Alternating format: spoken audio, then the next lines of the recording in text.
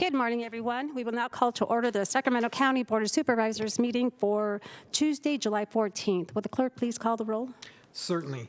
Supervisor Kennedy. Here. Supervisor Desmond will be late this morning. Vice Chair Hume. Here. Thank you. Supervisor Cerna. And Chair Rodriguez. Here. We have a quorum. Great. Will you please read the Metro statement? This meeting of the Sacramento County Board of Supervisors is live and recorded with closed captioning. It is cablecast on Metro Cable Channel 14, the local government affairs channel, on the Comcast and DirecTV UVerse cable systems. It is also live streamed at metro14live.saccounty.gov. Today's meeting replays Friday, July 17th at 6 o'clock p.m. on Metro Cable Channel 14. Once posted, the recording of this meeting can be viewed on demand at youtube.com/MetroCable14.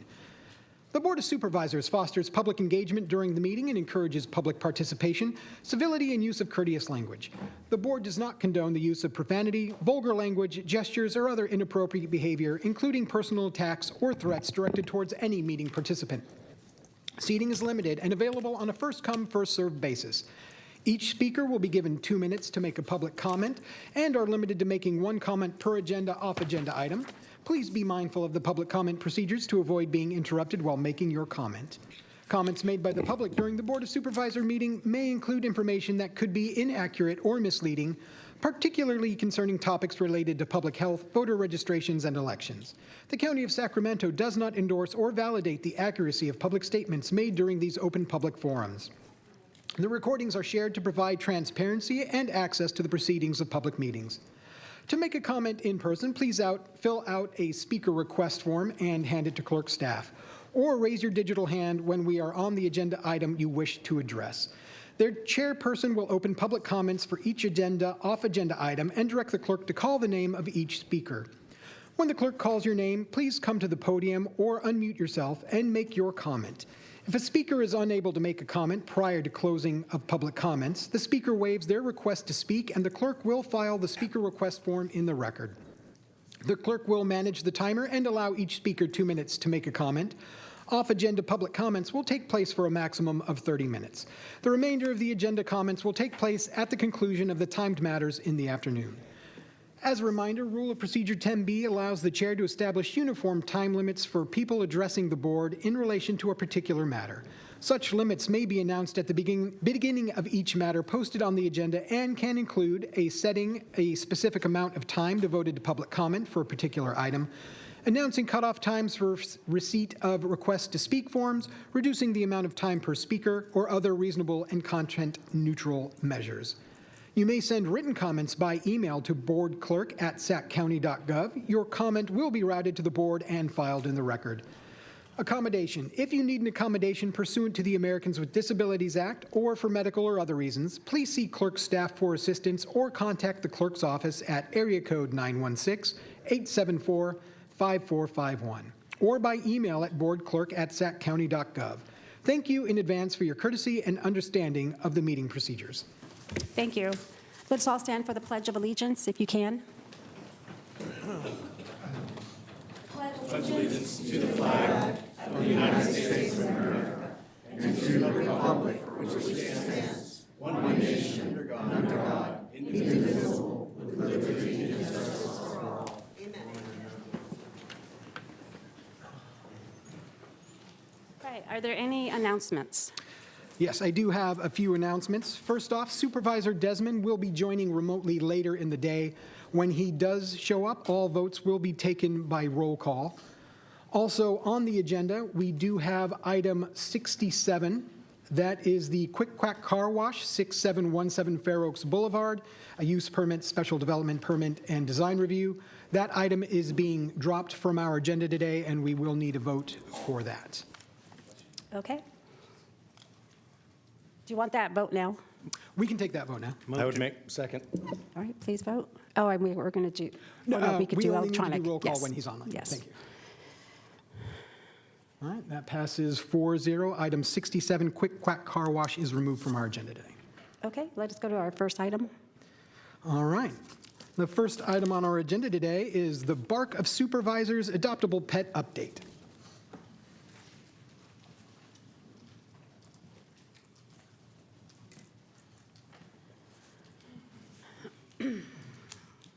Good morning. Good Annette morning. Besworth with Sacramento County Animal Care. And we have Jessica here today with Domino. He's the star of the show, always. Domino is a lab mix. He's going to be big, if you can tell by the size of his paws. He will grow. He's only 10 weeks old right now. He does have a sibling, so if there's more than one of you interested in adopting him, you can take him and his sibling or share. He does come spayed, neutered, vaccinated, and microchipped, and that's so important. If any of you have been to a veterinarian, to know that it's such a great bargain to adopt a dog from the animal shelter for less than $200, to have all the vaccinations paid for, and to be spayed and neutered. So, and you get a unconditional love partner forever, right? All right. Just wanted to share that if you're not interested in adopting today, there's multiple ways you can help our local animal shelter. So just to give an example, this community does support us very heavily and very generously. On July 4th, we had what was called comfort sessions. So there was 350 people who volunteered their time and volunteered by staying with our dogs in the shelter because of the fireworks, right? So they read to our dogs, they played music for our dogs, but that was just the community support we receive. Also, we believe in partnerships. Not only do we adopt dogs out, there's multiple ways you can help us. So we have a marketing team, our PIO, who's just amazing, and it's really important for us to get our word out about adopting because we're an unusual department where we just do not serve Sacramento County. We want to serve everybody to get our dogs out. So recently, a person flew in from Oregon last week and just to adopt one of our dogs at Bradshaw Animal Shelter and flew back home. So that's the kind of response that we want and need to showcase our dogs. We also believe during challenging times especially to build partnerships. So one of our partnerships, we do have a partnership with Sacramento County Probation Department, who is here today. We also have a partnership with the Sheriff Pop's Department where we get our messaging out through the quarterly meetings in the community. And today we want to announce a new partnership with our Barks and Recreation program and Parks and Recreation, who is also here. This program for us, again, if you're not interested in adopting, you can help in this way. It allows you to pretty much take a dog out for the day. Take the dog home with you if you want to just be a couch potato with the dog. Take the dog swimming. Do whatever you want with this dog, but get it out of the shelter because at the end of the day, we do not want dogs kept in the shelter because they get kennel stress. So this help keeps the dog involved, socialized. And so with our new program with Parks and Recreation, you will receive a pass that allows you into any of our regional parks at no cost when you participate in the Parks and Recreation program. So please take advantage of this great new partnership. Annette, if somebody wanted to check out a dog for a couple of days, is that possible too? Instead of just one day, or do they have to bring it back at the end of the day? Right now, it's just at the end of the day. Okay. Maybe that might be a program that we look into where somebody can check out a dog on a Friday and then bring them back on Monday. On a weekend, and yes. Who knows, I mean, you take one home, oh my gosh, please show this dog's face on the camera because he is just absolutely adorable and he's so soft. Yes, And don't look at mellow. him because we teach them to say, take me home when you look Yes. at him.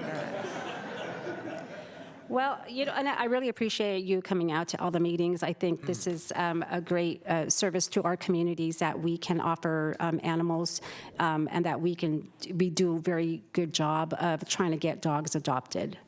Yes, thank you so much. Yeah. All right, thank you. Good to see you all. Thanks, Jessica. All right, next item, please. All right, the next item on our agenda, number 2, is July is Parks and Recreation Month. Good morning, Liz Bellis, Regional Parks. Good morning. All right, so here it is, it's July. It's already time for the annual presentation about how parks are wonderful and you love them and you can't wait to be in our parks and enjoying nature. So did you know the studies show that access to parks is linked to higher levels of physical activity? You can reduce your stress just by spending some time in nature. Trees lower surrounding temperatures during our summer heat waves, which is going to be very important today and tomorrow, by the way. And parks are among the most requested amenities that when people are choosing a place to live. People want to live near our parks, near our parkways, because they're wonderful. Parks improve physical health. Parks support mental health. Parks build stronger communities. They benefit our children and families. They increase our property values. They support our local economies. They are cost-effective infrastructure when we're looking at areas where we need to put in money and get our money back. But wait, there's more. That's right, I want to reemphasize parks and recreation. Please come to our shelters, check out our dogs, give them a break from our shelter life, but enjoy our parks at the same time. Also, when you get our annual pass, you have to bring that back too. Just FYI, we're just not giving them out for free. Sorry. But also, we would like to invite you to staycation with us. That's right, we have a new annual pass just for the summer. So for the months of July, August, and September, for $25, a family can get an annual pass and visit all of our parks, enjoy a lot of the amenities that we have. It's a nice, affordable way to enjoy your time outside, enjoy family time. We want to recognize the fact that not everyone will be going out on big, long vacations this year, and we invite you to stay with us, please. And our merch store, it's updated, so please check it out. Thank you so much. Let me know if you have any questions. Liz, I just want to say that is a great idea to be able for people that stay home for the summer or that have things to do with their kids, that they can go to our local parks and enjoy the amenities that we offer. Exactly. I remember those times when all of the sports activities and kids' activities kept me home. Yeah. Thank you. All right, thank you. Next item, please. All right, the next item on our agenda, number 3, is presentation of resolution recognizing July 19th through 25th, 2026 as Probation Supervision Week for Sacramento County.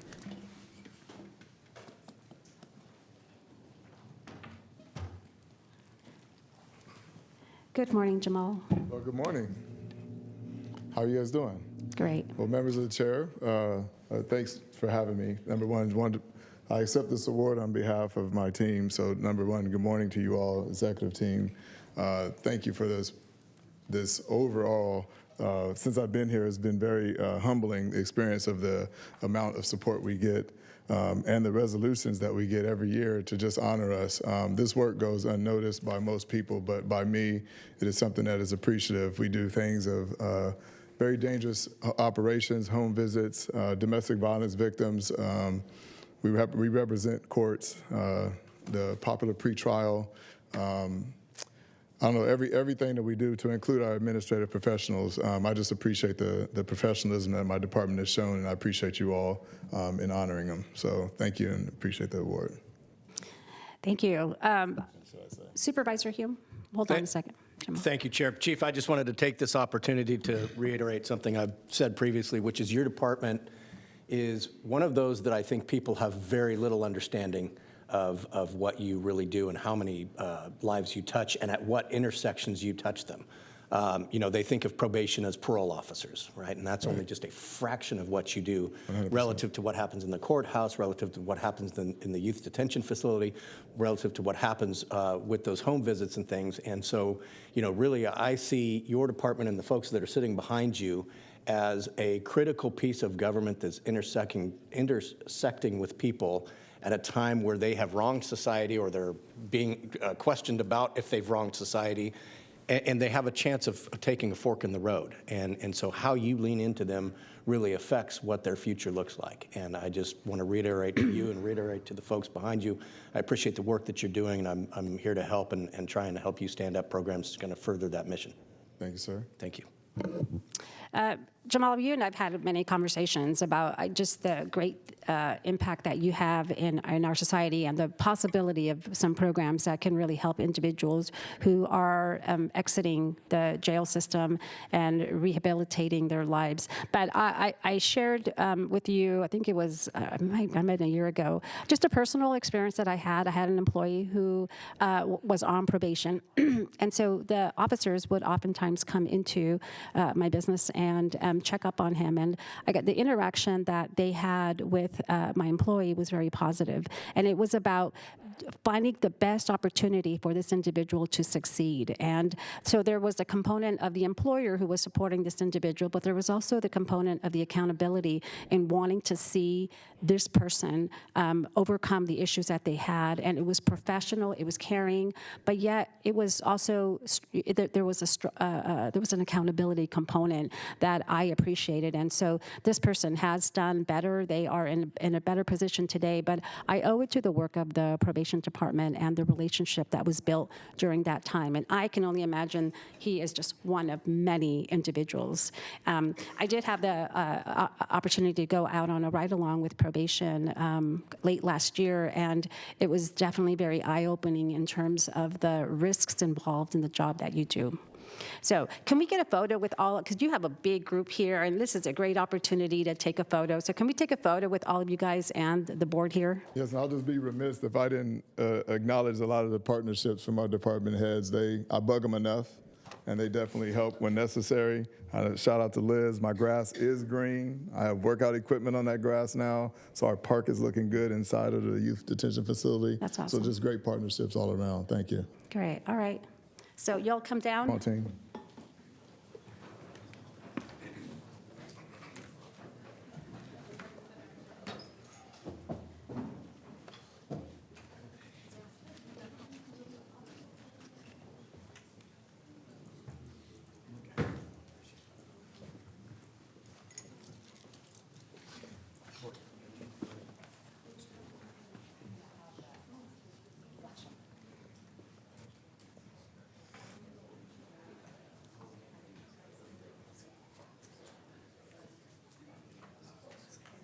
We need a bigger well.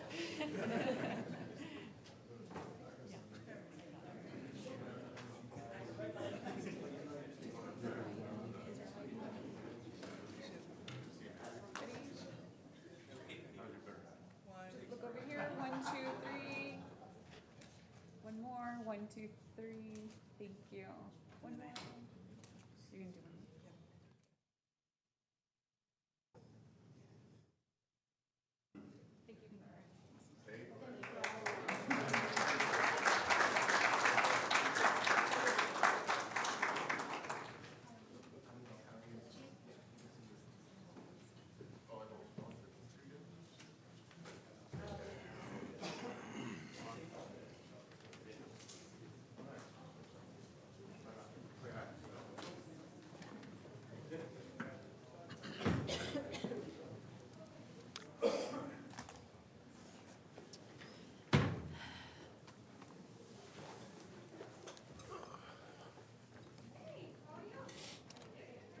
All right, next item, please. All right, the next item on our agenda are public comments relating to matters not on the posted agenda. This is item number 4. Anyone online that would wish to make public comments on item 4, matters not on the posted agenda, please raise your hand now, and we will call you in order. First up in chambers, we have Dr. Francis Liu.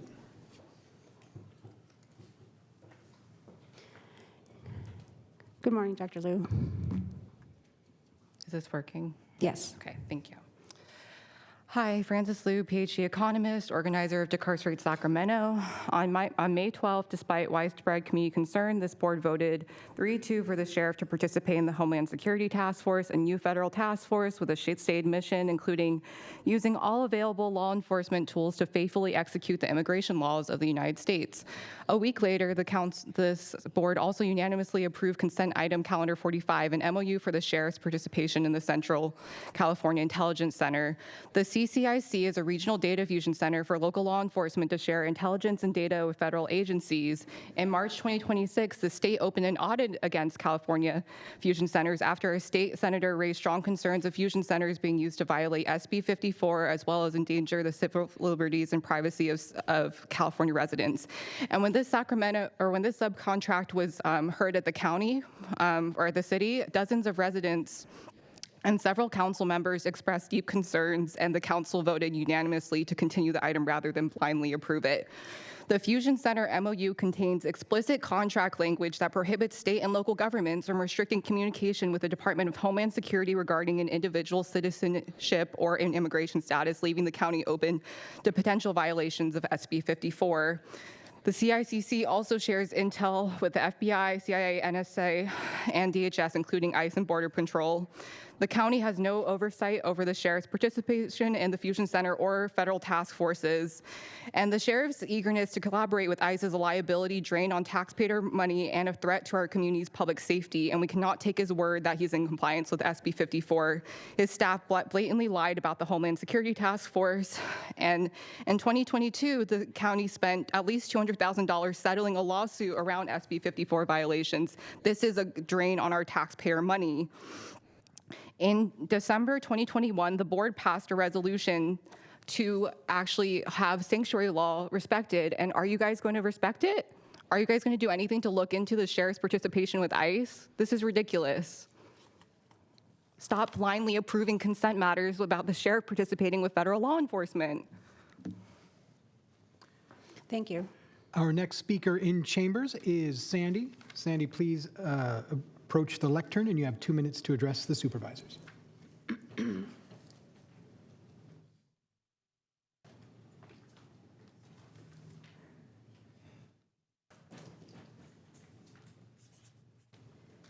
We'll be morning. speaking in tandem. Good morning, board. My name is Sandy. We are here. We are coming to you this morning in peace and in our status as we the people to give you notice and instructions so that you and your agents may provide due care. We thank you for agreeing to be servants of the people and for having taken your oaths of office to uphold and defend both our federal and state constitutions. We are handing you 7 envelopes containing property rights notices for all 5 supervisors, the county sheriff, and a copy for the board clerk. This property rights notice has already been given to 50 state governors, to the President of the United States, to the Supreme Court, to the United States Senate, and the United States Congress. We are now giving you a copy. Please take notice the people have studied the constitutions and are aware that the sole purpose of government is to protect individual rights, and that our rights including acquiring, protecting, using, and enjoying our property in all forms. Legislature gets its authority from the written constitutions, which is superior law, and statutes cannot diminish, amend, or supersede the original intent of the trust indenture, the Constitution. Otherwise, they are void ab initio. So, where in the constitutions did the people grant our servants the authority to deprive us of our constitutional rights to property? Where in the constitutions does it say that the people cannot use their own property as they see fit? Where does it say in the constitutions that government can use the people's money for programs that violate their private property rights? My colleague will continue. And next we have Debbie.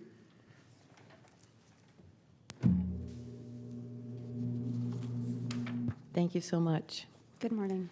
I'm Debbie, one of We the People. The United States Constitution guarantees all states a Republican form of government. You, as trustees and servants, have sworn oaths to protect all the people's individual rights. No government entity has authority to interfere with the people using their property rights except through due process of law, which includes the right to require claims of harm supported by sworn testimony and the right to a trial by jury in a court of competent jurisdiction. Finally, it is my wish, order, and demand that you, as servants and trustees, immediately cease and desist all violations of private property rights of the people. If you believe as a government servant any of these claims are untrue, and that you have a constitutional grant of authority to interfere with the people's property rights to acquiring, possessing, enjoying, and protecting their property in all forms, please show constitutional authority where you get that power, posting this granted authority conspicuously on the Sacramento County website homepage within the next 15 days, notifying the public, and all agents. If you cannot show where you got the authority and you take any action blocking the people's rights to enjoy their property, then any future actions will be considered as done with malice, intent, full knowledge, and understanding against your trust indenture, your contract with the people. That would be the Constitution. This notice is given in peace and the love of our Almighty God, that you and your agents may provide due care to those who have all the political power, the people. Thank you. Thank you. Our next speaker is Sabrina. Good morning. I come in the peace and love of Almighty God, was one of the people, Supervisors, who holds all political power, as expressed in the California Constitution, Article 2, Section 1, and the U.S. Constitution's Amendment 9 and 10. I stand before you today exercising a sacred fundamental right protected by both the U.S. Constitution and the California Constitution, the right to petition the government for redress of grievance.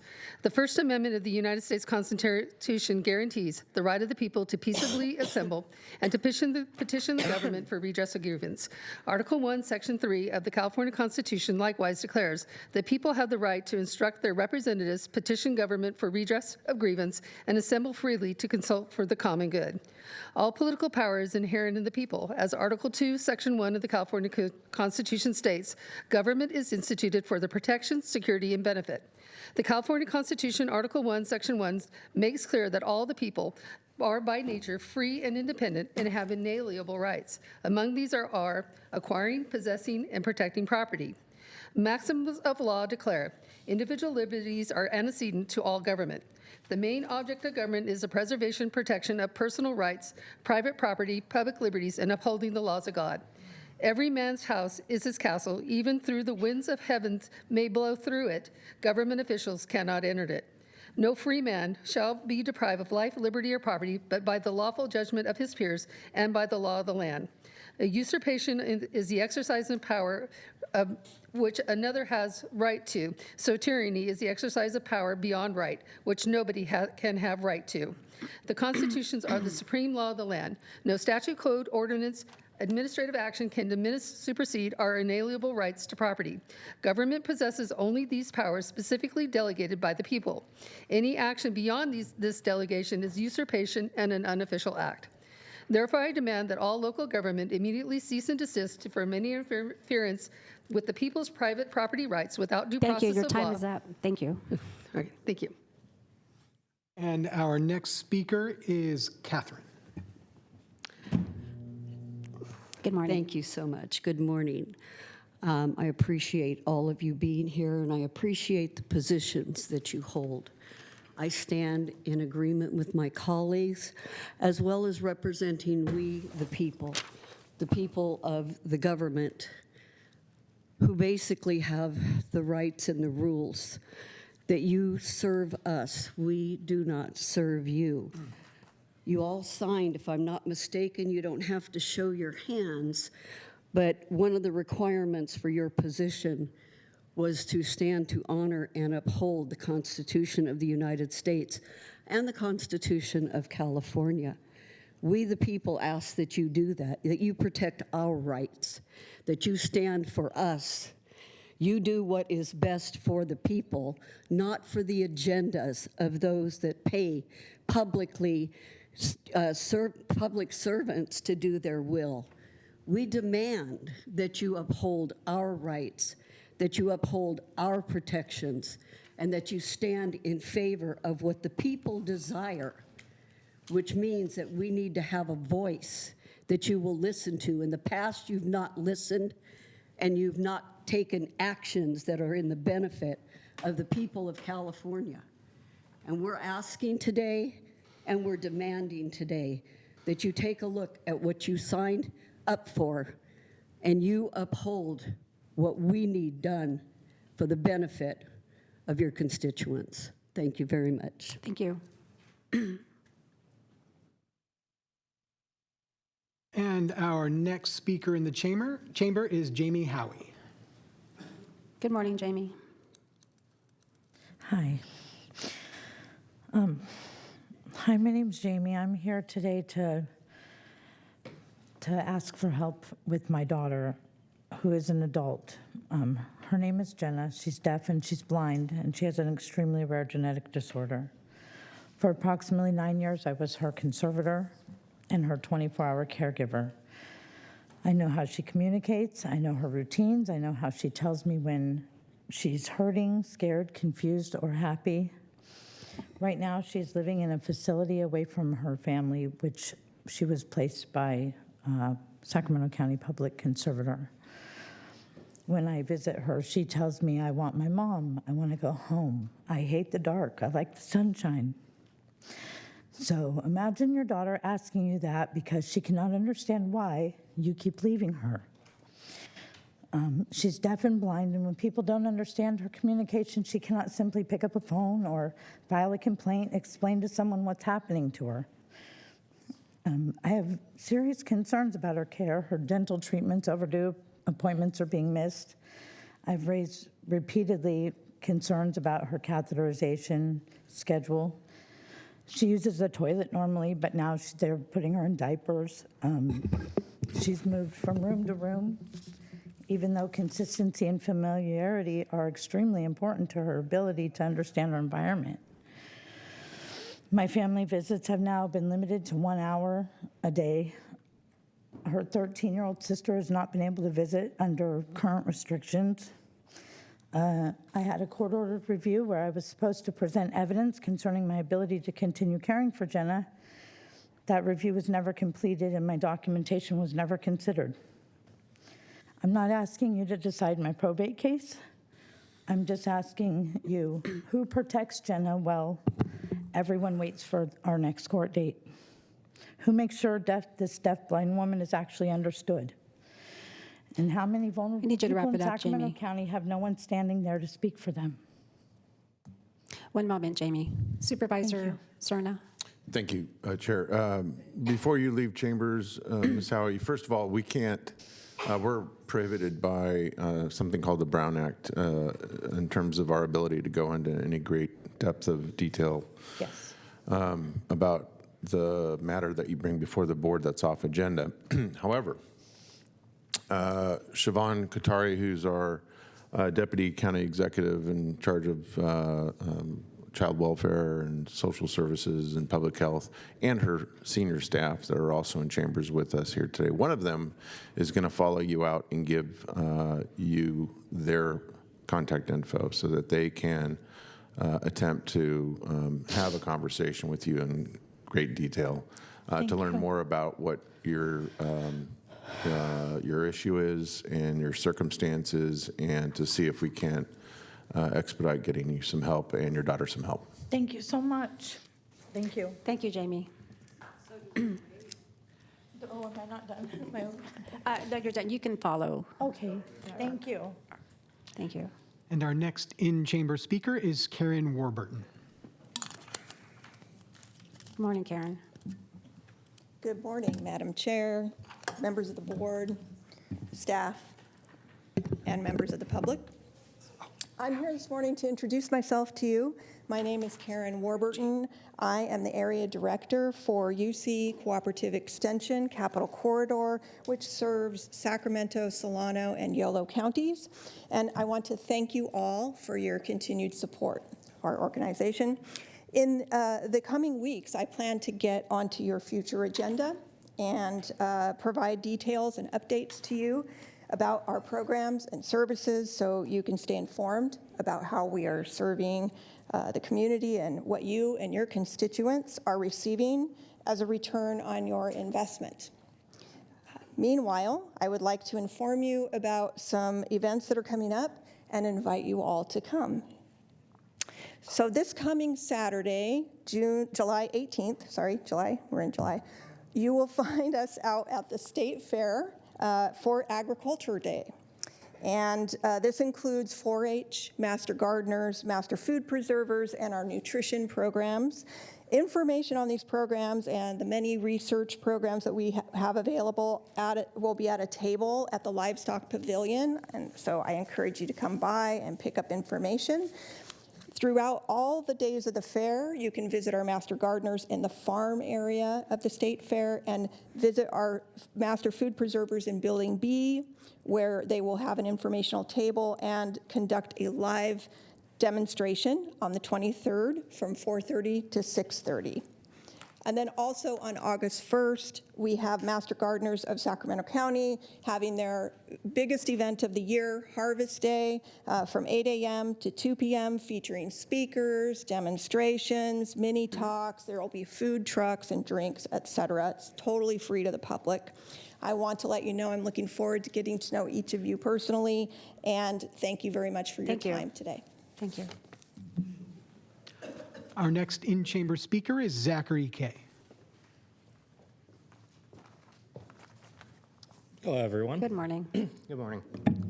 My name is Zachary Kaur, and I am an incoming law student at Arizona State University, a longtime pickleball player, and a Sacramento County resident for a very long time as well. Let's see. So, I would like to use the pickleball courts at Rush Park. However, my friend and I have been repeatedly denied access to a good majority of the courts by members of the Sunrise Pickleball Club. Some members of this club are even paid by the club to prevent people from using them. At one point, I was even physically intimidated by a member of the club who was called down to the courts from another location by an SPC member to get rid of me and immediately got right in my face and threatened me. I was only trying to play pickleball and ended up getting threatened by a club member who wasn't even playing at the time. These courts are on public property, and because of the MOU between the Parks and Recreation Department and SPC, they have gained an effective monopoly to courts that should be available to the public a vast majority of the time. According to the MOU, they are granted access to the courts from 7 a.m. to noon and from 5 p.m. till 10 p.m. when the park is closed for the evening, 6 days a week. This is completely unacceptable because they are granted use of 10 of the 12 courts for a vast majority of the usable hours due to the temperature throughout the day in the summer. And anyone who wants to play at Rush Park after work is plain out of luck unless they want to pay to join the club or wait for an extremely long time to use the only two designated public courts. These parks are supposed to be for the public, and this MOU is violating the public's ability to use their courts. Oftentimes, I've seen 20 to 30 people waiting for the two public courts, while there are almost none or sometimes no people on the empty courts controlled by SBC.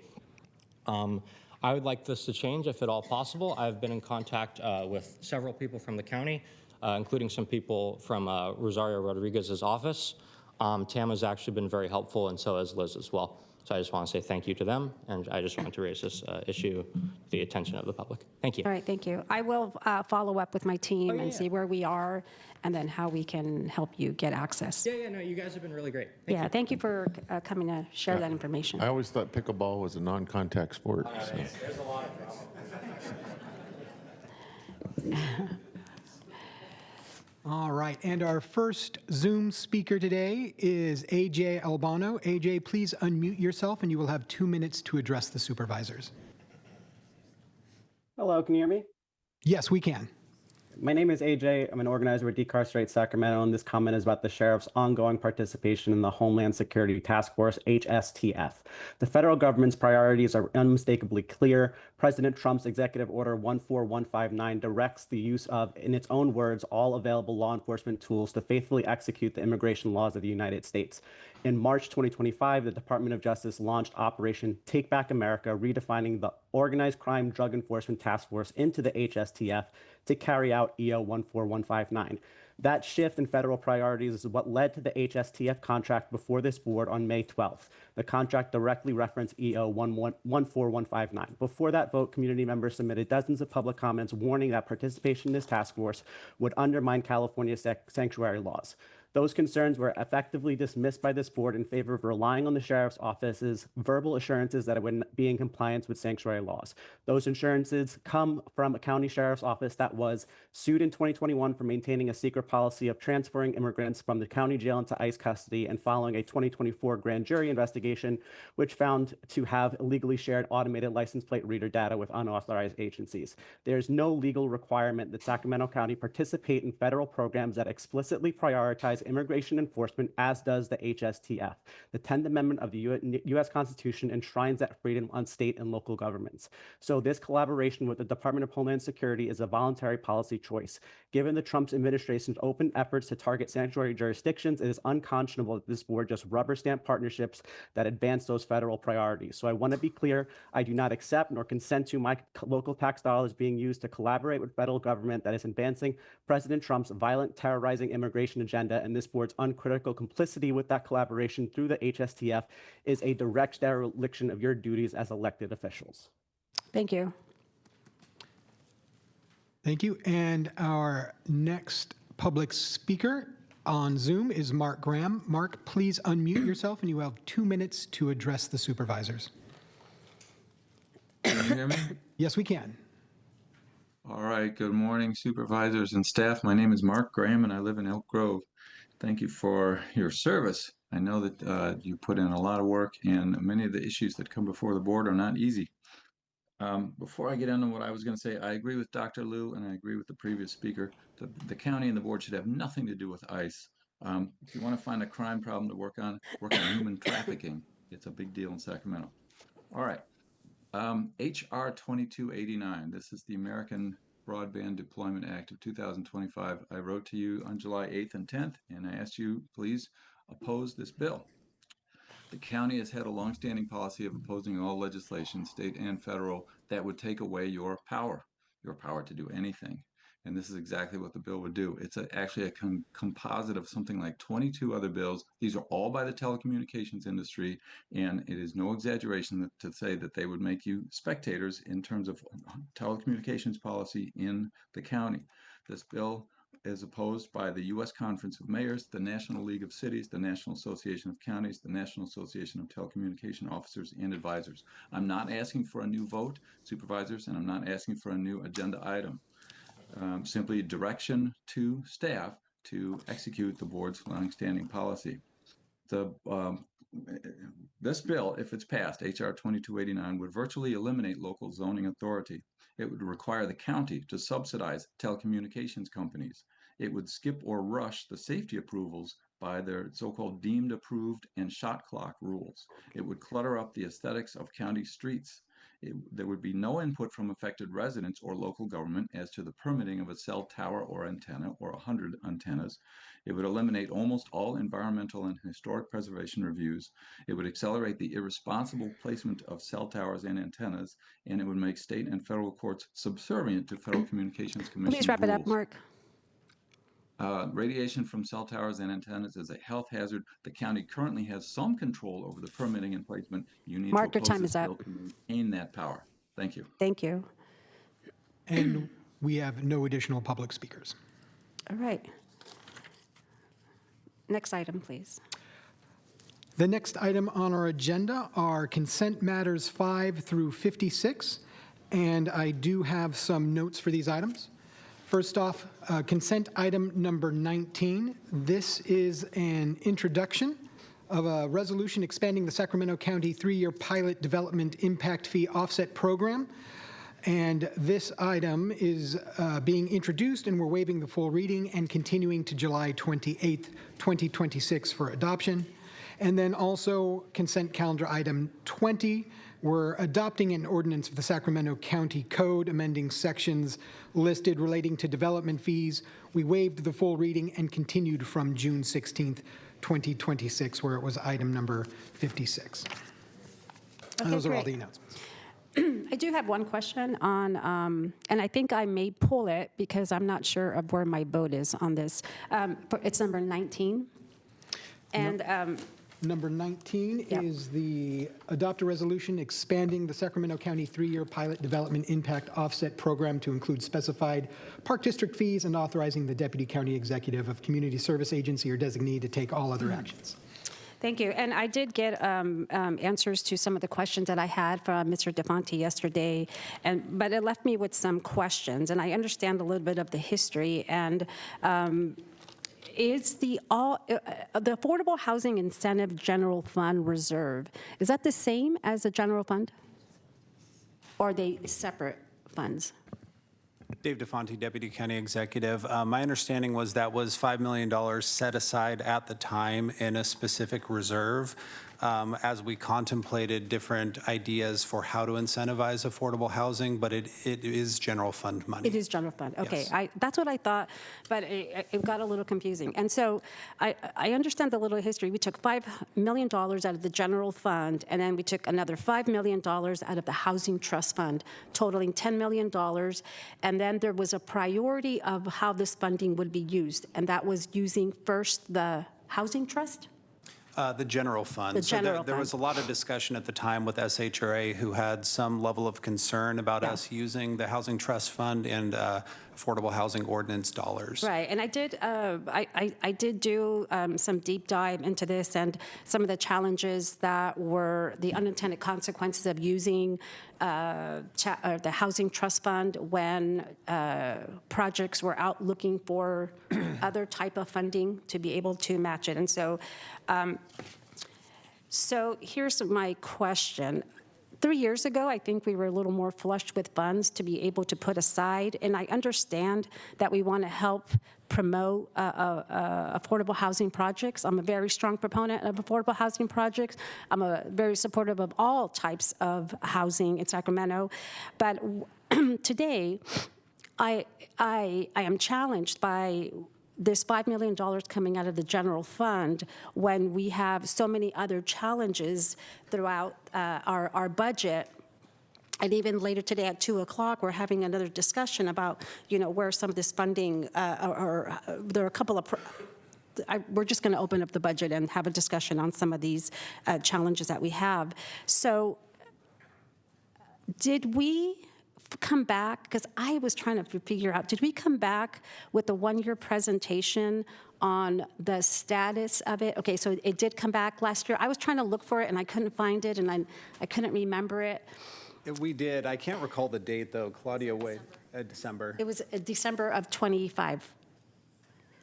Because I know that there was a presentation in September of 24, and then there was a presentation in December of 24. Yes, we had a presentation 1 year, Claudia Wade with County Engineer, Community Development. We came back with a status on the balance of the fund. When we adopted the program, we had also approved for 4 specific development projects to utilize the $5 million. So with the status report, we came back with what projects had used it and the balance. As of today, we have $2.8 million. Okay, and that was 6 months ago. That was yes, I would have to look at the date to give you a specific date. If you can, Claudia, I would love to just go back, because I couldn't remember the item, but I know we get so many different items, and I wasn't sure if it was under consent. So if you could just let me know when in December of 2025 that was. And so where I am today is just really challenged that I have set aside $5 million from the general fund to help subsidize the private industry. And while I'm very supportive of helping projects get to the finish line, when we have programs in the county that we are responsible for, I sit here just very challenged at the fact that we're taking general fund dollars to subsidize the private industry when they will eventually end up with the funding for it. So I am going to vote. And I know that what the item that's coming before us is that we want to expand the program from affordable housing to also now park districts. No, so that it would include, so currently what the offset program does is it allows the funds that we set aside to pay for eligible impact fees. Impact fees, correct. And so it was county-controlled impact fees, so now that is including parks districts that are dependent parks district. Right. So it's just including to subsidize the park. Right. Those dependent park districts. And so it's expanding the program. And so I am not supportive of that, considering the challenges we have with our budget. So do we vote on this separate? You can either register a no vote now as part of the consent on this item, or we can remove it for a separate discussion. Yeah, whatever's easiest, but I just want to register a no vote on number 19 for the reasons that I stated. Okay. All right, Supervisor Hume? Thank you, Chair. You can put me down as a no on that one as well. I'll stand in solidarity on that item. My questions are on 30 and 32. All right. Item 30, approve agreement for one-call grant writing services for transportation projects with Mark Thomas and Company in the amount of $250,000. And you want me to read 32? Sure. And 32, authorize the Director of the Department of Transportation to execute a third agreement to the agreement with Drago Vantage LLC for one-call grant management fund advocacy and strategy support services to extend the term to November 20th, 2027. Thank you. And so my question is this, first, what kind of crossover is there between these two firms, and or why do we have to have two firms retained for grant writing services? And then the second part of my question is what we're voting on relative to Mark Thomas and Company seems very straightforward. When I get into the item for number 32, it's harder to trace down what we've already approved, what we are now improving, what we are increasing, how long that lasts for. So if you could just walk me through those two items, I'd really appreciate it. Okay, so the Department of Transportation already has a grant writing on-call, and I believe that there are five firms on the on-call already. Mark Thomas, their contract ended, but we had not realized that that it had ended, and we were already midway through a project. So we needed to, the contract that's before you now clears up this issue. What we did was we are asking for approval for a new contract to cover the grant writing going on into the future. So we actually already had 4 grant writing contracts approved, and Mark Thomas needed a new one to coincide with the end of the last contract. So this is actually separate from Drago Vantage. Drago Vantage is actually grants management and strategy. So the primary role is not to actually write grants, but it's actually to help us with finessing things like our infra grant when we're trying to go after funding for very large projects like Hazel Avenue, where we need guidance speaking to US DOT and trying to position very large projects. So they are actually not doing the same services. Very helpful. I appreciate that clarification. Do we have 5 firms for on-call grant writing, and then Drago Vantage does the management? So 5 for grant writing, and then for grants management, we have Drago Vantage and MMS Strategies. Okay. And then final question on this is, do we have an idea, can we quantify relative to, because these are essentially retainers as I understand it, they don't get paid in addition above beyond the contracts for the grants received, is that correct? That's correct. So there's a maximum compensation for both contracts, and what we do is we ask for help for a particular, and we issue a task order, and then there's a limit on that task order, and then we just keep issuing tasks up to the maximum compensation. And so I would assume you have a good understanding of the grant dollars received relative to what we're paying these firms to perform those services.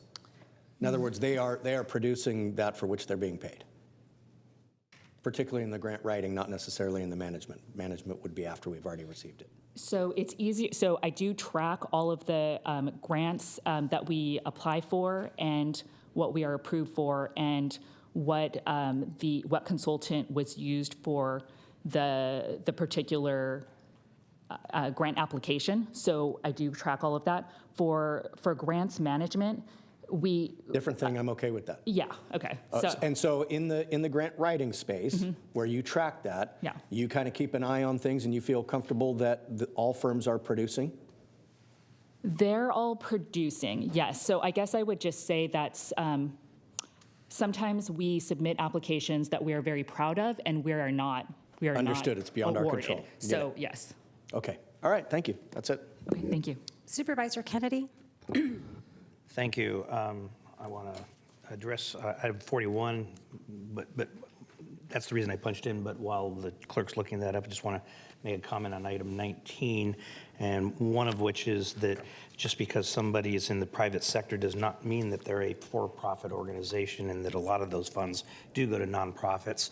And to say that I support affordable housing, but I don't want to pay for it is disingenuous. Item number 41, please. Item number 41 is authority to amend an expenditure agreement with the Sacramento County Office of Education through June 30th, 2027 to add 35 additional school sites for the expansion of the school-based mental health program. Thank you, Clerk. Just wanted to offer a thank you to staff, Siobhan, your staff, yourself, David, your support of this program. You know, we went through a lot of hurdles we had to go through with the federal government. We persevered, and because of it, hundreds and hundreds of children are going to be served with mental health services that they wouldn't otherwise get if it wasn't for the County of Sacramento. So kudos and thank you. Okay, I just want to respond to Supervisor Kennedy because I think that comment was addressed to me. I absolutely have been very supportive of affordable housing, and whether it is a private sector impacting nonprofits, it's still the private sector. These are developers who are still generating revenue on building affordable housing. And so, do I want the county's general fund to pay for those build-outs? No, I don't. I think that the county general fund has an intention for it, and to be used to build when there are opportunities with state funding, federal funding, and all kinds of other funding. And when you're cutting services to your programs, I don't want it to be used for to build affordable housing. And when we're talking about it's not a lot of money, $5 million, but it's still $5 million. So Supervisor Cerna. Thank you. Mr. Clerk, I have a question on item 17. Item 17. Contract number 4695, Sacramento International Airport chiller capacity upgrade in Terminal A. Great. So I see our airport director and her staff coming to the podium. I'm going to start with County Counsel, though, who I think is best equipped to answer kind of a global question. And that question is there anything legally that prohibits the county administration or the board from considering efficiencies? In this case, it's chiller capacity. When you would, and by efficiencies, I mean looking at scale of or scope of services, or in this case, maintenance and construction of chillers, when you have a county facility, and I'm talking specifically about this facility that we're in today, the County Admin Center, who has had considerable challenges with its chiller over several years, and an enterprise facility such as the airport facility, and maybe, Mr. Devante, you know whether or not our chiller challenges here have been completely rectified or not, but I think all of us remember, I think it was just last year, we had a temporary chiller out here in H Street for, I think, well over half a year, temporary one, because our chiller went bad here. So my question is, first of all, can we even consider I guess the draw from both enterprise fund and general fund for an opportunity where maybe it makes more sense if we're going to go with a bidder on a chiller, some chiller maintenance or chiller capital investment at an enterprise facility versus a general fund facility, for lack of a better phrase. And if there is nothing that restricts us, is there an opportunity here based on the action that we're being asked to take today just on the airport, where maybe we get more bang for the taxpayer buck if we're looking at the prospect of kind of expanding the scope of services prospectively to include work on both types of similar technology, that being a chiller. So I'll start with Mr. DeFonte. Sure. So Dave DeFonte, Deputy County Executive. I'm going to have Sylvester answer part of that question because DGS is under him. I would say if both projects were designed, funded, and ready to go at the same time, I think we probably could package them together. I'm not sure of the status of the downtown chiller project, whether or not if a fix is in the works, if it's funded or not. I would say we certainly can't delay or I wouldn't recommend delaying the airport project because that's pretty critical, but maybe I would ask Sylvester or Joshua Green to speak to the other. Sylvester Fadal, Deputy County Executive, and I'm going to have Josh, and quite frankly, I'm not quite sure Josh would have the information offhand. Okay. Because we were not really expecting this, but if he has any information to share, we could do that, and we could look into it and certainly try to get back to you within a few minutes. Okay. Before Josh comes to the podium, Ms. Travis, do you have any opinion on the kind of the global first question I had? Right. The global first question regarding funding, it would not be an issue because we could segregate the funds, the payment funds. But as Deputy County Exec DeFonte mentioned, I think at this point, you would have to revise the contract documents to include that. Gotcha. Supervisor Kennedy? I still have a bunch of staff waiting to get back to me here. Yeah. Good morning, Joshua Green, Director, Department of General Services. The chillers here require some additional work, just as most of the central plan, of course, the age of this facility and the deferred maintenance associated with the central plan overall. So what I can commit to is connecting with Cindy out here at the airports and see as projects come forward if there's opportunity for future synergy related to both this chiller, but also I understand kind of globally looking at the efficiency of scale and see if there's opportunities to that. And you know, I approach this not knowing the nuanced details about the specific chiller maintenance capacity needs at the airport and those here. I just know that it's a bit of a hassle when we have a semi-length temporary chiller out in the middle of H Street. And it seems to me that if we do have those opportunities, at least maybe in the future going forward here, where we are talking about developing a scope before we go out to bid, I think we need to be maybe creative, a little more creative than perhaps we might otherwise be, just because sometimes, general services may not be, they have too much on their plate, and certainly airports has a ton on their plate, and it takes someone from, maybe from this board or elsewhere looking from the outside in, so to speak, saying, wait a second, we have chiller capacity issues and maintenance issues spread across the county. Could we actually get a volume discount on those types of very unique services by expanding the scope? So that's the reason why I had this particular issue or interest. Cindy, I don't know if you wanted to add anything. Cindy Nickel, Director of Airports. Yes, one thing that Lisa mentioned is we would need to really be careful about segregating what's funding what, and that's doable. And, we can talk about that. Another consideration is we're delivering this project by construction manager at risk, which is a different process than we typically do in the county, which is usually design, bid, build. So that would be another thing we'd want to look at.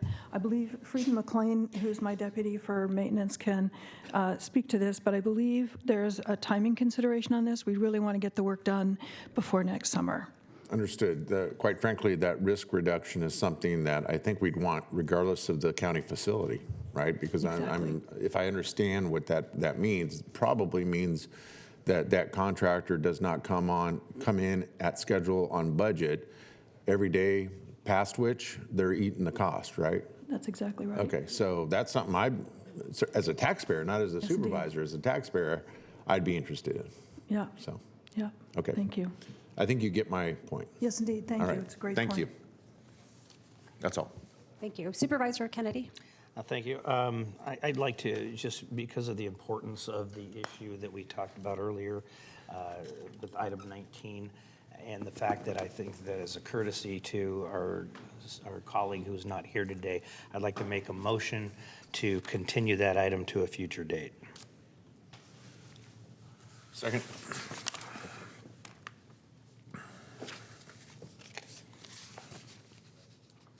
That item passes 4-0. All members present. Item 19 will be continued. And Mr. DeFonte, on number 19, when it does come back, can you just provide a history of the jobs that have applied and benefited from the funding? A list of the projects, I mean, absolutely. there's only 4, but I think it's great. I think it would be great to have a discussion about the 4 projects and what they got and who has applied, who qualifies, who doesn't, all that good stuff. Absolutely, Thank you. happy to. Yeah. All right, next item, please. Public comment for the... Oh, yes. Public comments? All right, so anyone who would like to address the supervisors on consent matters number 5 through 56, now's the time to raise your virtual hand. And in person, we will begin with Perry Ferrucci on item 16.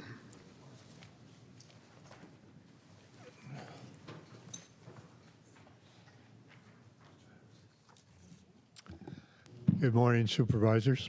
Good morning. I'm here to read a letter that was given to the Board of Supervisors, the Registrar of Voters, and the Sheriff of all counties in California.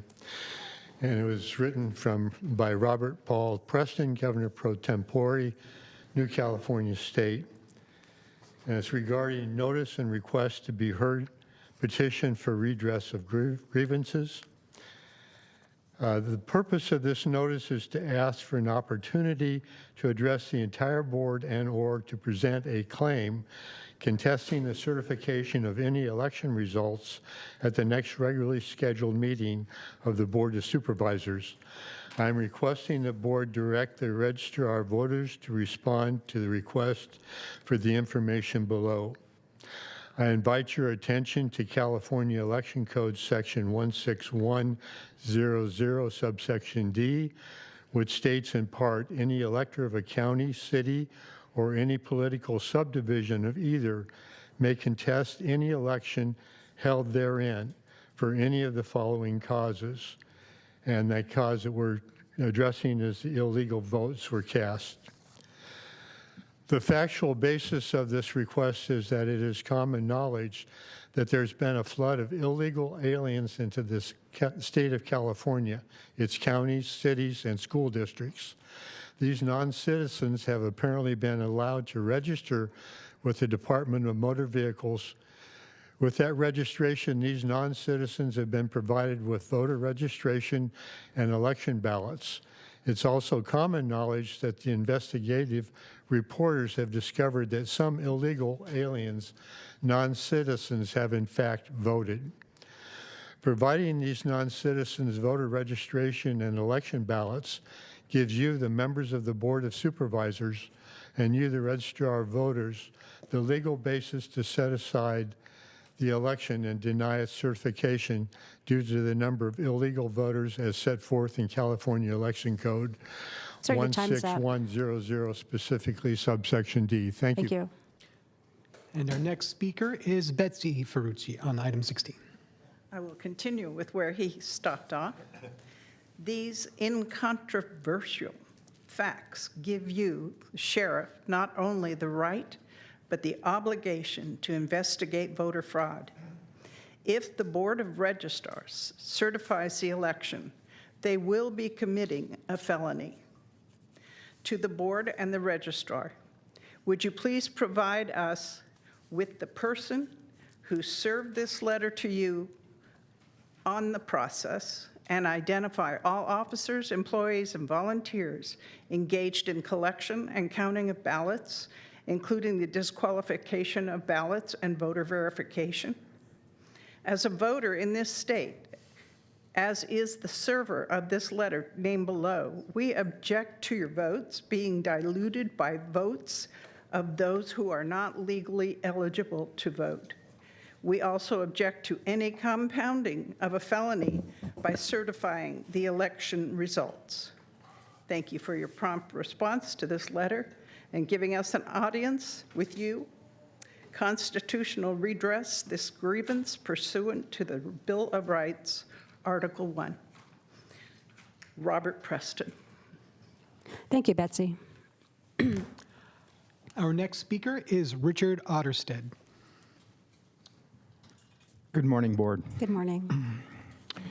We just celebrated the 250th anniversary of our unique Declaration of Independence, which declares our national creed that all men are created equal, that they're endowed by their Creator with certain unalienable rights, among which are life, liberty, the pursuit of happiness or property, and that to secure these rights, governments are instituted among men, and that they, these governments, derive their just powers from the consent of the governed. This means that we, the people, elect our own government officials. Hence, it is indispensable that our elections are transparent, so that all legal voters know that their vote counts. Now, God knows, you know, we know, and an ever-increasing number of voters know that the recent June 2nd primary election was absolutely not transparent. How could it be transparent with no chain of custody for huge numbers of mail-in votes, drop boxes, ballot harvesting, vote counting machines connected to the internet that have been shown many times to use algorithms to change the vote? And of course, nearly 2 months from start to finish counting, while Argentina and France, both also with 40 million people, finished counting their votes by the end of the election day. Not to mention an unknown number of illegal non-citizens voting and over 900,000 names of deceased or non-resident voters still on the voter rolls. If you certify this election, which no reputable auditor would do with all these problems and potential fraud, we are here to warn you again that you are committing a federal felony by denying your electorate a transparent counting of votes, which strikes at the heart of our constitutional republic. And don't be surprised if you're prosecuted for such a grave Thank you, offense. Richard. I've given the declaration pocket version to We received it. And our next speaker is Sarah Matson. Good morning, Sarah. Good morning. Good morning, Chair. Good morning, Board of Supervisors. To be redundant, 18 business days ago, Governor Pro Tempore Robert Paul Preston issued a letter to the Sacramento County supervisors, sheriff, and registrar of voters, urging them not to certify any election in our county because of the massive influx of illegal foreign nationals. The reason is that the California DMV has been issuing driver's licenses and identification cards to illegal immigrants and simultaneously registering them to vote. As you know, to vote in California for federal elections, you must be a citizen of the United States. The high probability of illegal aliens due to the recent massive influx creates a significant opportunity for violations of California Election Code, Section 16100, Section D. To certify the vote would give the sheriff not only the right, but also the obligation to investigate voter fraud. If the board and the registrar certify the election, they will be committing a felony. This information was sent to the U.S. Department of Justice Civil Rights Division. On July 7th, 2026, Assistant Attorney General Harmeet Dillon issued a warning letter to election officials in all 50 states, further amplifying concerns about civil rights and eligibility. I'd like this to be revealed, and then I will hand it over. This is an example of a letter that was sent to the Shirley Weber, and all states got this letter. From this letter, moreover, while federal law obviously makes it unlawful for non-citizens to vote in federal elections, state election officers, including the chief election officer of a state, could be criminally prosecuted for aiding and abetting under the following sections. As your constituents, we are requesting, do not certify item number 16 on the consent matter. Please pull it, as you just did number 19. If it has touched you on an individual basis that you don't want to be guilty of a felony, pull it and vote no personally, okay? Please do this. Thank you, Sarah. Otherwise, culpable of a felony. Thank you. Thank you. I pray for the best outcome. Thank you. I do have a question for Hang on this item, if I can ask her to come up. Number 16. Good morning, Hang. So What I would like you to elaborate is on, for several years, individuals who were undocumented were able to obtain a driver's license. And I don't know if that is still possible today. But when somebody obtained a driver's license and they clicked on the voter, they clicked on the ability to vote, how does the county identify who is undocumented versus documented when it comes to voting? Hi, good morning. Hang Nguyen, Registrar of Voters. This information does not pass through the counties. It's passed through the statewide voter registration database.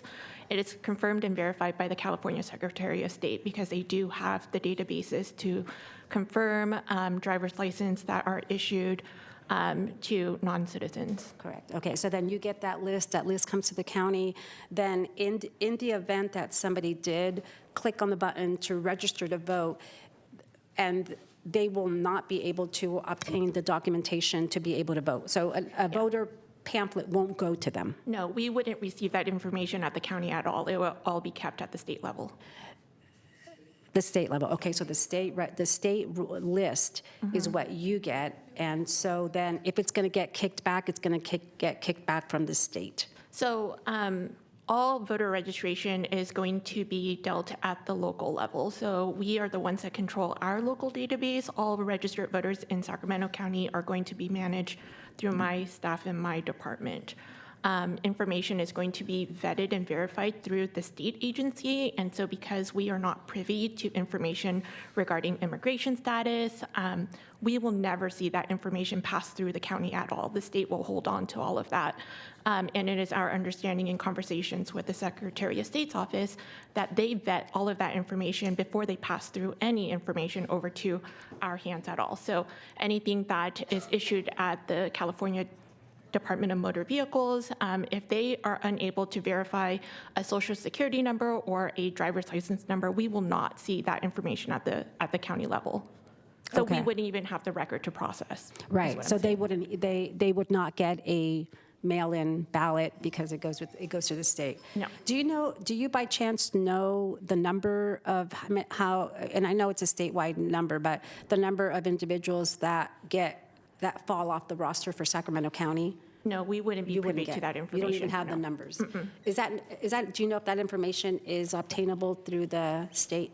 I don't believe Just so for because it's numbers-wise? specific to a bill that was passed years ago in regards to the confidentiality of immigration status. Okay. Yeah. So I did know that certain driver's license were identifiable when somebody was not documented. There was something on the ID that, so I know the state has the ability to know when somebody is undocumented versus documented. And so I do trust that I don't personally have a question or a concern that individuals who are undocumented have the ability to register to vote based on some of the information that I was just able to obtain. So I just want to say that I'm going to support number 16 on the consent just because I feel confident that there is not that capability. And until I see something, I won't trust it. Thank you, Hang. Thank you.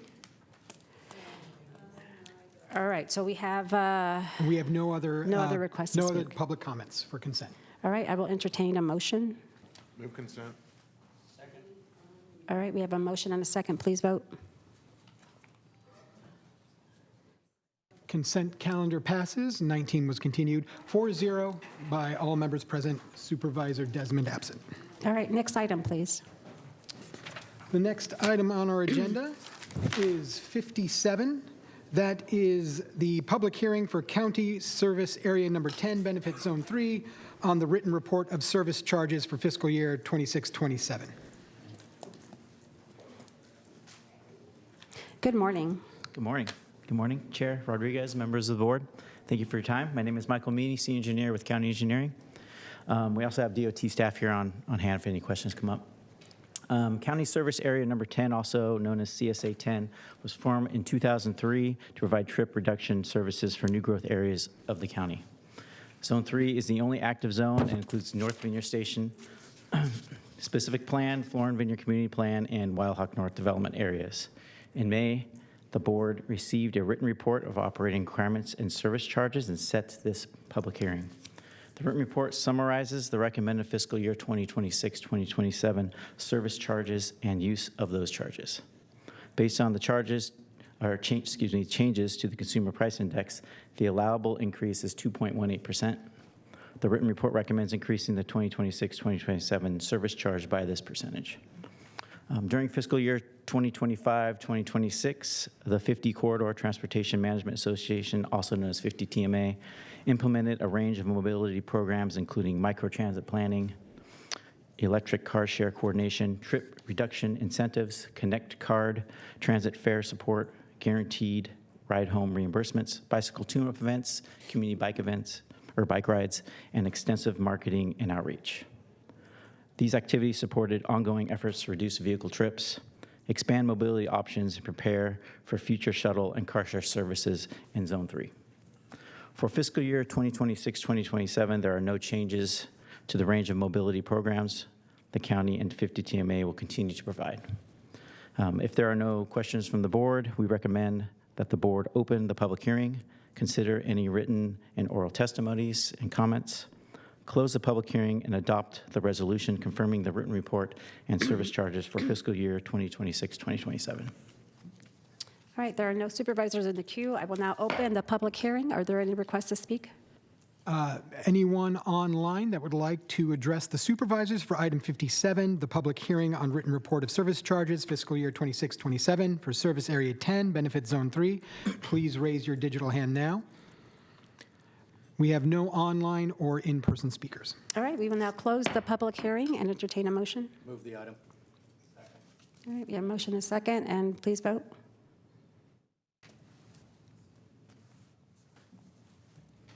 That item passes 4-0 with all members present and Supervisor Desmond absent. Thank you. All right, next item, please. All right, the next item on our agenda is 58. This is Landscape Maintenance District Zone 4, public hearing on proposed assessment for fiscal year 26-27. Good morning, Board. Kamal Atwal with the Sac County DOT. Morning. The item before you is the Sacramento County Landscape Maintenance District Zone 4 for the proposed fiscal assessment for 26-27. On May 19th, the engineer's report was filed with the clerk of the board, and resolution of intention was approved by the board to levy and collect the assessment for fiscal year 26-27. The district provides funding for maintenance of public landscape corridors on medians and roadway frontages throughout the unincorporated county, as shown in the attachment 1 district map. We maintain 2.1 million square feet area of landscaping in this district.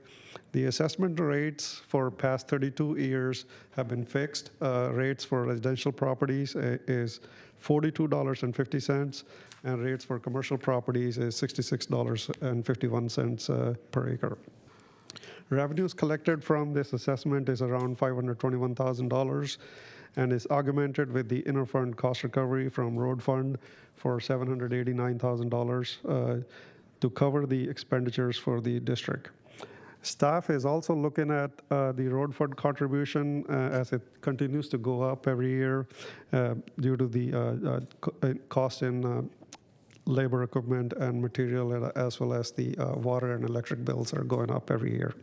So we're looking at different strategies, how we can basically get rid of the gap. At this point, we would have to survey the voters and see if there's an interest to raise the tax, and then also if that's favorable, then we can look at bringing a measure to the ballot to increase the rates. As well as if that's not successful, then the other choices are we basically would have to look at if it makes sense to cut services to match the funding levels we have. So at this point, staff is recommending that we approve the service charges and as well as the augmentation from the road fund, and open the public hearing and take public testimony. And upon conclusion of the public testimony, staff recommends approving the attached resolution establishing the service charges for fiscal year 26-27. Thank you, Kamal. This is one of the items that I ended up talking with Mr. DeFonte yesterday, because we are compensating about $800,000 from the road fund for these services. And I understand in my conversations, I understand as residents, nobody wants to pay more, but they are getting the services. And so we, the second highest issue that we get from complaints are, my roads are terrible, please fix my roads. And so $800,000 out of the road fund is, I think, not acceptable, when we should, at this point now, go out to have a community meeting with the residents that are impacted, and maybe find alternative paths to them, and about getting this assessment back on them. They're not going to vote for it, but I think at this point now, we may need to look at cutting the services so that they can feel the impact of relying on another fund to be able to compensate them. So this is I'm not going to be supporting this item, because I want us to take alternate measures to be able to address this with, my understanding here, we have property owners, we have residents, and then we have commercial property owners. Yes. Okay. And I think we should start the conversation with them about the impacts that are being made to the road fund that is impacting pretty much the rest of the unincorporated parts of the county. And so those are my comments for this item. We can look at basically moving forward with the resolution to tax the current the upcoming fiscal year, and look at how we can come back with an item to how we're going to cut services in this district, if that's the board's desire to look into that. Yeah, I think I think starting with a community meeting, having a meeting for the residents and the commercial businesses that are impacted by this, and letting them know what is happening. That it's being compensated by another fund, but when that's not acceptable and it's not sustainable long term. If you ask me is it okay to tax you more on services that you're getting? No, I am not. It's human nature. We're not going to want to pay it, but they're getting the services, and so I think those difficult conversations should be had with those residents and the commercial business owners.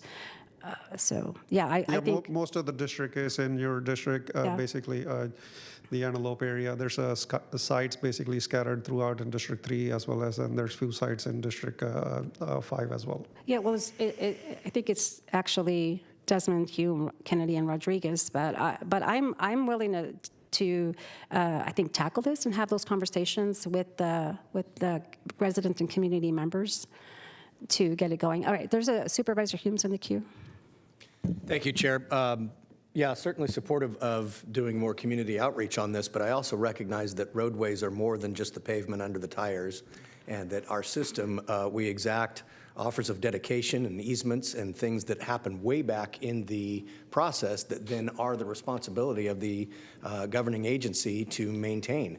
And I have instances in my district, certainly, of medians and of landscape entrances into subdivisions and things that fall under the Department of Transportation's responsibility, that this department has been very responsive of going out and maintaining, and in the case of medians in Rosemont, are in the current process of upgrading them so that they actually look like somebody cares and is investing in the community. And so I don't think you can have your cake and eat it too, where you say we don't want to pay, but we want to make sure it looks nice. Yeah. So I support this item. I support going out for community outreach. But I think that if you want to change how funds are expended or where we source those funds, whether it's landscape and lighting districts or community facilities fees, et cetera, then certainly we can do that. But I'm, for one, of the mindset that I would like to see how the county can look at cross-collaboration amongst departments to where we can offset certain expenditures so that we are doing more in-house with the money that we've already been authorized. So I support the item, and I'd be happy to move it after the public comment. Okay. You got to go through the public comments. Yes. Okay, so we will now open the public hearing. Are there any requests to speak? We have, this is the time where people online would raise their hand for public comment. And number 58, County of Sacramento Landscape Maintenance District, Zone 4, public hearing on proposed assessment for fiscal year 26-27. If you're online and would like to speak on this item, please raise your hand now. We have no in-person and no online comments for this All item. right, we will now close the public hearing, but I do have a request, and Mr. DeFonte, I do see you in the queue. I do have a request that I would like to see a list of all the landscaping or actually these special fund districts where the district is being compensated by another fund. In this case here, it's the road fund, but are there other funds? And so I would love to see a list of that, because if this is one area, and it's in my district, but I don't think that we should be compensating from one fund when ultimately residents and business owners are responsible for those services. I'm a big fan of upkeeping and ensuring that things look beautiful. I'm really big on beautification, but not when it's at the expense of a fund that is compensating it, that should be used for other purposes. And so I think it's having those conversations with the residents are big. So, Mr. DeFonte? And Supervisors, just to respond to that, we can pull that together and bring it Yeah, that would be great. Thank you so much. I'd just like to see the impact overall. Yeah, we have 5 districts. I can answer that. This is the only one that has road fund contribution. The others are funded through tax, and they have inflation's provisions. That's great. Thank you, Kamal. All right. Did you have a? Yeah, Mr. just one point of clarification. This item allows us, with your board's passing of it, allows us to actually assess the parcels. So just to clarify, if this item did fail, we wouldn't be able to assess the parcels and collect money from those property owners. So I think the road fund issue is something we certainly can talk about moving forward, no matter which way this vote goes. But this item is critical to allow for those assessments to occur. That's fine. All right, we have a motion and a second. Please vote. This item passes 3-0 with Supervisor Rodriguez voting no and Supervisor Desmond absent. 3-1. 3-1. Thank you. All right, next item, please. Next item on our agenda is 59. This is the 2027 One-Year Action Plan Federal Program Allocation Process Workshop Number 2, continued from June 16th, 2026. Hello, my name is Stephanie Green. I'm the Program Manager of Federal Programs at the Sacramento Accounting and Redevelopment Agency. Chris Warren, our Interim Executive Director, was here, but unfortunately she did have to leave to attend an audit meeting, but we do have our Deputy Executive Director here. So today's workshop will be for the 2027 One-Year Action Plan. This is the second workshop. As a reminder, the process started early in the year with Action Plan Workshop number 1 in February. Since that time, SHRA has worked closely with county staff to develop the draft list of recommended projects. And I should have a PowerPoint. I don't know if that's... It's... Okay. Hold on a second. There you go. Thank you. And as a reminder, the action plan outlines how the county will use the federal HUD entitlement funding in the upcoming program year. Those funds include Community Development Block Grant, or CDBG, Home Investment Partnership Program, or HOME, and Emergency Solutions Grant, or ESG. Today, I'll review the estimated funding allocations, present that draft list of recommended projects, and then we request any input on these items before the action plan is finalized later this year. For CDBG, we estimate the county will receive about $6.55 million in 2027. This estimate is based off of prior year allocations. The slide provides a high-level breakdown of how those funds are proposed to be allocated among the eligible activity categories, and the details for each category will be covered later in the presentation. As in prior years, public services are capped at 15% of the whole entitlement, and administration is capped at 20%. For 2027, we are estimating about $850,000 for public services, which is below the allowable cap, and administration is estimated about $913,000, also below the HUD maximum of $1.22 million. After accounting for these items, the remaining funding proposed is $3.366 million for infrastructure and public facility improvements, approximately $405,000 for housing, rehab, and preservation, $750,000 for the agreement cities, much of which is reprogrammed funds from past canceled ILTIN projects, and $266,000 in capital reserve for potential project adjustments or contingencies. County departments submitted more than 10 million in project requests, and park districts had more than 4 million in requests. This greatly exceeded available funding for the infrastructure projects. The slide and the next one will show each of the project requests grouped by the party that recommended the project, then by district, followed by the project request. This first slide shows all of the county requests, and the next will show the park districts. These requests focused heavily on ADA accessibility, sidewalk and road safety improvements, complete streets infrastructure, and park improvements. 6 of the requests submitted by County DOT were for Districts 1 through 4. 4 of them from regional parks were for Districts 3, 4, and 5.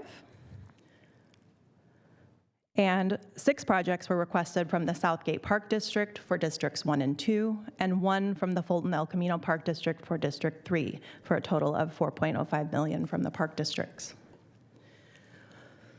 After receiving the project requests from the county and the park districts, SHRA's role is to review those projects submitted for eligibility, readiness, and alignment with consolidated plan priorities. Some of the requested projects were found to not be eligible under HUD regulations due to the scope or service area being ineligible. Those projects were the Sheldon Park and Orange Avenue Infrastructure Project, Dillard Ranch Facility Repairs, Hogback Island Facility Repairs, and William B. Pond Fishing Pier. After SHRA reviewed the recommended projects for eligibility, county staff prioritized the remaining list of projects based on county priorities and available funding. This resulted in the preliminary list of recommended projects to move forward in the 2027 action plan. These recommended projects include the 47th Avenue pedestrian and roadway improvements project, which will construct improvements to curb, gutter, and sidewalk and streetlights along 47th Avenue. The Bell Street Safe Routes to School project, which will construct bicycle and pedestrian improvements such as sidewalks, ADA, curb ramps, street lighting, and crossing improvements on Bell Street. And then the Elkhorn Boulevard Complete Streets, which enhances safety by installing signal modifications, video detection, and ADA improvements. And the ADA improvements at Gibson Ranch project, which includes picnic areas, drinking fountains, parking areas, restrooms, and playgrounds. The recommendation for these projects is to fund the full requested amount, with the exception of Elkhorn Boulevard Complete Streets, which is recommended for $800,000 of the $1 million requested. This slide summarizes the proposed allocations for the county's agreement cities, which are Folsom, Galt, and Ileton. And as a reminder, these are non-entitlement jurisdictions that receive funding through the urban county. These activities include the Folsom Senior Home Repair Program, Folsom Twin Lakes Food Bank ADA improvements, Galt National Fitness Campaign, Fitness Court and Studio, and an Ileton sewer infrastructure improvement. These projects help to ensure smaller jurisdictions also benefit from federal entitlement funding while addressing local community needs. This slide outlines the proposed CDBG allocations for other funding categories of housing, public services, and administration. For housing, funding is proposed for both the Rebuilding Together Minor Repair Program and SHRA's Home Repair Program, which help to preserve existing affordable housing stock and assist low-income homeowners with critical health and safety repairs.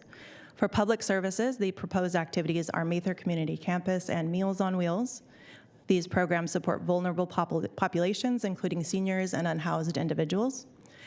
Administrative funding supports the Fair Housing Services, as well as overall direct administration and support functions for the federal grant programs. For the home and ESG programs, home will be used for the multifamily affordable housing construction and rehabilitation and administration. For ESG, funding is for rapid rehousing and emergency shelter operations through Mather Community Campus and some administration there as well. Together, these programs continue to support affordable housing production, homelessness response efforts, and supportive housing services. And finally, this slide summarizes the remaining action plan timeline. So following today's workshop, the budgets will be developed by August. The action plan is anticipated to return to the board in October for formal approval, and will then submit the complete action plan to HUD after November. This concludes my presentation. We're seeking feedback on the proposed allocations and recommended projects before we finalize the action plan. Thank you, and I'm happy to answer any questions. Thank you for the presentation. Supervisor Hume. Thank you, Chair. Yeah, I just have a couple of questions here relative to some of the county requests and then what kind of dialogue took place for the ineligible projects. And so my first question is on the Fruit Ridge Sidewalk Project Phase 4, removal and replacement of sidewalk at various locations in the Fruit Ridge area of Sacramento County for accessibility. That sounds like a project that's right in the wheelhouse of CDBG. In fact, we're being asked to approve other projects that are doing essentially the same thing. Can you explain to me why priority was given for one request over another? I think the county would really have to speak to that. I think a lot of it came to what other funds, grant funds, they are trying to support with the CDBG funds. Usually we try to match the grant, the CDBG is used as match for grant funds or to fill small project gaps, and sometimes there's other grant funds that are being used for those projects that need to be spent by a deadline, but I don't know if there's any county staff that can speak to that. Yeah, Dave DeFonte, Deputy County Executive. As always, there's far more need than we have monies for. So DOT, really Parks and DOT, will come in with a very lengthy list prioritized for our sort of internal discussions. And their priority takes into account project readiness, other monies that might be available for the project, et cetera. Clearly, DOT would like to fund much more than is currently on this list, but the priority is really based on sort of immediate need, what's ready to go, what other funding might be available, et cetera. And we try to prioritize, given spending deadlines relative to this money, projects that are immediately ready to go, because we're always under pressure from HUD and others to get this money out the door, and there are consequences for not spending timely. Okay. And so if I can extrapolate from both of your explanations, through dialogue with county staff, there was input on how to prioritize things? Yes, absolutely. Okay. So Siobhan and myself, the departments, SHRA, we've all met at least a couple times now, several times over the last 6 months to talk this through. Obviously, we want the board's input as well, but this is, what you're seeing here is benefited from a number of discussions internally with staff. Okay. And so then I would assume that also applies relative to the ineligible projects, a couple of which were regional parks requests, wherein it seems like there was kind of jumbled into the request, both repairs and ADA items, and it was kicked out because repairs are not eligible. Correct. But the ADA items would have been. And They so would have were been. there any kind of back and forth relative to the request of saying, hey, if you modified it in this way, then that would make it more acceptable to the program? Well, the ADA is eligible as long as it's not an ADA, like a repair to an existing ADA facility. So I know there was some back and forth about that, but we could always discuss further. Okay. That seems a little incongruous to me, given that a lot of the programs that we ultimately fund are tearing out and replacing sidewalks in order to comply with ADA. I would assume, even if it was a ADA improvement from however many years ago, to the extent it is deteriorated, we would want that to be in good repair. That's not an eligible? Unfortunately, no. Okay. And then the last thing that I'll just say is just a opinion. When we looked at going through the organizational structure of SHRA, one of the things that I had said at the time was potentially clawing back administration of CDBG to the agency. I'd still like to make sure that that is happening and in progress, at least to examine it and analyze it. That is part of the discussion, Supervisor. Great, thank you. Supervisor Kennedy? Thank you for that comment. I also want to, one of the things that I have seen that staff does a very good job of is how can we maximize these resources? I know that the money that is going into District 2 could potentially make the difference of a significant project that could be a transformative project. And as we know, infill projects are so difficult. This is just one tool. And so, I want to commend staff to be able to look outside of just what this project is, but how it can actually activate other projects surrounding it. So, thank you. Supervisor Cerna? Thank you. I had a question about the food assistance delivery services. I want to know what, if anything, either SHRA and or the county is doing to keep our thumb on the pulse of understanding how the need for, whether it's Meals on Wheels or other similar types of services, I would assume is it's not decreasing. It's probably always moving in the other direction. So as that need presumably grows, and we go through the cycle, I won't be doing it anymore, but as my colleagues will continue to work with staff in the coming years to understand prioritization and what the community's needs are in respective supervisorial districts, what are we doing to kind of process-wise to systematically understand the dynamic of food shortages, food need, food deserts, however you want to characterize it, as it relates to how we can best use federal funds either independently or to match to address those growing food and nutrition needs? Yeah, thank you for the question, Supervisor Cerna. So I think you know that the community health assessment and subsequent CHIP, which is the Community Health Improvement Plan, did identify food insecurity as one of our primary issues to address. As a result of that, Public Health is leading a food security action plan that is going to be done, it should be done by September of this year. And that really does assess what the needs are and what the opportunities are for partnering with community-based organizations for ensuring that we're meeting those needs. So we will bring that back to you this fall once that's done, and we can give a fuller report on that.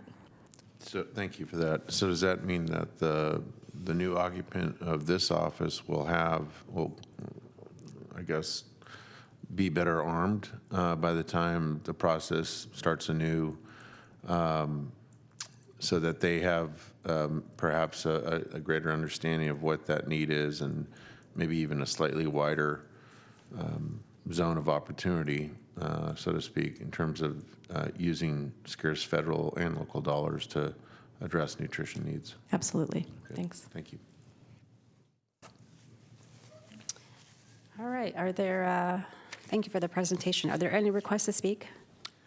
Any member of the public participating via Zoom, now is the time to raise your digital hand to speak on item 59, one-year action plan, federal program allocation process, workshop number 2. We have no request to speak online and no in-person speakers. So this is informational, no action taken? Correct. Okay. All right. Thank you very much. Next item, please. Next on our agenda is item number 60, public hearing to proceed with projects and levy assessments in Zone 13 of the Sacramento County Water Agency for fiscal year 26-27, and the supervisors will be acting as the Sacramento County Water Agency. Good morning, Supervisors and Chair. I appreciate your time. My name is Mike Grinstead with the Department of Water Resources. I'm here today to introduce the Zone 13 assessment. Zone 13 was formed in 1987, and the assessment methodology has been the same since 1995. If approved, the assessment will generate approximately $2.4 million. The zone currently funds programs listed in the engineer's report, which is attached to the board letter.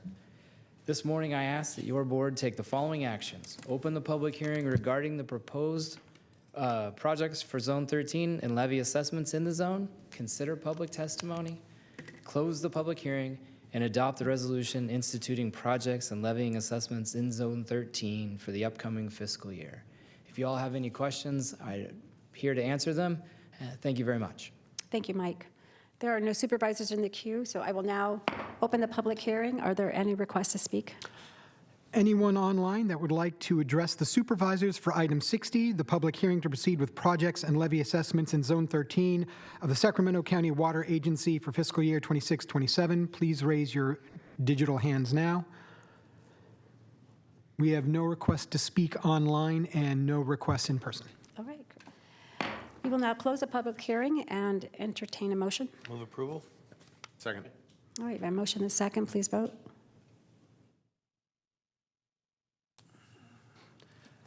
That item passes 4-0 with Supervisor Desmond absent. Thank you. Thank you very much. Next item, please.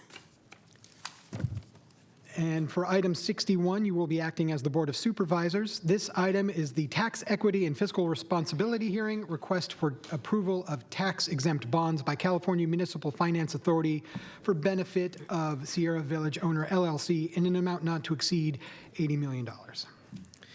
Good morning, Chair Rodriguez and Board of Supervisors. I'm Colin Bettis, the County Debt Officer. The item for discussion now is the Tax Equity and Fiscal Responsibility Act hearing, requesting approval for the tax-exempt bonds to be issued by the California Municipal Finance Authority for the benefit of Sierra Village Owners LLC.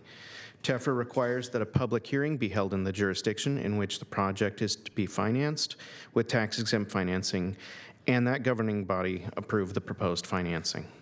Sierra Village Owner LLC has asked that the California Municipal Finance Authority be the issuer of tax-exempt financing in the amount not to exceed $80 million. The proceeds of the bonds will be used to finance or refinance the acquisition, rehabilitation, improvement, and equipping of a multifamily rental housing project located at 5416 Jackson Street, North Highlands, California. Of the 185 units, 74 or 40% will be designated for low income at 60% of the local area median income. 65 will be, or 35% will be at 80% of AMI, and 25% of the units will be designated for market rate. The debt to be issued by the CMFA will be the sole responsibility of the borrower, and the county will have no financial or legal obligations or responsibilities with regard to the repayment of the debt. All financing documents will carry disclaimers that the loan is not an obligation of the county. The county will also bear no costs of the issuance of the proposed debt. This is a private loan with the borrower and their bank. At this point, staff recommends opening the public hearing. Upon hearing any comments, close the public hearing and approve of the resolution authorizing the issuance. We have Anthony Stubbs of CMFA in attendance, and, should there be any questions, as well as, I believe, Zach Rivas with Sierra Village Owners LLC, who is online. Thank you, Colin. There are no Supervisor Hume. Thank you, Chair. Hi, Colin. TEFRA hearings are usually pretty rote, boring things, but I do have a couple of questions here. The first is, just in the background, the way it's worded, Sierra Village Owner LLC is what was formed to acquire the 185 unit, not FFAH, correct? It's CMFA, right? CMFA is the, I'm sorry.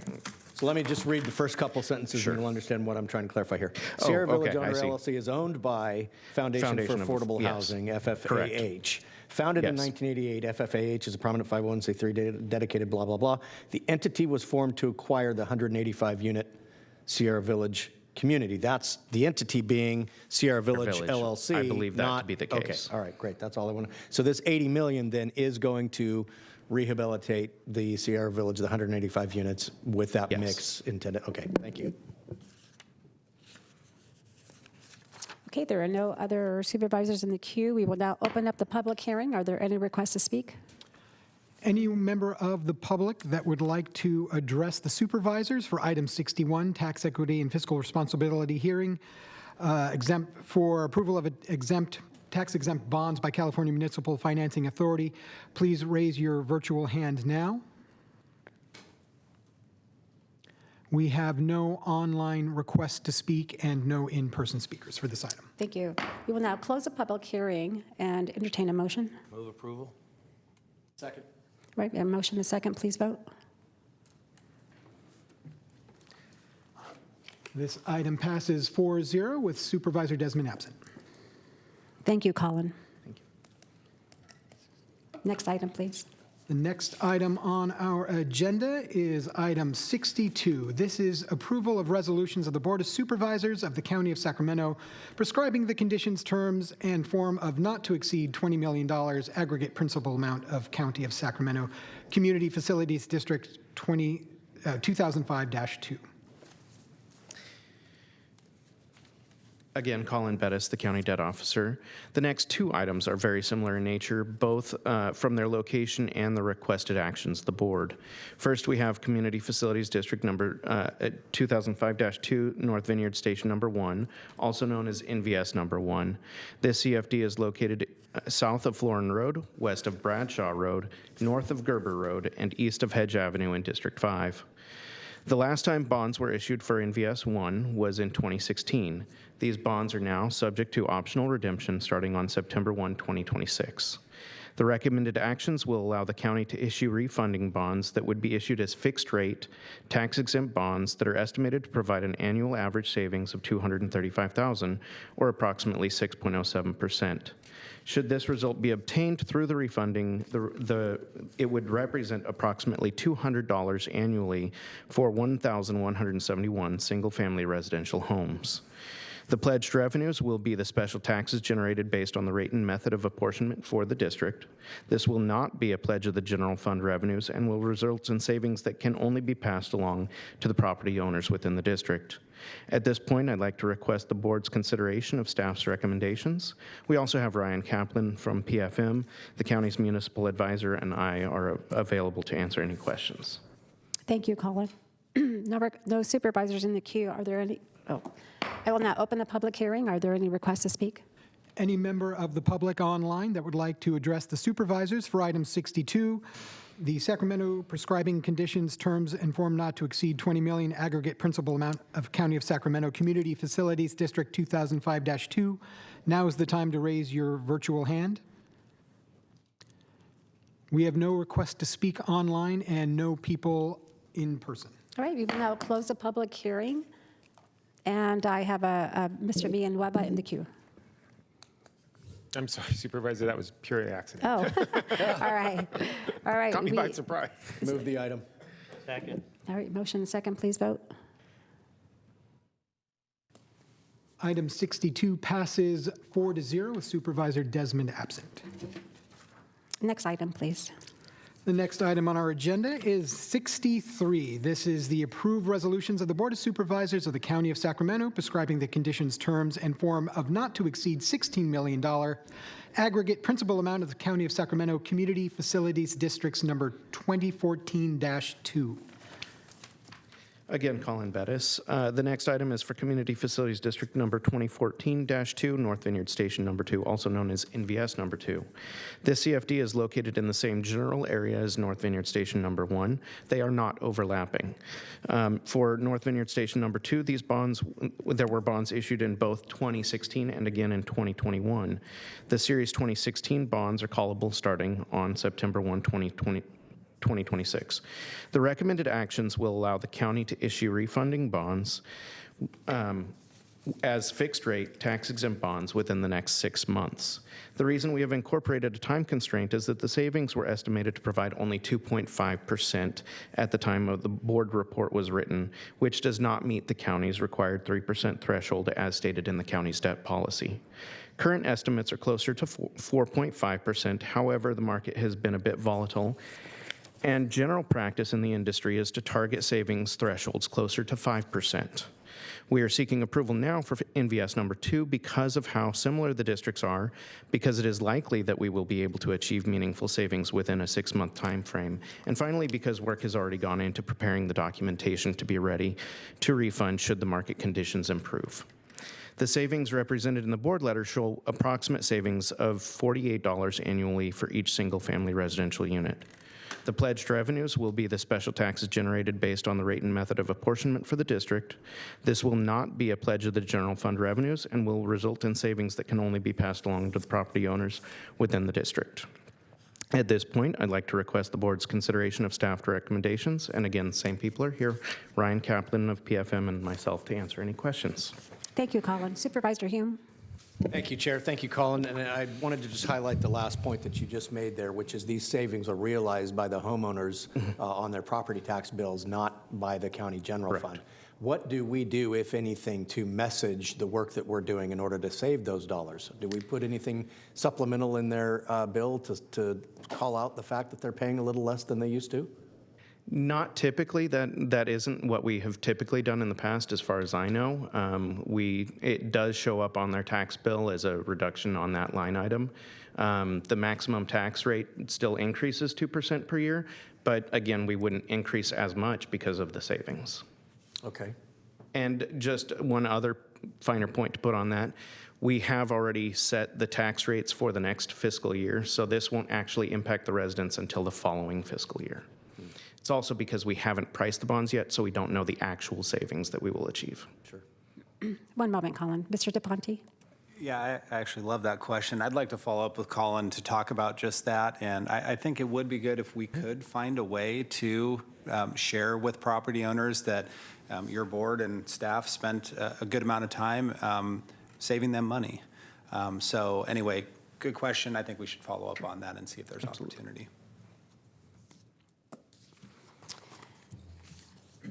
All right, so are there any requests to speak on this item? Any online participants that would like to speak on item 63? This is the Community Facilities District 2014-2. Now is the time to raise your virtual hand. We have no request to speak online and no in-person comments. Okay, I will entertain a motion. So moved. Motion and a second, please vote. Item 63 passes 4-0 with Supervisor Desmond absent. Thank you, Colin, for the presentation. Next item, please. The next item on our agenda, the board will be acting as the Welcome Home Board of Directors. It is item 64, to receive and file fiscal year 2025-26 Quarter 3 Sacramento Welcome Home presentation and report, and approve the SWH policy, house rules, expectations, and procedures for the Sacramento Welcome Homes. Good morning, Melissa.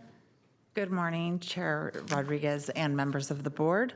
I'm Melissa Lloyd, the Deputy Director for Child Protective Services of the Department of Child, Family, and Adult Services. And I am here to present our 7th Board of Directors report for the Sacramento Welcome Homes temporary shelter care facilities operated by DCFAS. I'll be presenting on the 3rd quarter for fiscal year 25-26, which covers the months of January through March of 2026. On behalf of our department, we would like to again thank you for your continued support and for your partnership in helping us serve our vulnerable youth to provide services and supports. And we would also like to take a moment to thank our partners in the community as well as our staff for their hard work every day.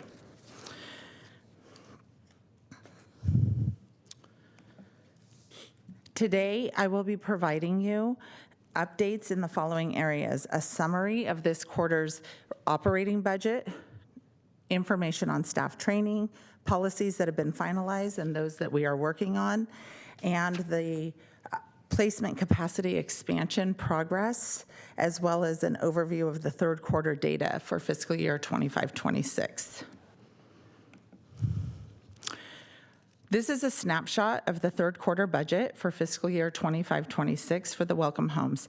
Staffing continues to remain the largest budget category. Contracted services are the next largest category and continues our security services contract with the Sheriff's Department.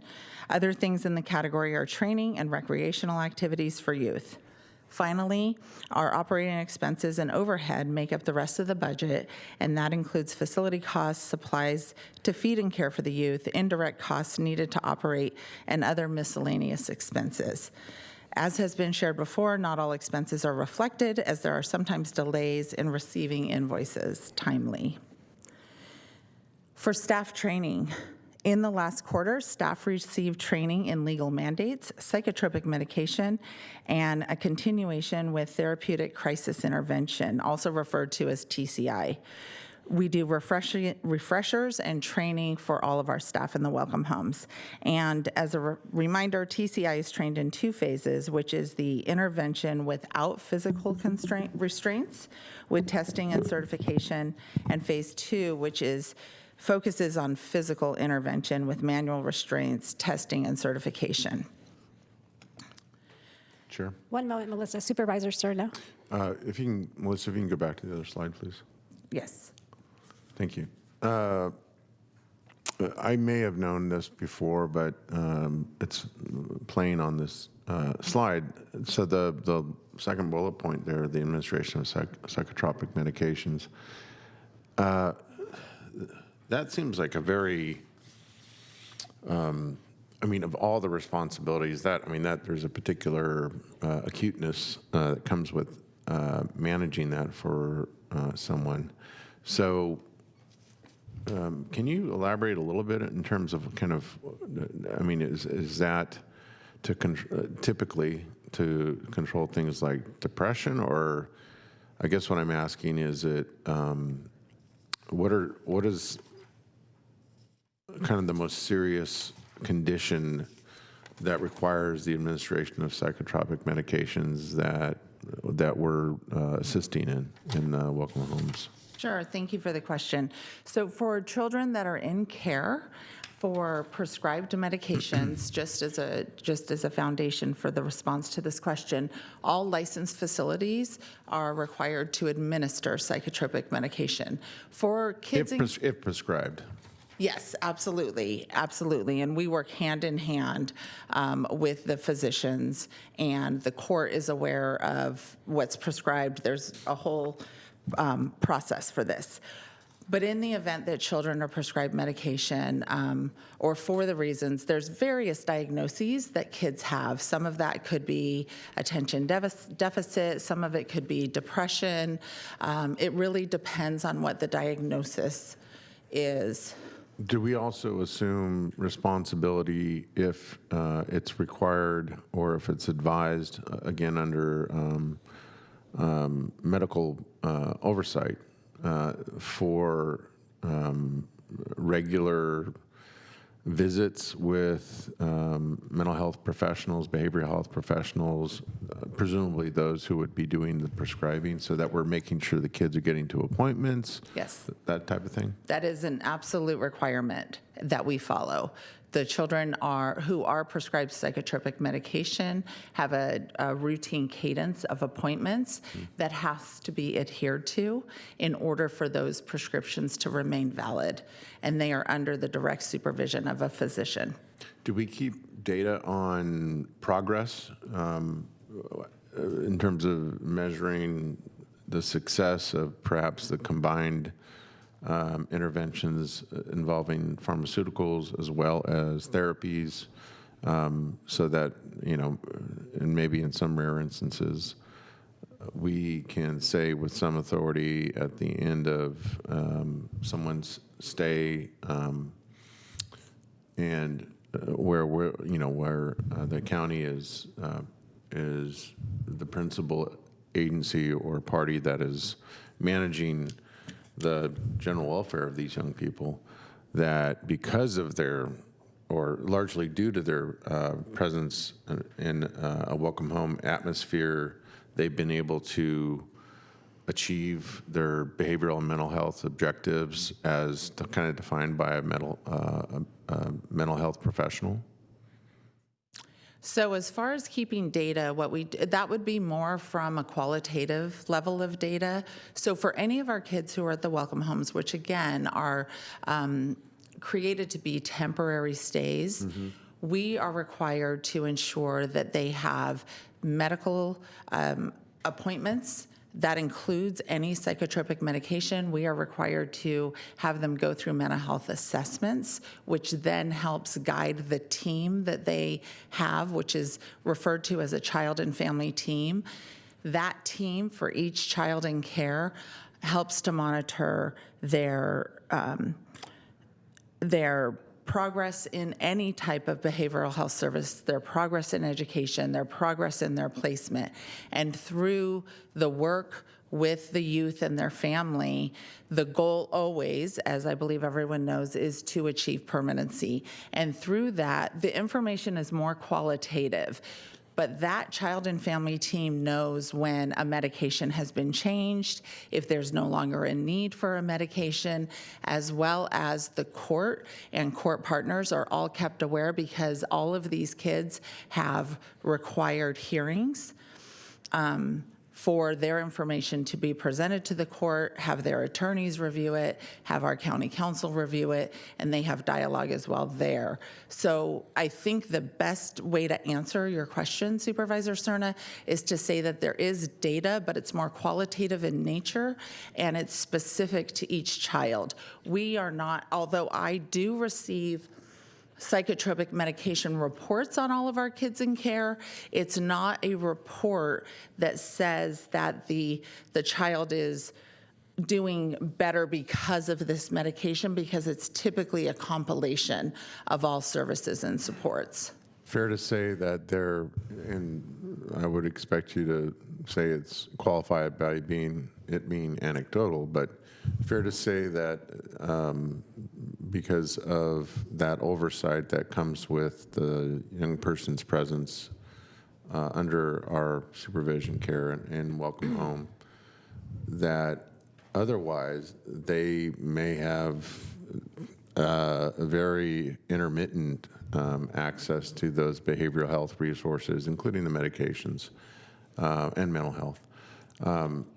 So that we can say somewhat definitively that if not for, even if it's a temporary, and we know it is temporary presence in welcome homes, if not for that oversight, that it's likely they may have decompensated or maybe, even had their behavioral health challenges exacerbated because they, weren't having kind of the backstop of, again, the regimen of the availability of the behavioral and mental health resource of it, being available as part of almost the condition of being there.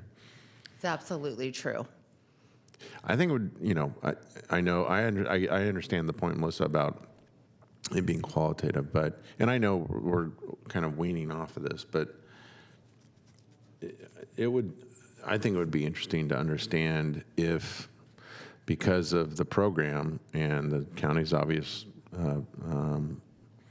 interest in it, even if it's got a shelf life, of knowing, even if anecdotal, that we, the county, were somewhat responsible for ongoing stability, if that makes any sense. That absolutely makes sense. And I do know that for the children that are served in the welcome homes, for the majority of them, these are youth with the highest acuity of need, and they are youth that have a propensity toward having frequent placement changes, oftentimes going on unauthorized absences, which I've spoken to before, and is contained in my presentation today. So the welcome homes offer a level of stability for those kids with that high acuity of youth. And the goal overall, as we know, is to help to stabilize them to a point of reaching reunification if possible, or some form of permanency, but it does take several steps to get them stabilized. So I do agree. Thank you. And I'm well aware that reunification is kind of the principal objective. But man, it seems to me that there are so many other peripheral ancillary benefits that come right with, and that's why I'm going into the depth of these questions as it relates specifically to behavioral and mental health. You're absolutely correct, because for the majority of the kids served at the welcome homes, it really is a focus on harm reduction. Great, thank you. You're welcome.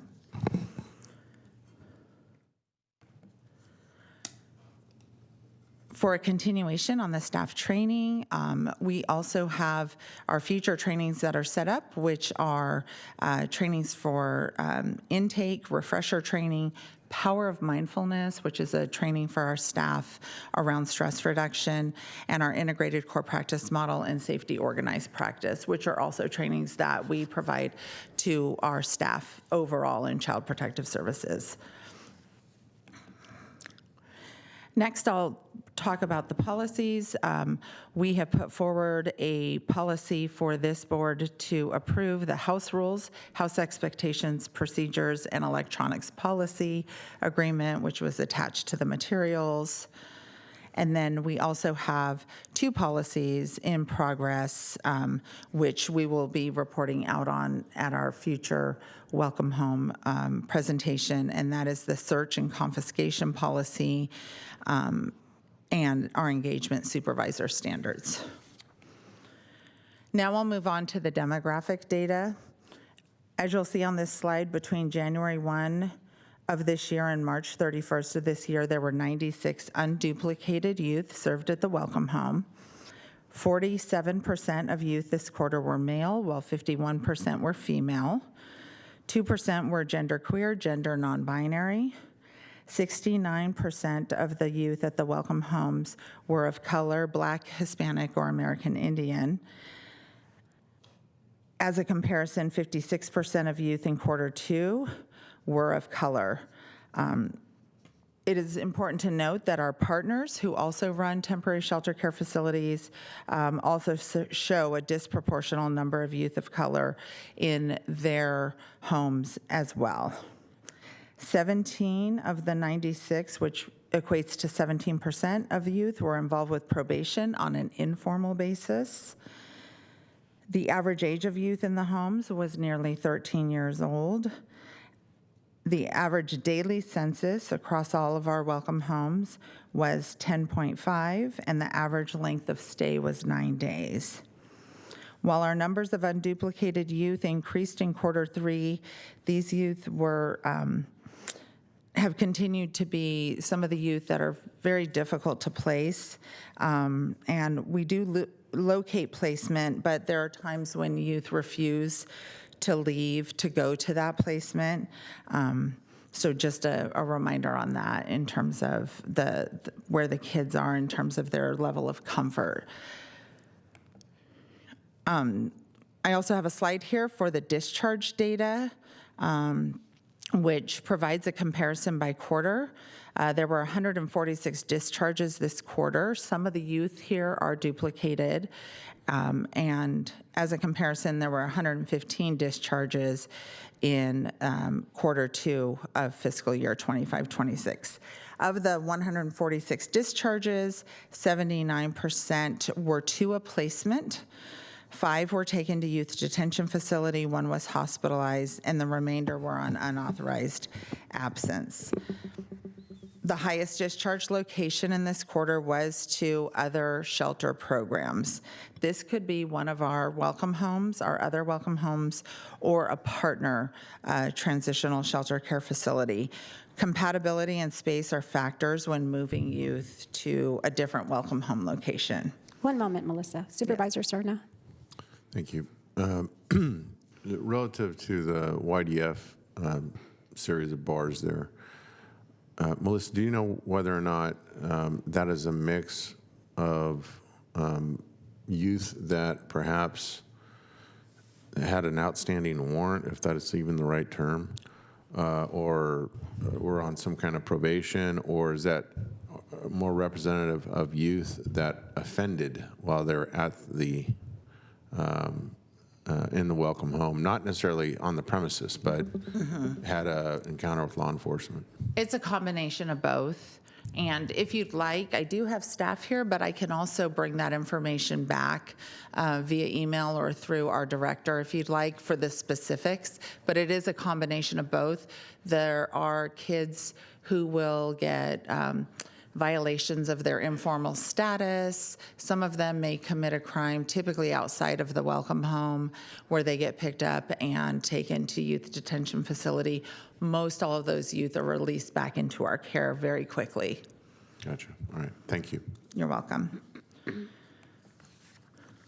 And then for our incident report data, this slide shows the quarter 3 incidents that we reported to the state community care licensing. We had a total of 176 incidents. Some incident reports do include more than one incident.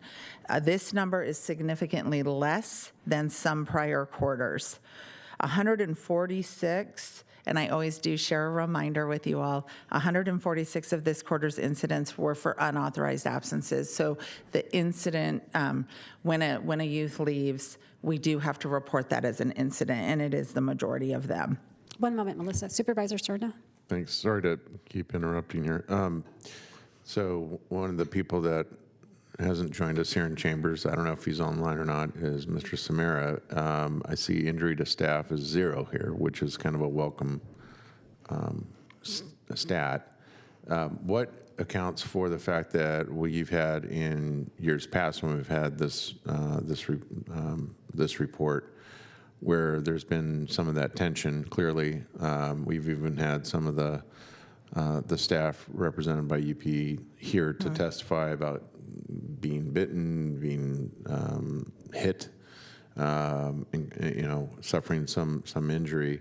What have we done differently, if anything, to get this number to 0? Yes, thank you for that question. I attribute that to having our welcome home operations stabilized. And with that, I mean offering training and onboarding that looked very different than when we very first had to stand up the welcome homes. In addition to that, we still continue to have strong partnerships with Behavioral Health Services, Sacramento County Office of Education, SCOE, and additionally, Sacramento County Sheriffs. I do have to share that the work that they do with our youth is preventive work and proactive work, and it has made a tremendous difference. So SAC sheriffs, with our contract, they don't just patrol and come by when something happens. They actively are out in the homes building relationships with our youth on a daily basis. They come out, they engage with the youth. Even when we go on outings, they go with the officers, come in plainclothed, and they go out. That has absolutely helped with the kids having an understanding about how they are managing themselves and how they're interacting with staff. And so that has been a huge game changer. And additionally, I do have to commend my team that runs the welcome homes. Very dedicated, strong leadership on that team, very focused. So it really is a compilation of many things. That's good to hear. Do you know whether or not it's specifically the Sheriff's Department Youth Services Unit that is engaged in that fashion, where they're plainclothes and they're kind of explaining the do's and don'ts, and or is that? It's very similar to that work, okay. But this is all through our contract. Gotcha. And what SAC Sheriffs has done with their hiring for the deputies that are assigned to this assignment is they have specifically looked for people who are interested in working with teenagers. Gotcha. Good. Thank you. You're welcome. Additionally, the slide really outlines everything here. I just wanted to point out that the other category here includes, some of the things the youth have done, just with some of the incidents or things that didn't necessarily fall into one of these categories, but we had like youth meeting an unknown youth in the front of a house. And so we have to put that in the other category. Just wanted to give an explanation for that. And then very happy to share on this slide our placement capacity expansion process. This outlines the overall plan, which we have shared with this audience before. I also want to say that relative engagement and relative placement continues to be a prioritized focus for CPS. We are now up to 45% of our kids in care with relatives, and I can proudly share that through the work that we've done with our kinship efforts, we have relatives identified for about 85% of our kids. So when kids cannot go into care with their relatives for various reasons, there's a lot of focused work being done on the relationship with kin. For our placement capacity expansion, some highlights here are that we Refuge has come in. We have a couple of partners that have come into the community to work with us. We have shared that detail before, but Refuge has a specialized STRTP of 4 beds. We are working with Seneca Homes. They purchased a home and they're waiting on we're in limbo right now because we're waiting on them to get licensed through community care licensing. Just got an update the other day, so we're really looking toward early fall, hopefully for that licensing to come to fruition. And they purchased a second home as well that they're preparing for 2 short-term residential placement treatment centers for 6 kids each, and then they're also going to be running 2 2-bed homes. And we've seen the difference that we continue to only run 2 of our 3 licensed welcome homes. We have continued to see the difference that having partners be licensed in our community for this care is making on helping our census continue to be lowered and not have to use 3 homes like we were previously. This concludes my presentation, and I'm open for any additional questions. Thank you, Melissa. I personally want to thank you for the work that you and your team do.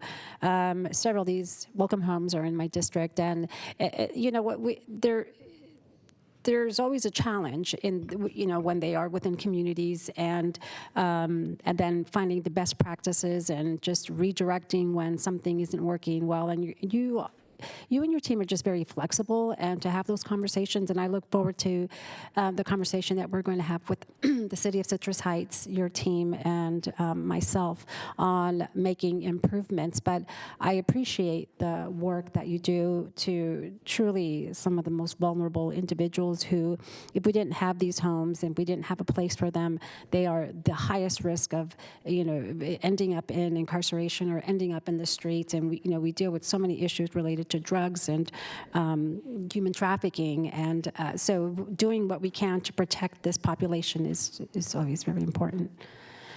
There are no other supervisors in the queue. Any public comments? Any online participants that would like to address the supervisors on item 64, the Sacramento Welcome Home Presentation and Policy, please raise your virtual hand now. We have no request to speak online and no request to speak in person. All right. Thank you, Melissa, for the presentation. This is a receive and file, so thank you very much. Go. All right. Supervisor Rodriguez. Mr. Villanueva? Aside from this item, just for closed session, we need some time to get set up for closed session. Is there a way that we could have you reconvene at 1 o'clock for closed session? Yeah, I thought that was the understanding. So we will now adjourn to closed session at 1 o'clock and then be back here at 2 o'clock for the afternoon. Excuse me, items. Supervisor? Yes. I'm just double checking. For the welcome home, do we have to adopt the attached resolution to approve the policy? Is there, there's an action to it. Okay. So move to adopt. Second. All right, we have a motion and a second. Please vote.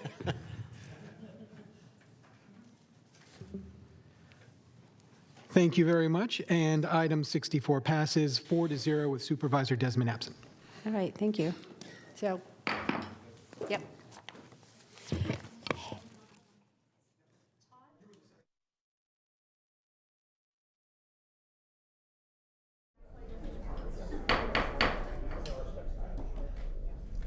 Good afternoon, everyone. We will now call to order the Sacramento County Board of Supervisors meeting for the afternoon session. Will the clerk please call a roll to reestablish a quorum? Certainly. Supervisor Kennedy. Here. Supervisor Desmond. Here. Thank you. Supervisor Hume. Here. Supervisor Cerna. Here. And Chair Rodriguez. Here. We have a quorum, and I would like to note that Supervisor Desmond is joining us remotely and has a statement required of the Brown Act. Thank you. I will be participating remotely under the physical emergency just cause teleconferencing rules of the Brown Act due to an accident that prevents me from attending in person, and no one is in the room with me. Thank you very much. Mr. Clerk, is there any way we can remove Supervisor Desmond from my screen? I would ask that you keep me on your screen. All right, well, let's go to the first item on the afternoon session. The first item of the afternoon session is number 65, reconsideration of the fiscal year 2026-2027 recommended budget. And so to the clerk, we are going to open it up and have Supervisor Hume provide some comments. And then we will turn to department heads that want to speak on the item. Then we will go to public comments. And then we will come back for deliberation. And a quick aside, talking to council, we will, when we get to public comment, reopen the public hearing. Okay, we are. Okay, very good. All right. So Supervisor Serna. Thank you, Chair. So before we hear from staff or we begin to offer questions to staff and, of course, hear from the public, I think it's important that we make clear what we're interested as a board and as a public in considering today. And as the lone dissenting vote at the time that Supervisor Hume had made the motion to reconsider, the principal reason for my dissent at the time was, A, I was caught off guard. Of course, we don't talk about what motions we're going to make behind closed doors. That's not what we do here. And in fact, it's not legal. But I was confused about this question about, is this a motion to reopen the entire budget? In other words, have the hearing all over again about the budget, or is this an intention expressed by one member of the board, and whose right it is his to make the motion for reconsideration, to be surgical about it in terms of the prospect of restoring a portion of the sheriff's budget for a particular service. In this case, what I understand it being our POP services. So what I, Madam Chair, would like to do, and certainly would look to the maker of the motion, the original intent motion for reconsideration, to seek his concurrence or have him comment as is appropriate, is to set the stage this afternoon with some guardrails. My interest is, if we're going to reconsider, let's reconsider based on that intent to look specifically and surgically and only at restoration of Sheriff POP services. Excuse me. I'm told by County Counsel's office that, excuse me while I get a drink here.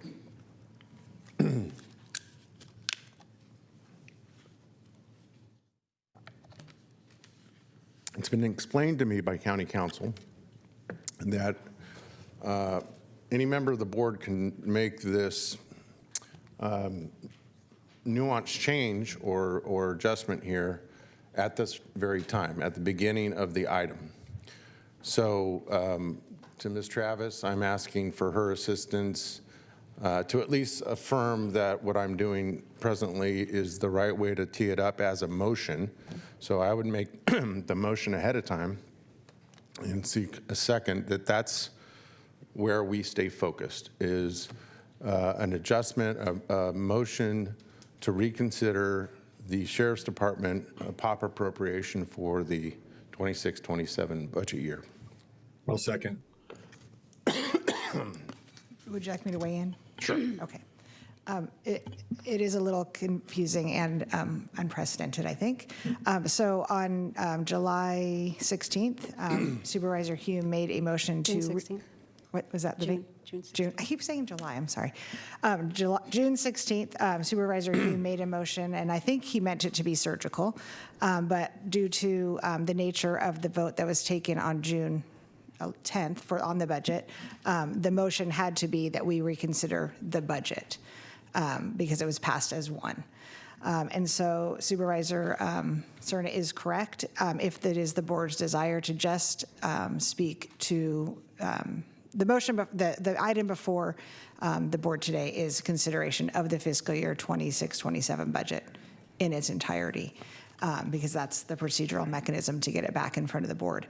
But Supervisor Serna is correct in his thought and the motion that if the board's desire is to only, at this point, now that it is back, the entire budget is back before the board, to only discuss the one issue, which is the restoration of the sheriff's POP team, then that is appropriate if the motion is made, seconded, and passed.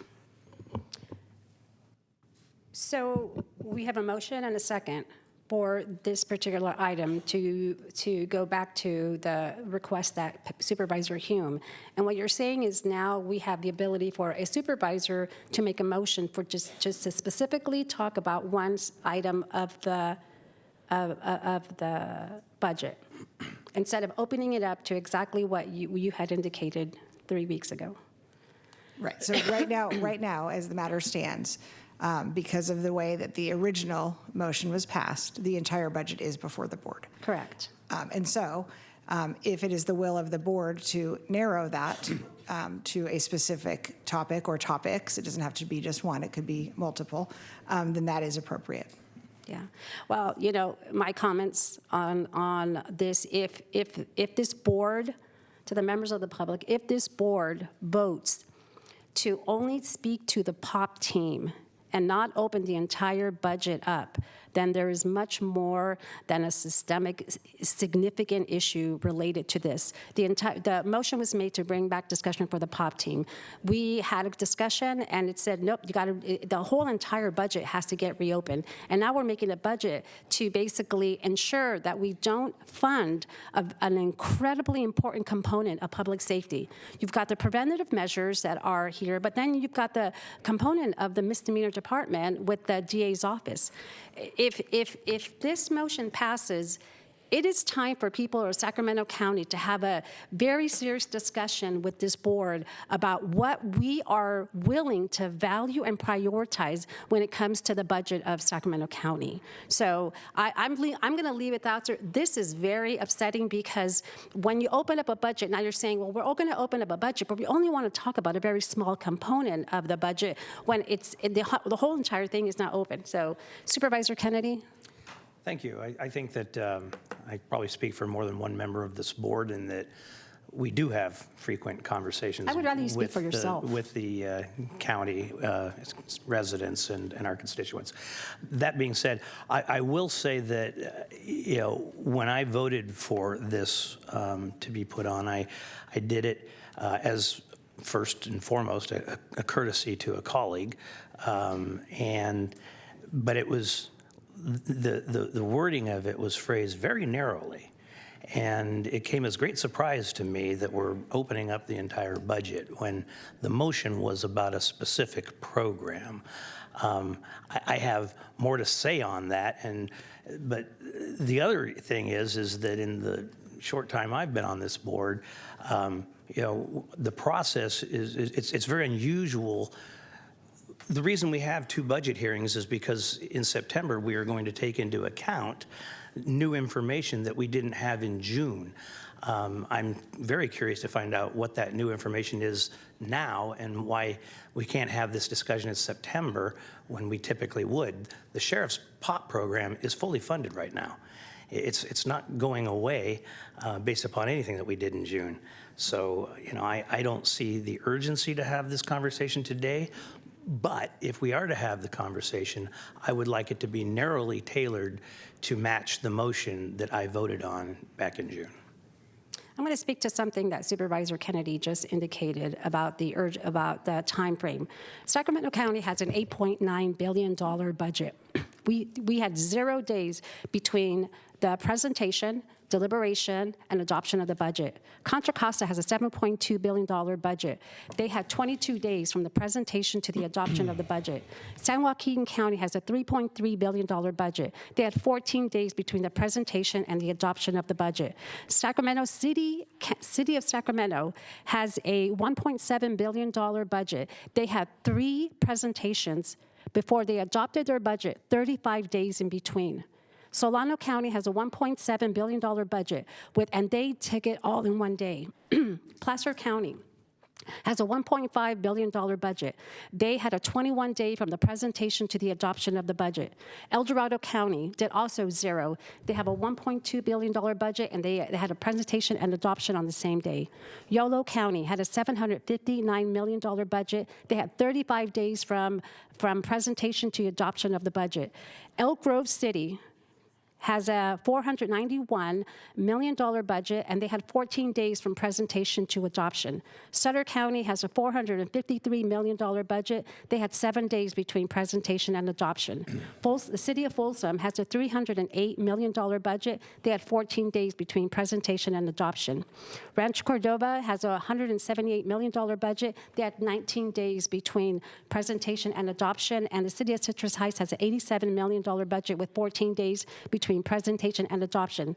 The county of Sacramento has an $8.9 billion budget with 0 days between presentation, deliberation, and adoption. That's wrong. There Just is plain wrong. There is a problem here. We did not have a presentation prior to us having a budget discussion on June 10th, and I will turn it over to Supervisor Hume for discussion. You can wait until I'm done. You interrupted me. Oh, I'm sorry. That's fine.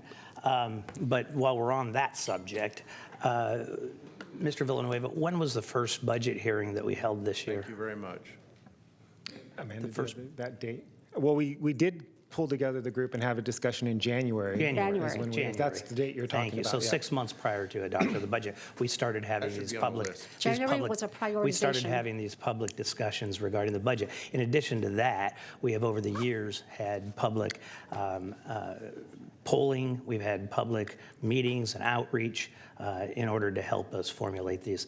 So it's to say that it was just a matter of days would be highly inaccurate. We did have those other inputs, correct. Thank you. January meeting was a prioritization. What is this board prioritizing? It wasn't a presentation. It wasn't a deep dive into the budget. It was what are we prioritizing as our county staff begin to go in and adopt the priorities of the budget? Supervisor Hume. Thank you, Madam Chair. First of all, I'd like to look to Madam Council. There's a motion on the floor that is pretty specific in its intent. Do we need to conclude deliberation on that motion and vote on that motion before I go into background behind my previous motion of why we are here today? I think that would be appropriate. Unless you would like to talk, I mean, there's no requirement. If there's something that you would like to say in relation to the motion or the topic, you could certainly do that. Well, allow me to opine, and you just weigh in if I start running afield of the motion that has been legally made and seconded. So we did have a meeting back in January wherein there was a proposal brought forward by the executive staff on how we would approach principles relative to this budget process. Particularly, we're facing a structural deficit. We need to right-size our general fund expenditures. One of the ways we can skin that cat is to do a blanket cut across all general fund expenditures throughout the agency. At that time, I pointed out that in my estimation, that results in deeper cuts being made to departments that are primarily general fund funded than it does to departments that have outside funding sources or use general funds to leverage other dollars, et cetera. So that set in motion a very complicated and intractable process of staff of really trying to figure out where they were going to be making cuts, what they were going to be presenting, and then the budget. And mind you, this was the first year, to my knowledge, we've ever had that sort of early process check-in, like, are we at least approaching this the right way, which I appreciated. That is correct. Okay. And so that set in motion a tremendous amount of work. I don't even want to imagine how much work, but a tremendous amount of work that resulted then in the presentation after briefings with all of us. I assume everybody had a budget briefing, as I did, where we're allowed to ask questions and walk through the budget letter and make sure that things align as we think they should. Then we had the very long presentation by the different departments. During that presentation, I put it forward very early on. I kind of got chastised for showing my hold cards early, but I called out that I was doing so, that I wanted to restore the Sheriff's Department up to this level. And I was told that there was only a way to do that it had to go from the bottom up in order to do so. And there was consensus on the dais at that time to do that all the way up to and including the POP department. Then somehow in deliberations, that got taken off the table, and only whoever's talking over here, could we take it out inside, please? She's talking to the clerk. Okay. Yeah. so anyway, that got taken off from what was the final direction. Then, after that meeting, so this is June, 10th? After that meeting, come to find out that one of the functions of the POP team is the illegal fireworks enforcement that the Sheriff's Department performs in concert with other law enforcement agencies, with Sacramento Fire and others. And Supervisor Desmond and myself both had conversations with representatives from the Sheriff's Department, including the Undersheriff and the Sheriff, as well as our CAO, and trying to figure out, is there a way to salvage that function in the impending dissolution of the POP program. And as a result of that, and it was even to the point of, can we just fund a couple pay periods to get them through until after the fourth holiday? And it was a resultant of that conversation that I thought it seems to me to be a little bit unconventional to be asking a singular department to assume the risk of a funding decision rather than the agency itself assuming that risk. So, after consulting with legal counsel, come to find out, which I knew previously, and mind you that the decisions that happen on this dais are governed by a series of different parliamentary protocols, one of which you may be familiar with called Robert's Rules of Order, determines which motion gets heard first or action taken first, et cetera. One of those things is if you voted in the affirmative on a motion, that one of those people can ask for reconsideration of that decision, but you have to have voted in the affirmative. I was one of those people to have voted in the affirmative. I asked for that reconsideration, and at the time I stated I was doing so to take into account a very specific consideration. Now, it was also stated during that budget discussion that these are the priorities of the folks sitting up on this dais, including the district attorney's office, to restore the certainly the community prosecutors, but also we were talking about the misdemeanor prosecution unit. And I think that still remains the intention once we have the September discussion. But to the point that's been made, and this is where I think I might be running afoul, so please stop me if I start to say too much, you can't take what up to that point had been a 6-month process and remake it from the dais in real time. And so there will be a time to have a larger discussion about the budget. That will be at the September true-up when we adopt the final. Is that correct? Yes, that is correct. Okay. And so now I want to make sure about one thing that I've heard sort of through apocryphal. Is there anything that has to be said or done from this dais as a part of the June budget discussion, which essentially is what we're doing now today as a continuation, in order for something to be acted on in September? Or in September, is it a reopening and a reconsideration? I mean, I'll let Amanda speak to that specifically, but I think the answer is no.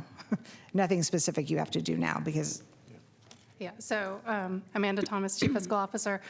Nothing specific that has to be done. In some cases, we have asked for things to be prioritized, but there's nothing preventing the board from acting on something in September if it was not discussed today. Okay, and since you've now identified yourself and turned on your microphone, I will look to you as the person closest to this process. Is there anything about that timeline or that process that I didn't cover or that I was incorrect in my assumptions about the workload and the effort put into it? No, I think the only thing that I would clarify is I think, we certainly did have a discussion about I think what you were referring to as detailed sources and uses, which I think we are sort of targeting in terms of discussion for the next budget year as we sort of, look to what we might be doing along the same timeline as the January budget workshop we did this year, sort of expanding that to include those things. So I didn't want to leave you with the impression that that would be available for discussion in September. I think we're gearing up for that for the next budget year discussion. And I'm glad you brought that up, and please, again, let me know if I start to run afoul of discussion on the motion that's on the floor. But that is what I asked for, is that I want a more detailed breakdown of general fund uses, sources and uses for the next year's discussion. I had asked for it, and you said this is a bigger project than can be done during this budget cycle. But in laying the foundation for future discussions, that will be an instrumental tool to make informed decisions going forward. Yes. Okay. that concludes my background. Thank you. Lisa, can you clarify a question? Is it fair to say that as the Board of Supervisors, we can open a budget and have a discussion about any item throughout any time of the year? Is that a fair question? I mean, is that a fair statement? That as the Board of Supervisors, if we can bring any item back any time for discussion or a change to the budget? Up until the final budget is approved in September for the fiscal year, I would say that that's correct. Okay. After the final budget is approved, there are mechanisms to bring things back that require supermajority vote. That's fine. Thank you. Supervisor Serna? Thank you. And I'm very happy to get on with consideration of the motion that's on the floor here. But as the senior member of this board, someone that's been here longer than anyone else on this board, coming up on 16 years, I have to say, since the chair went through the trouble of reciting a laundry list of other jurisdictions and trying to, I think, completely oversimplify what I presume she believes is the breadth of budget considerations in those jurisdictions, I can tell you that from this supervisor's perspective, this last budget cycle, the consideration of the consequences, the systematic way that staff very deliberately under Mr. Villanueva's direction began the process and commenced the process as early as he did. And not just, having one-on-one conversations between the CEO's office and our CFO's office and each of us individually, but in public, in these chambers, as was mentioned, beginning in January and leading up to January, all the administrative background that went into preparing for those hearings, and we made decisions in January.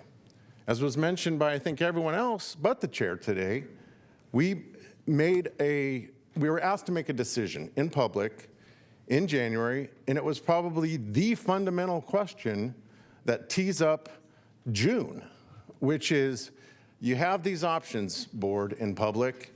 We're facing a budgetary challenge, okay, the likes of which we hadn't seen in some number of years.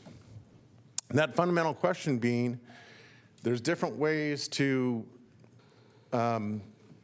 prepare for June so that the public has a good understanding, should they choose to participate as early as in January for the budget, which was this whole spectrum of consideration about how are we going to equitably look at all the departments, what they need to consider in terms of maybe burning through vacancies, looking at the numbers. Is there an across-the-board cut? Which programs do you want to consider board and public with your input? What programs, initiatives are so important that you want to make some declaratory statements about, have robust discussion about, and ultimately vote about, which we did in January, so that by the time we get to June, there has been some of that work that's now behind us, again, with the benefit of the public's input and oversight.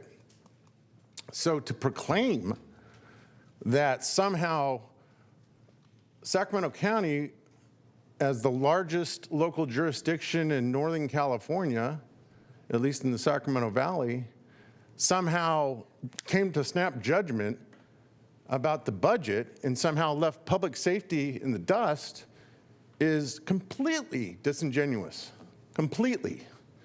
Again, in fact, I would say, as a senior member, this last budget cycle was the most detailed, in-depth, inviting for the public to participate in, to the credit of these people over here. And it's quite a disservice to try and argue otherwise, especially for the people that have put so much time and effort into it. So I'll just leave it there. I'm going to respond to Supervisor Cerna, and I'm going to read to you the item that was brought before us in January.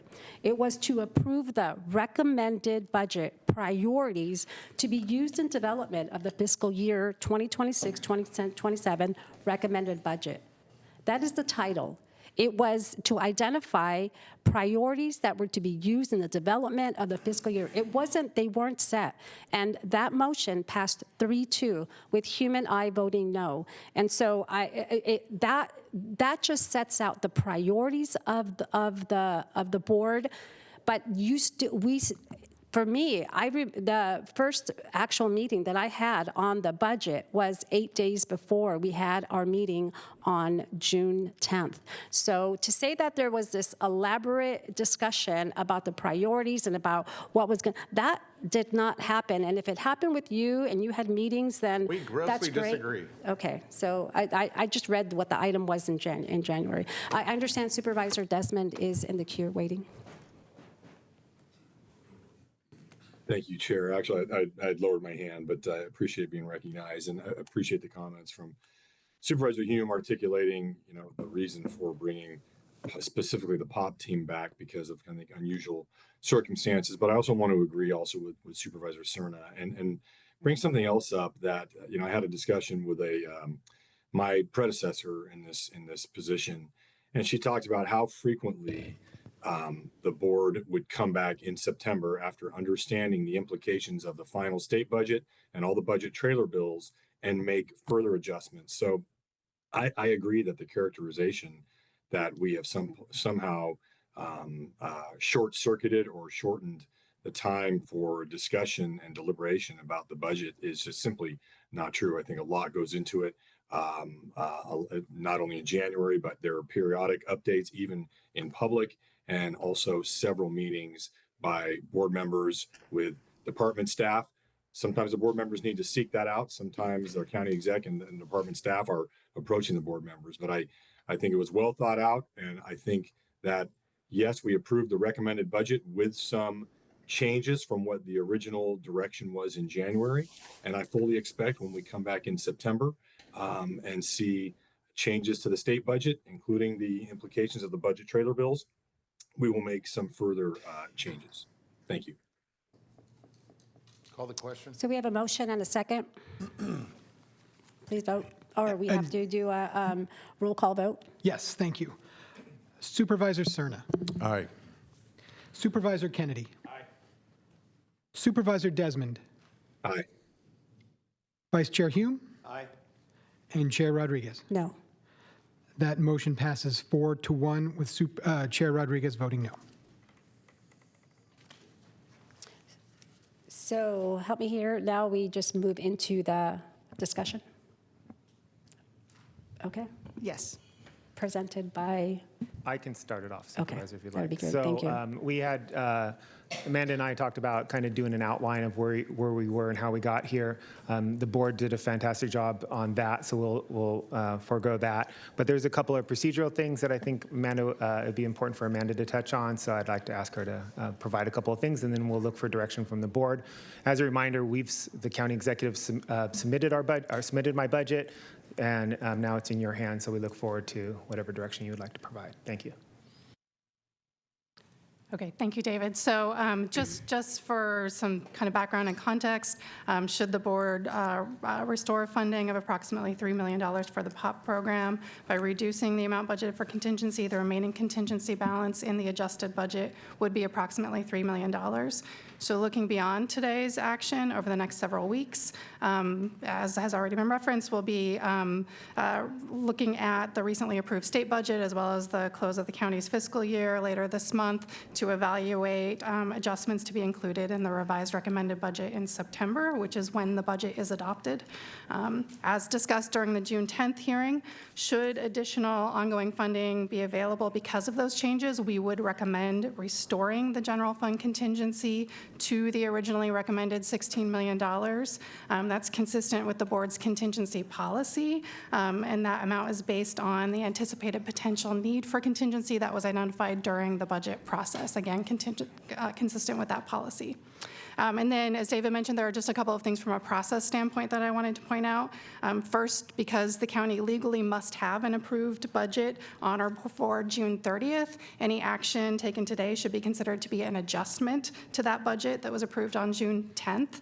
And then additionally, because our budget development system and processes weren't designed for adjustments to occur between the June and September budget, any adjustment approved today would also show up as an adjustment in that September revised recommended budget, although the spending authority would be effective with today's action. So I just wanted to clarify that so it's not surprising or confusing in September.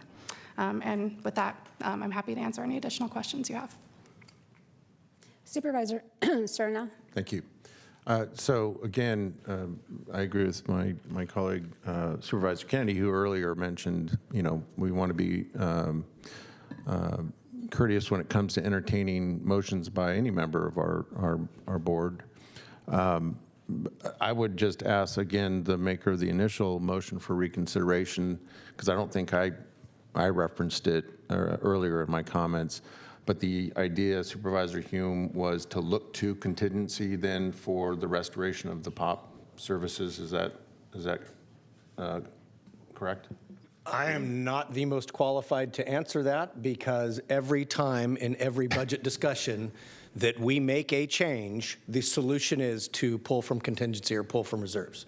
So I have never been a part of reimagining the divvying of the pie. Okay, so then Amanda, you kind of jumped into your explanation and you didn't hit the word contingency until late in your monologue. So the recommendation, if you will, if it's the will of the board to restore POP services at this point before final budget in September, would be to look to contingency?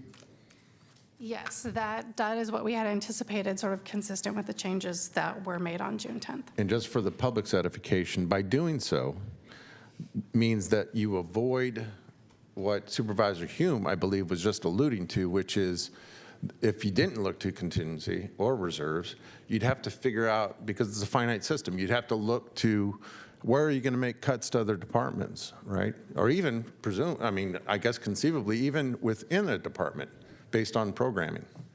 So again, to kind of, because I'm hopeful that when the public does come up to the podium to address us, they understand kind of what it is we're doing and what we're not doing today. And I would just suggest that based on what we just heard from our Chief Fiscal Officer and the maker of the initial motion, that the consideration that the board's being asked to look at today is to restore POP services using $3 million more of contingency for the 2026-2027 recommended budget before we have the opportunity, and you have the opportunity in September to do final budget, which in that case, it's more or less all kind of out there in terms of the entirety of the budget. And Supervisor, I know Amanda said this earlier, but just as a reminder, the recommendation, if there is funding available in September, was to start off with, of course, doing the policies that the board has outlined, but also backfilling this contingency. We do still feel that we need the contingency, so we'll look to backfill that in September first, and then talk about anything else. And of course, at that time, it is the board's budget and the board's priorities. If you feel that that's not appropriate, then you can absolutely make changes then. But to that last point, if I could please, to that last point, Mr. Villanueva, that has a lot to do with where we find ourselves today, which is we believe our contingency should be in the neighborhood of $16 million.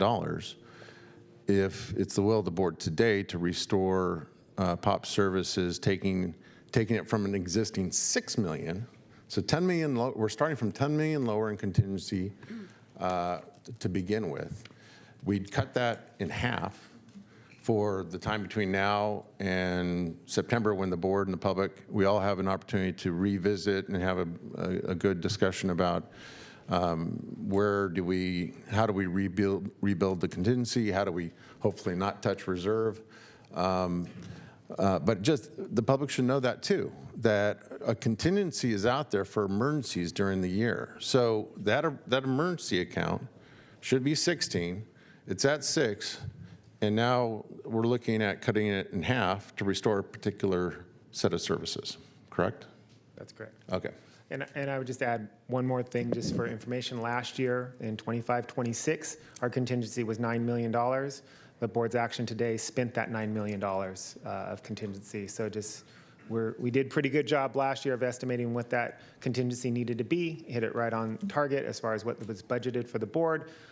We still believe that we think we need about $16 million.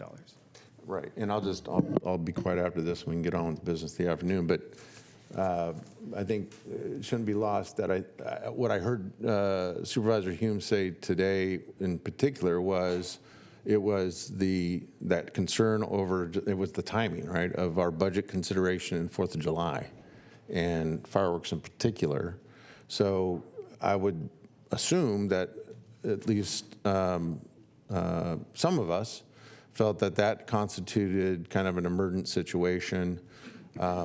But, that shouldn't be kind of lost in the shuffle here, that we'd be going to an account today that's used for emergencies to fund pop services, which are extremely important. I'm not trying to downplay the importance of pop services.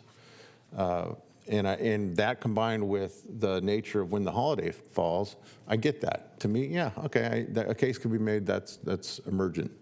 So I think that too helps arm the public with understanding kind of a bit of a chaotic set of inputs here to what's feeding this ultimate decision that we'll get to probably hours from now.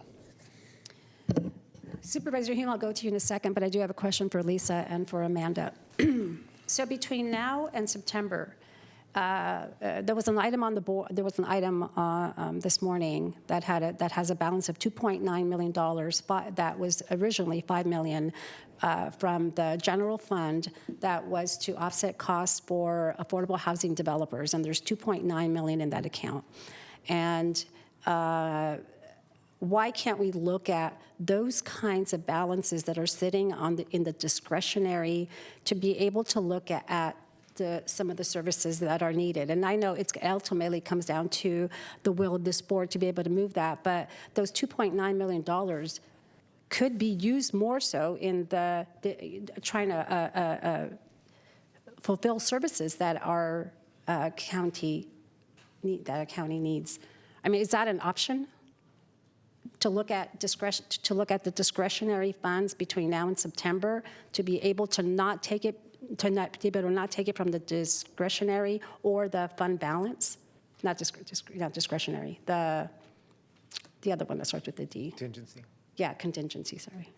Yeah, I mean, what I will say about that $2.8 million that you're talking about is that is a one-time source of funds, right? Sure. So that is spent in 1 year, it's not available on the following year. So when we're talking about trying to get our budget into structural balance, funding ongoing services with those one-time sources is something that we're trying to avoid.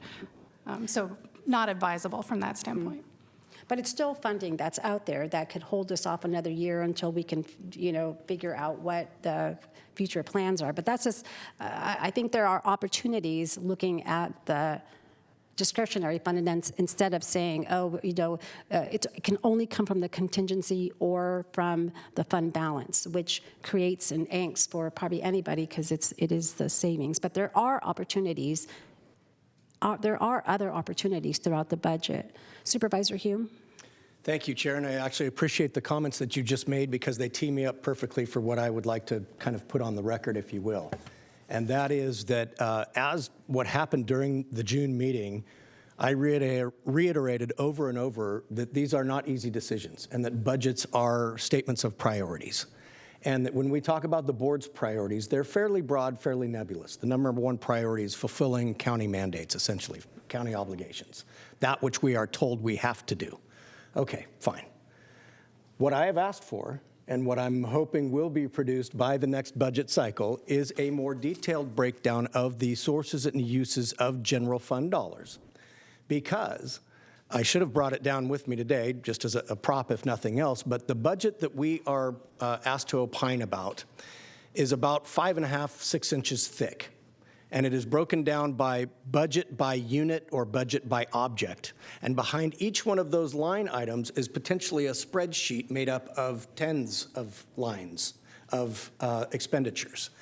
And so I only say that to say that I appreciate the point about where can we find money to make the value statement we would rather spend it here than there. I am in agreement. And I'm letting you know, Mr. Villanueva, that in the September discussion, even though I know there's, at this point, only one place that money is going to come from, I am looking to restore some of the funding for the district attorney's office, because I believe we have a momentum right now that is necessary relative to trying to grab the reins of the horse again when they had been let go of for some what some people would consider to be minor offenses. I think they're quality of life issues that affect particularly the downtown core, particularly District 3 and some of the areas that my colleague Mr. Desmond represents. So I'm letting you know that I'm not planning on going quietly into that dark night in September. This decision today, as has been mentioned, was a result of a real-world effect that happened immediately after the budget decision that was untenable to me. And that was that even though we have people coming and emails coming in every year about the effects of illegal fireworks, we were just going to say, nope, sorry, we made a decision 2 weeks ago, and so therefore that's not going to happen this year.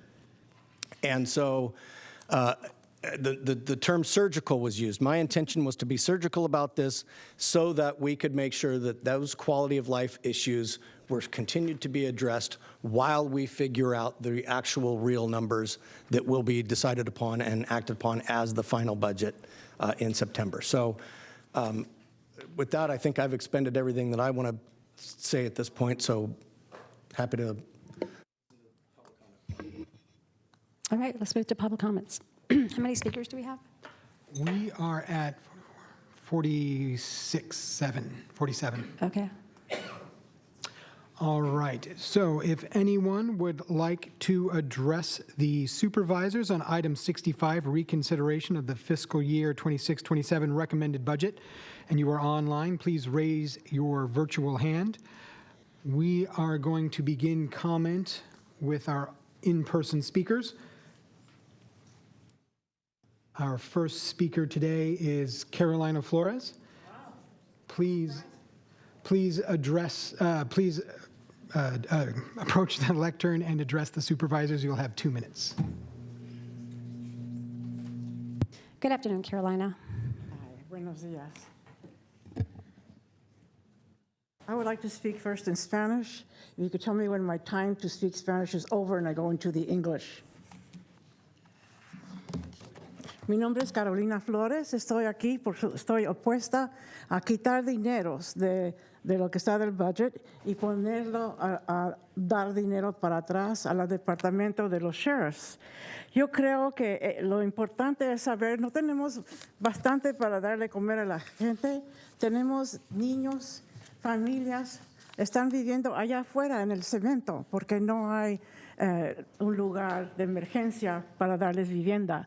No hay la vivienda que estaba antes, los programas para transición entre estar de lo inmediato a largo término. Estoy totalmente en contra de aumentar el presupuesto del sheriff mientras carecemos los de servicios humanos, ayuda para las personas sin hogar y asistencia de bienestar social en nuestra comunidad. Carolina, ya vas a medio tiempo. Ya vas a medio tiempo. You want to turn it into English now? You're at halftime. So, isn't it 2 minutes? 2 minutes, but you're at your 1 minute mark. But the 2 minutes is in order for me to do the Spanish and then 2 minutes to do the English. Oh, no, you get 2 minutes. Oh, no me dieron. Counsel? Yes. Okay. So the English one. I'm sorry, let's see. is there something? I was just going to say, if she's requesting a translator, then she can have extra time, but she said she wants to translate it herself, so you get just 2 minutes, 1 minute for each language. I sent a letter to you, all of you, about what I was going to say today. So really, me just going over the paperwork, you already have the points that I was pointing out. And so Congratulations to you as a new lead, a supervisor, which is really great news. I'm with the Benito Juarez Foundation, and we serve Spanish-speaking civic engagement classes, child development, and immigration. We have top state leaders come to our events, and we have galas to raise monies to feed the people. Every week, we give 50 to 100 families food. And we don't get government monies. We've never gotten money from the county to feed these farm workers. So I'm asking that you wrap it up, perhaps Caroline. think about getting money from the state, an infusion of cash to help pay for your deficit, rather than taking money out of the mouths of the Carolina, you gotta human wrap it beings up and now. giving it to law enforcement. I think sheriffs is Thank you. doing a wonderful job, but we Thank you. can't give up feeding the children to give salaries to the sheriff's Thank you, department. Carolina. I Mil gave you gracias. extra time because I interrupted you halfway to let you know. So, but thank you. Our next speaker in the chamber is Richard Braden.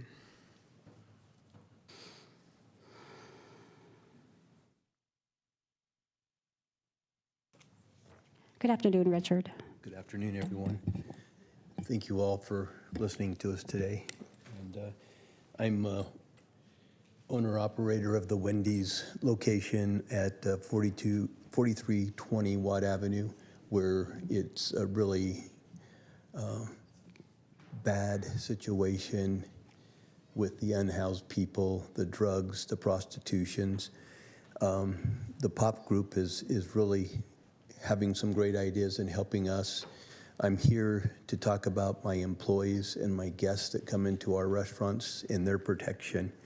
And I feel that I'm asking if you would consider increasing this so that we can continue to keep the Sheriff's POP group. We're just getting started in getting things. We've upgraded our lighting systems. We've trimmed our trees. We have a laundry list of other things that we're doing to make it uncomfortable for all these people. But without the support of the Sheriff's POP, I don't think we could make it happen. And we're desperately needing to get our sales back because of this. And it's hard times, and I can see why you guys' budgets are down, because our sales are down, and that would eliminate taxes coming in. So I just encourage you to vote to support the Sheriff's POP team. Thank you, Richard. You're welcome. And our next speaker is Dr. Francis Liu, followed by Natasha Minsker, and then Becky H. Hi, Francis Liu, PhD economist and research manager at California Department of Social Services. Sacramento County has chosen to balance its budgets on the back of its most vulnerable residents, reducing access to social safety net programs when the need is greater than ever, sweeping and arresting unhoused people rather than connecting them with housing or services. The county is in a tough budget year largely because of H.R. 1, cuts to federal funding and creating new eligibility restrictions for CalFresh and Medi-Cal, and these are core safety net programs that 1/3 of the county residents rely on. 1/5 of the county is also immigrants, and they're getting kicked off program, losing work permits, and fearful for their lives under this federal government. And what is the county doing to protect them? And before H.R. 1 even went into effect, CalFresh caseload was already declining. It declined by 3.6% in Sacramento County, and 9,600 people have already lost benefits. That is a shame. And though this is a puzzle for the state, when we look at Sacramento County's budget, the story is very clear. Across the board cuts for all departments, while 90% of restored funds to the sheriff and district attorney. The county already spends 70% of its general fund on harmful policing in the criminal legal system. Now you're asking to spend half of the remaining contingency funds on the sheriff or out of affordable housing funding. That is despicable. The county should be drastically increasing its investment in critical social programs and healthcare. The POP team is a disgusting use of county resources. This is not services. These people arrest people, they dispose of all their property, and they throw them in jail. And that is why 1/3 of the people entering our jails right now are unhoused, because you will not connect them with housing. Only 12% of 311 calls actually receive a response. Why are we not giving people shelter? Why are we not giving people health care? That is disgusting. I cannot even, this whole conversation is ridiculous. The fact that this is being reopened for policing and not helping people. Thank you, Dr. Liu. And as I call your names, if you're in the chambers, please line up behind and be prepared to be the next speaker. Next up is Natasha Minsker, followed by Becky H., and then Sarah C. Natasha Minsker, I live in District 1. You acted responsibly in June. Faced with a budget deficit, you made cuts across all county agencies. You had hard choices, but you acted responsibly. The sheriff and the district attorney are not acting responsibly. They do not care about the budget deficit. They don't care that you were forced to cut funding for child abuse prevention. They don't care that you cut funding for foster youth. The district attorney and the sheriff are acting irresponsibly by manufacturing a crisis. You cut vacant positions. They are telling community members that they cannot provide services, but that is not true. They have exactly the same number of staff now as they did in June. And if they chose, they could continue to provide services. You made responsible choices. The district attorney and the sheriff are also not being responsible with the money you've already given them. We are here again to object to the district attorney wasting millions of dollars on death penalty prosecutions. While the DA wastes millions of dollars on death penalty cases, you have cut funding for child abuse prevention and foster youth services. Nearly every person sentenced to death in California was severely abused as a child. Foster kids are disproportionately represented on the condemned row. When you cut services that meet the needs of foster kids and Sacramento's most needy children, you condemn those children to abuse and a lifetime of trauma. These cuts have real-world consequences. Cutting vacant jobs at the sheriff and district attorney office do not. Thank you. Thank you. Our next speaker is Becky H., followed by Sarah C., and then Becca Gonzalez. Hello, good afternoon. So this is weird, right? Like the budget was settled and everybody took their 2.5% with a grimace, but they did it, except for the sheriff and the DA's office.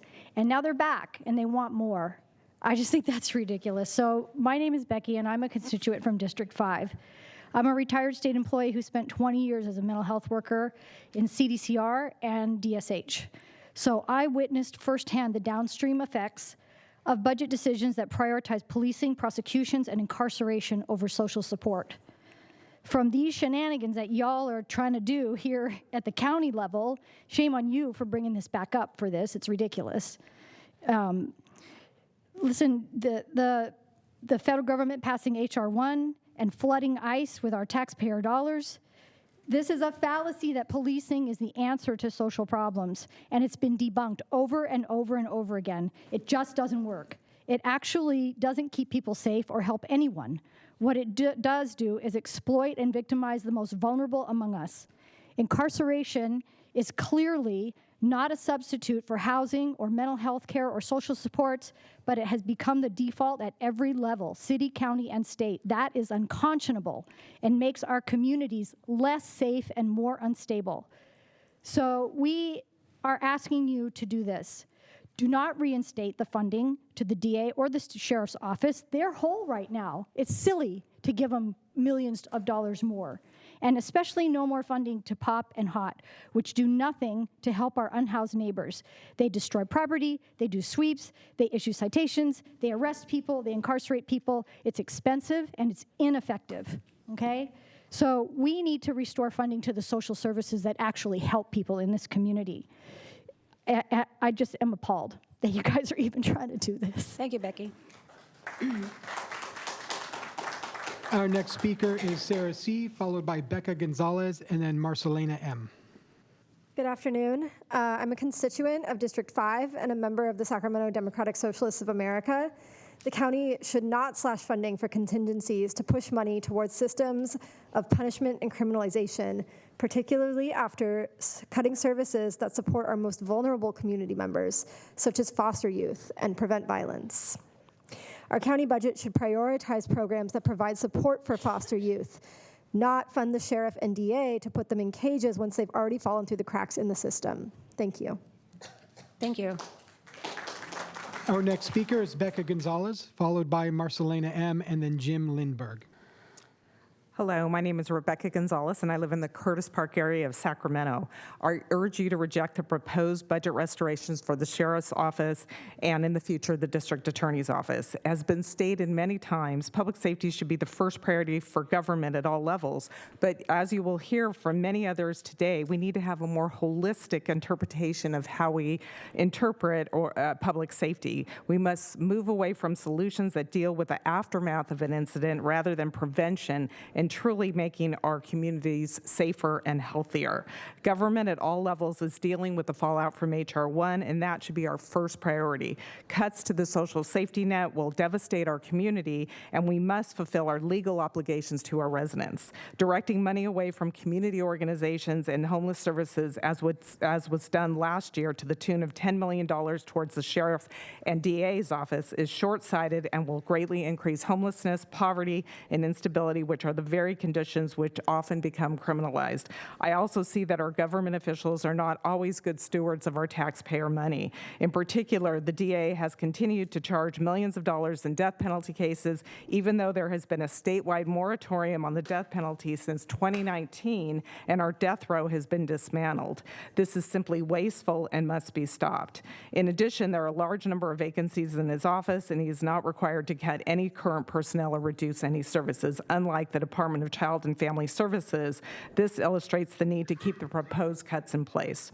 Lastly, it is not fair and it is unwise to reopen only one section of the budget and not look at the entire picture, such as the substantial cuts to the Department of Human Assistance, which impacts their capacity to operate CalFresh, Medi-Cal, and other core social safety net programs. I urge you to invest in our communities and not to implement short-sighted solutions that do not make us safer. Thank you. Thank you. Our next speaker is Marcelena M., followed by Jim Lindberg and Keely O'Brien. Marcelena, are you in the chamber? All right, we'll move on to Jim Lindberg. Thank you. My name is Jim Lindberg, and I live in Citrus Heights, District 4. I want to today express my disillusionment over proposed restoration of $3.5 million for the Sheriff's Problem-Oriented Policing and Homeless Outreach Team, programs that basically criminalize poverty and balances the budget on the backs of our most vulnerable citizens. Strong, safe communities are built from the ground up. A strong safety net, which protects our most vulnerable residents, makes for public safety. Being good public stewards of the public's funds means emphasizing prevention rather than carceral solutions and punishment after the fact. Crime rates are at historical lows, but our most vulnerable residents are facing harmful cuts. These are the wrong priorities for Sacramento. Looking to September, our district attorney continues to seek death sentences. In fact, while other jurisdictions have gotten the message and are no longer seeking death sentences, Sacramento County continues to be an outlier in new death sentences, even though there is a moratorium on executions in California. The death penalty does not reduce crime. It is racially biased in its application and risks the execution of the innocent. And therefore, I oppose any restoration of funding to the district attorney's office. I know you don't have control over charging decisions, but you do have leverage over the DA's budget. Thank you. Our next speaker is Keely O'Brien, followed by Elizabeth Kano, and then Dr. Flo Kofer. Hello. Hi, good afternoon. I'm Keely O'Brien with the Western Center on Law and Poverty. I'm a senior policy advocate, and I live in District 1. I'm here today because you're being asked to restore over $3 million to the sheriff's budget, even though none of the jobs were eliminated, and his department routinely maintains vacant positions in order to provide retirement payouts and pay for other things to the tune of $4.4 million on average every year over the past 3 years. At the same time, you're also being asked to restore funding to the district attorney's office, money that goes towards the cruel, pointless, and wasteful pursuit of the death penalty in a state where we already have a moratorium. And while the law enforcement funding conversation dominates the room, more than 57,000 people in Sacramento, including over 6,000 children, are losing their CalFresh food assistance right now. And from your budget, families and kids in crisis will be hit with $17 million in cuts to child, adult, and family services. Your own appointed Children's Coalition has asked you specifically to reduce the cuts that are most painful for foster youth, and to reverse those 4 cuts would only cost about $1.3 million, less than half of what's being asked for the sheriff's budget.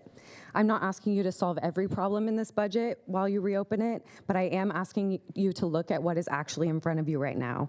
On one side, unfilled jobs, a slush fund, and a pointless and cruel fight for the death penalty. On the other side, foster kids who could lose their placements, their schools, and their loving foster families. Please vote no on restoring and funding to the sheriff's budget. If you are reopening this budget, it would be absolutely unconscionable to refuse to restore the cuts hurting the kids in your care and then turn around and fund the sheriff's slush fund. If you are reopening this budget and you have $3 million to spend, restore funding for Birth and Beyond, foster youth transportation, and welcome home centers, and you can use the remaining $1.7 million to help feed the 6,000 kids in Sacramento who are losing their food assistance. These are children already in the county's care, and that's what we owe them. Thank you. Thank you, Keely. I have a question. I have a question for our clerk of the board. I didn't open a public hearing. Does it matter? I think if, as long as we close it, we'll be fine. Announce Okay. it as closed. Okay, so right now it is open. The public hearing is open. Okay, thank you. All right, our next speaker is Elizabeth Cano, followed by Dr. Flo Kofer, and then Diana Burdick. Thank you very much. Thank you, Supervisors, for your attention to this very difficult topic and for your service to Sacramento County residents. My name is Elizabeth Cano Hopper. I live in District 3. Hello, Supervisor Desmond. I volunteer with NAMI Sacramento Helpline and Sacramento Phase Me, which is Family Advocates for Individuals with Serious Mental Illness. And we work to deliver and support behavioral health connections to services. I'm also a family support for a person who is a high utilizer of behavioral health services, housing outreaches, crisis responses, and unfortunately, also the Sacramento incarceration system. Punishment has not changed my family members' behavior.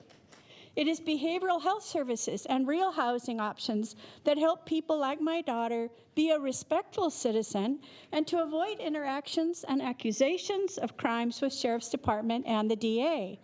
I oppose increasing DA and Sheriff's budgets. Everyone has to tighten their belts. Sheriff already experiences great savings from their discrimination towards behavioral health crisis situations by not responding to these crises unless a crime is in progress. The savings from this decision already increased his budget. Thank you. Thank you. Our next speaker is Dr. Flo Kofer, followed by Diana Burdick, and then Barb Bram. Hi, Dr. Flo. Hello. Good afternoon, Chair Rodriguez and members of the board. My name is Dr. Flo Kofer. I am an epidemiologist and a candidate for Sacramento County Supervisor in District 1. And I just want to remind us that Sacramento is largely made up of working people and working families, and they deserve to be able to see, feel, and experience the benefit of their tax dollars working in their daily lives. They should feel safe in their homes, have access to health care and mental health services, have reliable and safe transportation, housing support, and opportunities for their children before problems become crises. I am pro-public safety because public safety is public health. The purpose of every budget we pass should be to extend the number of years in people's lives and improve the quality of life in those years. We do that through emergency response systems, but we would be absolutely remiss and irresponsible if we invested all of our resources in responding to emergencies while neglecting to prevent them. A fire department that only extinguished fires but never inspected buildings or installed smoke detectors would be considered fiscally irresponsible. Yet that's too often how we approach public safety, spending more money after people have been harmed while cutting the programs that keep people housed, healthy, stable, and connected. I would urge the board today to delay making any changes to the budget until you can have a full conversation about the budget in September. That is the designated time, and I do not believe the request that's being considered today merits early consideration. It should be considered while every other portion of the budget is open for reconsideration, not just policing and prosecution. Furthermore, the district attorney and the sheriff are independently elected in our county. That means that the money that you've allocated to them is theirs to spend. If they believe there are priorities that it should be spent on, that is within their discretion to do so. They do not need additional money to be able to do any of the things that they think will keep our community safe. And so that is their mandate, and it is not up to you to have to open the budget at a time it's not normally opened to be able to make these considerations. I urge you to vote no and reconsider this with the full budget in September instead of cutting into our contingencies when there are actual emergencies that we should be using those to fund. Thank you. Thank you. Our next speaker is Diana Burdick, followed by Barb Ram, and then Nikki J. Hello, Diana. I am a member of District 5, and I was raised in a military environment and respect law enforcement. I also believe, though, in representing all of our citizens, regardless of race, religious beliefs, etc. Our current sheriff does not. He openly discriminates against those that are severely mentally ill and their families by not responding to calls, by not doing welfare checks, by not showing up if they have a 5150. So I cannot support an increase of funds from an agency who refuses to safeguard all of their citizens. Please use any additional funds requested to support the Sheriff's Department to behavioral health and our fire departments who are now trying to fill this gap that the sheriff is not. Thank you. Thank you, Diana. Our next speaker is Barb Ram, followed by Nikki J, and then Rhonda. Hello. So I think if the person who wants the increase in the budget actually has to show up, otherwise they don't get it. Not seeing the sheriff, at least the DA Ho showed up. But I second what everybody basically has said, specifically Dr. Flo Kofer. It was quite elegant. I would like to see late night releases from the jail to stop. And I believe if you stop releasing people late night from the jail, and we recently had a grand jury investigative report come out again saying don't do this, and many other counties around the state have stopped, that you will save money. How could you not save money? You won't need people at the jail late night if nobody's being released late night, with minor exceptions, and there are always going to be minor exceptions, but these are not minor exceptions. So please don't fund some weird pop whatever, because the sheriff is entitled to spend his budget however he wants to. So let's get back to DA Ho. Just stop death penalty cases. Just stop that. And then you can save money. And that's so easy. Just save money.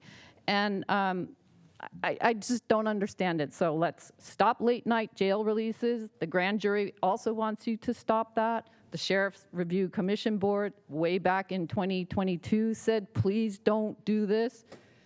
It's still happening. There were, last time I was out in front of the jail, between 25 and 30 people were released between 7 p.m. and midnight. So just stop that, and let's stop the death penalty cases. And maybe, just stop that. Thank you. Thank you. I do have a question for County Deputy Exec Jones. Can I get the policy on what the policy for releases from the jail? Because all I know is that if I was in jail, I would not want to wait till the next morning to get released. I would want to get released midnight, 1 a.m. I don't care. As soon as I can get out, get me out. But it seems that there's a push for releases at 6 a.m. or is that, I don't know. So I'm curious now to know just what's the policy on the releases. If you don't have it right now, that's okay, but at some point, can I get it? Thank you. As a regularly arrested and released person, to let you know. Our next speaker is Nikki J, followed by Rhonda and then Adriana. Hey, y'all. I am here today. You know what I figured out the fundamental difference is? with our crew here is that none of us want to skin a cat, Pat. We're not trying to figure out how to skin the cats. We're trying out how to feed the cats. We're trying to figure out how to go upstream, how to make safety a reality for our people instead of a reactionary fist of policing and incarceration after the fact. We are looking at housing. We are looking at healthcare. We are looking at foster youth services. These are the fields we work in. These are the fields we every day, day in and day out, support the people in our community, uplift people's lives, try to support their well-being, their safety. Fundamental safety comes from a well-being of individuals in our community. If we are defunding the well-being of individuals in our community, we are going to end up with a less safe community, no matter how many vacant cop positions we fund. And so that's something we're talking about here, vacant positions, when we're talking about real losses to our community. The rainy day is here for our poorest people. My friends outside are thirsty today. They are hungry today. They're actively chased around by the sheriff's department today. And you know what? Your homelessness increased anyway because it's not an effective strategy, and I've told you that for years, okay? We have a duty to get upstream, to backfill the funding cuts of the federal government. If we're not looking at the federal government's H.R. 1 as a rainy day and a need to really backfill the social services that we're losing based on that, what the fuck is a rainy day? I'm sorry, vacant positions on the sheriff's department is a rainy day? You know what they didn't threaten to cut? Their social media budget. You guys watch that? You guys see how beautifully they clear encampments, how beautifully they arrest our black poor people just trying to, like, crimes of poverty? This is totally... Thank you, Nikki. Yeah, thank you. This is totally embarrassing. Our next speaker is Rhonda Rios-Kravitz, followed by Adriana Lucero, and then Caitlin Kellogg. Good afternoon, Chair and members of the board. My name is Rhonda Rios-Kravitz, and I live in District 2.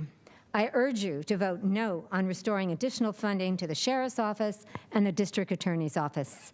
Just weeks ago, community members stood before this board demanding investments in what actually creates safety: housing, behavioral health care, youth services, foster youth, and support for families. Yet while law enforcement has received more than 90% of proposed reductions restored, you are now considering giving even more funding to systems of policing and prosecution. The question is simple. Why do law enforcement agencies receive repeated opportunities for restoration while programs that prevent crises are asked to do more with less? Every budget is a statement of priorities. Every dollar spent expanding punishment is a dollar not invested in the solutions that keep people safe before a crisis occurs. Homelessness is a housing and public health crisis, not a crime. The sheriff's problem-oriented policing and homeless outreach teams have relied on citations, sweeps, arrests, and confiscating people's belongings instead of connecting people to housing and care. These programs and practices do not end homelessness, they deepen instability, and they criminalize poverty. Public safety is not created by more arrest and incarceration.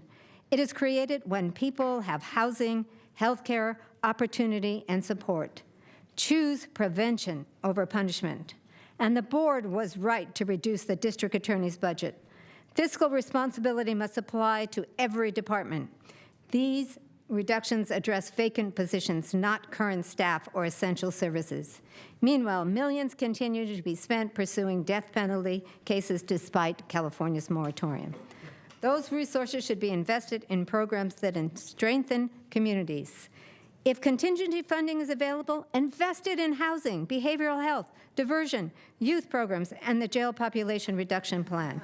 Finally, require accountability and adopt strong agreements with the sheriff and district attorney that include transparency, measurable outcomes, and public reporting. Thank you. Thank you, Rhonda. Our next speaker is Adriana Lucero, followed by Caitlin Kellogg, and then Dean Brusacco. Hello, my name is Adriana. I'm a resident of District 1. I'm here again, thank you, to urge you to vote no on the motion. If you vote yes on this motion, what you are saying is that by restoring POP funding, We are rewarding bad behavior by the sheriff, and we are rewarding process chaos. Do not give another dime to the sheriff for how he approached this budget process. Let's recap what's happened for the benefit of the public to see how ridiculous this process has been. Faced with a 2.5% budget cut, every other department, to my supervisor's comments, did their best to minimize harm. In contrast, the sheriff and the DA, but he's irrelevant today, chose fear-mongering and political theater. First, they chose which programs to cut, and they chose programs that sounded good on paper, like POP, like homeless outreach, like the misdemeanor unit, to spark maximum controversy. Second, they stoked panic about a public safety crisis, intentionally obscuring that vacant positions were what's being cut. Finally, they used our dollars to mount a massive PR campaign, packing this room back in June with deputies and business owners. Social services didn't line the chambers with everyone impacted by your cuts. They understand a budget shortfall requires looking out for the collective good. But the sheriff and the DA's message is clear. They will do whatever it takes to get theirs at the expense of everyone else. This manipulation extends to the process itself. Running a budget process that forces regular working people to repeatedly burn days off just to compete with a taxpayer-funded PR stunt and deal with process chaos is unacceptable.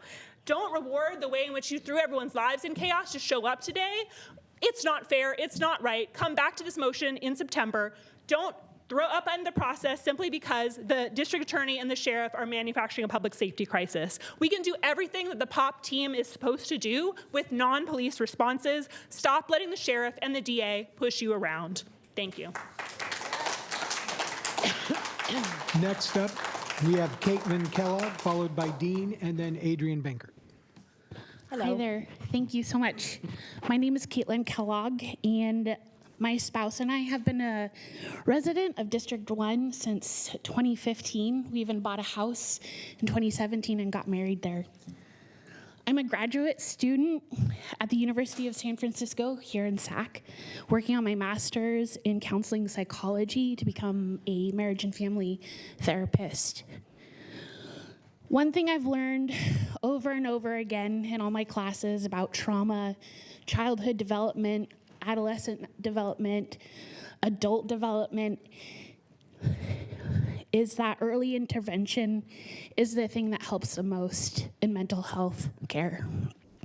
Funding programs for kids, giving kids access to programs, mentors, reduces the risk of ending up traumatized or in jail, and often in both. Programs that support children, foster youth, families, and other vulnerable community members are facing cuts without the same urgency or reconsideration. And I think that this is how public safety needs to work, not by throwing away people in jail or throwing away our neighbors or our neighbors' kids. I don't know how to convince you to care about the children of Sacramento County. They don't have any money to offer your re-election campaigns. They can't even vote for you. There's no kids here to speak up for themselves, so we have to do that for them. And so I'm just asking you to reconsider this vote and give the money to the people who need it the most, the children, the youth, the kids who can't show up today. Yeah, it's our responsibility, every single one of us in here, to take care of the young people in our lives and our neighbors, and to give them what they need to thrive. Thank you. Thank you, Caitlin. Our next speaker is Dean, followed by Adrian, and then Kenya. Hello. How's everybody doing today? Here we go. If we didn't have any crime, we wouldn't need the sheriff's department. If we didn't have any crime, we wouldn't need the DA's office. Very simple. We can get rid of them. But we do have crimes. We do have people ODing in the streets. What do we do? Who do we call? These folks ain't going to show up to help these folks out. We have a lot of things going on in our communities. The business owners of this county provides the majority of taxes. Papa believes they don't. We provide the damn tax. I'm sorry. I didn't mean that. I didn't mean to cuss. We provide the majority of the taxes. So by saying that we are nobody is wrong. We support our sheriff's department and we support our DA's office because we need that safety net. If we didn't have crimes, we wouldn't need that safety net. We have crimes. We have an individual in here that says he's the senior of all supervisors. That is super great. What happened 20 years ago when the jail needed to be retrofitted? How come you didn't step up then and started that process? Because I wasn't elected. No, or 16 years ago, I'm sorry. I apologize. 16 years ago, I do apologize. But here we go. We can keep kicking the can down the street, but when the crime keeps going up, what do? Who's going to be out there supporting the businesses in our county? That's all I want to know. Who's going to support us? I don't see anybody stepping up. That's all I have, guys. I'm sorry. Thank you. Our next speaker is Adrian Bankert, followed by Kenya Bell and then Rebecca Evans. I applaud the empathy and the compassion that you all must consider when making these big decisions. Those I love have been treated by Sacramento County and received some of these mental health services. And so we have empathy as a community. However, this board does grant nearly half the budget to some type of social services and mental health, billions more than law enforcement and criminal justice. And all of our families need peace of mind. POP, problem-oriented policing, these teams support HOT, homeless outreach. You cannot look at any of this as a line item in your budget. These teams all work together. The DA works with the sheriff, and you can't separate them as we've done today. Supervisor Desmond, I know your constituents are very grateful you survived that horrible motorcycle crash, and I only reference that because that is personal to you and your family. Similarly, these decisions by the board are very personal to us. These decisions to cut DA positions, these decisions to have the DA turn a blind eye to misdemeanors of every type because they simply won't have the power to prosecute is very personal, and we cannot support this unprecedented move to ignore the law. Imagine if every city, every major city in the state of California decided to ignore laws that are on the books to keep the community safe. I just want you to think about that because as Sacramento goes, so does the state. As the state goes, so does the nation. And if you think about what happened to Supervisor Desmond, it was said in an article that his life was saved because of his helmet and because of the gear that he had on. Social services did not save Supervisor Desmond. What saved him was common sense. What saved him was proactive action. What saved him was prevention and preparation. And I just want us to consider the fact that if we turn a blind eye and not think about the overwhelming effects of these cuts, then we are not considering the true health of our communities. Thank you. Our next speaker is Kenya Bell, followed by Rebecca Evans, and then Chris Evans. Good morning, Chair and members of the board. My name is Kenya Bell, and I'm a business owner in North Highlands. I came here with this whole speech of what I was going to write, and then I sat in here and just heard over and over again about the children and kids. And what I'm saying today is that my kids grow up in this neighborhood, and my grandkids and my foster kids are in this neighborhood. And what we need is safety. I have a business, and my daughter can't walk out the doors of my business right now to walk across the street to go to Starbucks to get a drink at 15 years old because of the homeless and the area that we're in right now. I know that there's a lot. I have compassion, and I really want what's best for every human out there, and I know that your decision is really rough. But as a business owner and somebody who's trying to make a difference, who really cares about this community, who's raising a family there and hasn't chose to leave behind to move to a different area, I urge you, please, to understand what these police officers and what the POP team does for us. What I've seen them do in my parking lot alone is they've come and they've contacted with these cars that pull up and they're handing out drugs to people. That is not helping those people. What is helping is the POP department that comes in and contacts that car and stops them and removes the car from coming and interacting with the homeless in my parking lot. What helps is the DA that follows up with that and gets those people from the car into a jail where they have time to clear their mind and make decisions at the other end of it. I know it's not easy. We don't want to see people in jail. I've seen it in my own family, right? My daughter was an addict, and the thing that saved her life was to going to jail for 30 days and getting her mind right and being able to get on the other side of things. I really urge you to follow up and continue with this process. Thank you. Thank you. Our next speaker is Rebecca Evans, followed by Chris Evans and then John Vignoki. Good morning, Chair and members of the board. My name is Rebecca Evans, and I'm here today representing the Greater North Sac Chamber of Commerce, the hundreds of businesses, property owners, employees, and customers who depend on safe neighborhoods to survive and thrive. Public safety is not simply a line item in a budget. It is the foundation of a healthy economy. When businesses don't feel safe, they reduce hours, postpone investments, struggle to hire employees, and in some cases, they close their doors, which has happened over and over here. Families make the same decisions about where they shop, dine, and spend their time. I understand this board is facing a huge, difficult budget decision. However, I respectfully ask that you preserve funding for the Sacramento County Sheriff's specialized teams and proactive crime prevention efforts. Our HOT teams, our POP teams, they make all the difference along with our district attorneys. These units do more than they respond to a crime that has occurred. They work to prevent crime, disrupt organized criminal activity, protect vulnerable residents, and build partnerships that keep our communities safe. Crime prevention is almost less expensive than dealing with the long-term costs of crime after it happens. As someone who works every day with businesses throughout North Sacramento, I hear concerns firsthand.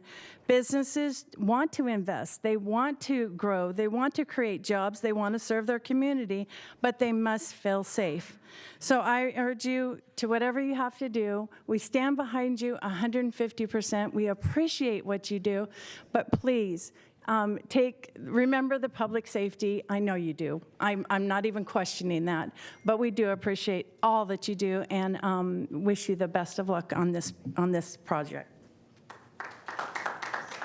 Our next speaker is Chris Evans, followed by John Vignoki, and then Aaron Zeff. Hi, Chris. Hi, good afternoon, Supervisors. Chris Evans. Today I'm representing the Antelope Business Community District. And I think I'm representing something unique here today because I'm one of the few people standing here who can say to you, we spend about $300,000 a year for security in my district. That's about 6 calls a day that my security team in my district handles that the Sacramento County Sheriff doesn't have to handle. And those are calls, are weird calls, like, you know, Billy Bob is pooping in the doorstep again. Those are the calls we don't want sworn officers in. But what we do need is the HOT team. What we do need is the POP team. We have a whole system where, as a PBID, if you look at over the last 4 years what's gone on in our PBID, you even see from the crime map that was just put out by the homeless agency that crime has kind of disappeared a lot in Antelope, and that's because we have a constant effort. It's not all about crime. We have an award-winning homeless outreach program. We've won 2 national awards because of the way we treat our homeless and the programs we have in place in Antelope. And by the way, a lot of the advocates I'm hearing here today, I've never seen them in Antelope, and I've been there 6 years working with the homeless population. And I know you guys have great minds. I know you've got dedicated hearts, and it personally offends me when people come up here and say things like, I know you're getting campaign contributions, but I know that doesn't motivate any of you. And I even know that if Councilmember Desmond was a little bit tougher, he'd be here today, rather than looking in from the distance. And in closing, I just want to say this to DA Ho. If someone breaks into my home, murders my wife, and walks out the door, I expect you to ask for the death penalty. I don't expect you to say, hey, it's $5 million. My wife wasn't worth $5 million. The death penalty may not always be off the table here in California. And when it's not, I want those crimes prosecuted. Thank you. Don't leave, Chris. Chris, hold on. Supervisor Serna. Thanks, Chair. Chris, you and I have known each other for a while, and you do great work, as you mentioned, in the Antelope area, but I've also seen you do similar work in the River District, in that part of the supervisorial district that I represent. To an earlier point that I think Supervisor Kennedy, if I'm not mistaken, emphasized, has there been any kind of noticeable difference since we passed the budget in June in terms of POP presence in Antelope or elsewhere where you're doing all the great work you're doing? Well, my understanding was we had a POP presence right up until just recently, and the team was somewhat reduced within the last, maybe you can help me, was the team reduced in the last couple of weeks? Or was it July 14th? Okay. I was given a date of July 14th. Now, that may not be currently, or some things. And I'm not trying to play gotcha. I'm just trying to understand, because I think it's a point well made by Supervisor Kennedy in terms of, kind of everything that's in motion in terms of when we consider final and when we consider recommended, and the decisions that are made then and will be made in the coming weeks here. Right. But if everything else being equal, if let's say in September we're going to be looking at something much broader than we are today, right? And there's uninterrupted pop service.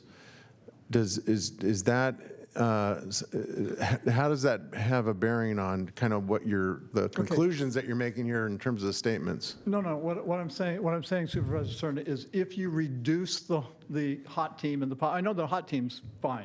I'm asking, the pop team, it is going to impact our services. Right. And again, we're spending $300,000 but a it's year. when we might reduce. When is the practical effect of the reduction? Is what I'm saying. The day they happen is a practical effect. Okay. And so far, I have homeless you encampments just had that the pop up every day. I know, but you just had the undersheriff and Bacchus say they haven't been cut yet. Okay. So Again, I mean, I was given a day of July 14th, Okay. but things may have changed that way. Okay. But again, we rely on all those services. And by the way, again, CORE. We're calling it the CORE program now. We used to call it the CNO program, chronic nuisance offender, Right. but that was offensive to somebody, so now we call it the chronic offender recovery program. Those are things we rely on, and I can give you a long list of people, as can DA Lithicum, of people who have been helped because of that program. No argument. That's part of what the POP team does, though. Yeah. So anyhow, if you can keep the services the same until September, God bless you. We appreciate you, and we do pray for you every single day that you're going to continue on. You are the 5 people that we want in this position. We know you have good hearts, and we appreciate you. Thanks, Chris. Thank you, Chris. Next up is John, followed by Aaron Zeff, and then Robin Blanks Guster. Hi, John. Good afternoon, Chair and members of the Board of Supervisors. Supervisor Desmond, hope you get better fast and fully. John Vignoki, CEO of the Sacramento Regional Business Leaders Council, Sacramento's only independent, privately funded business organization. It's interesting sitting in the audience and seeing all the anger and upset folks come up here from Decarcerate Sacramento and DSA and NorCal Resist and whoever else. Like, they won the argument, right? We have defunded law enforcement, maybe not locally, but we have at the state level. We had realignment, we had Prop 47, Prop 57, we have mental health diversions, we have more tools now of keeping people out of prison. And actually, some of those reforms I actually agree with, that prison isn't necessarily the best way to rehabilitate people. But what we do have and what we do need is accountability, and that's what the sheriff and DA department do. And why we're opposed to cutting anything out of these budgets is because you're the last line of defense, right? You are not getting the support that you need from the state of California when it comes to prisons or housing first, okay? All the money that we're spending on these social services, homelessness is exploding because housing first and letting people do drugs without any accountability and without any rehab does not work. That is why we're seeing the explosion in homelessness. I feel like I'm taking crazy pills. I mean, so we need to fix that, and we can't fix it by taking away or reducing the funding and enforcement accountability action that DA Tinho and Sheriff Cooper do better than any other department. This is a foundational issue for this board and this body. And as a representative of the business community, we're all scratching our head. I want to say we support you 100%, Chair Rodriguez. We appreciate that you're up here fighting for common sense. And we're upset that oxygen is given to these folks who come out here and spout lies. Like our authoritarian governor who overturned and implemented a moratorium on the death penalty, overturned a Democratic proposition that the state of California approved. The voters approved the death penalty. I actually voted against it because I don't believe in the death penalty, but they approved it. So it's just all very confusing, and I wish you the best in your decisions and deliberations from now until September. Thank you. Thank you. Aaron Zeff is up next, followed by Robin Blanks Guster, and then Camille Bailey. Good afternoon, Madam Chair, Board of Supervisors. That's a tough act to follow right there. I want to first start off and say public safety should be recognized for their tireless efforts to keep our community safe.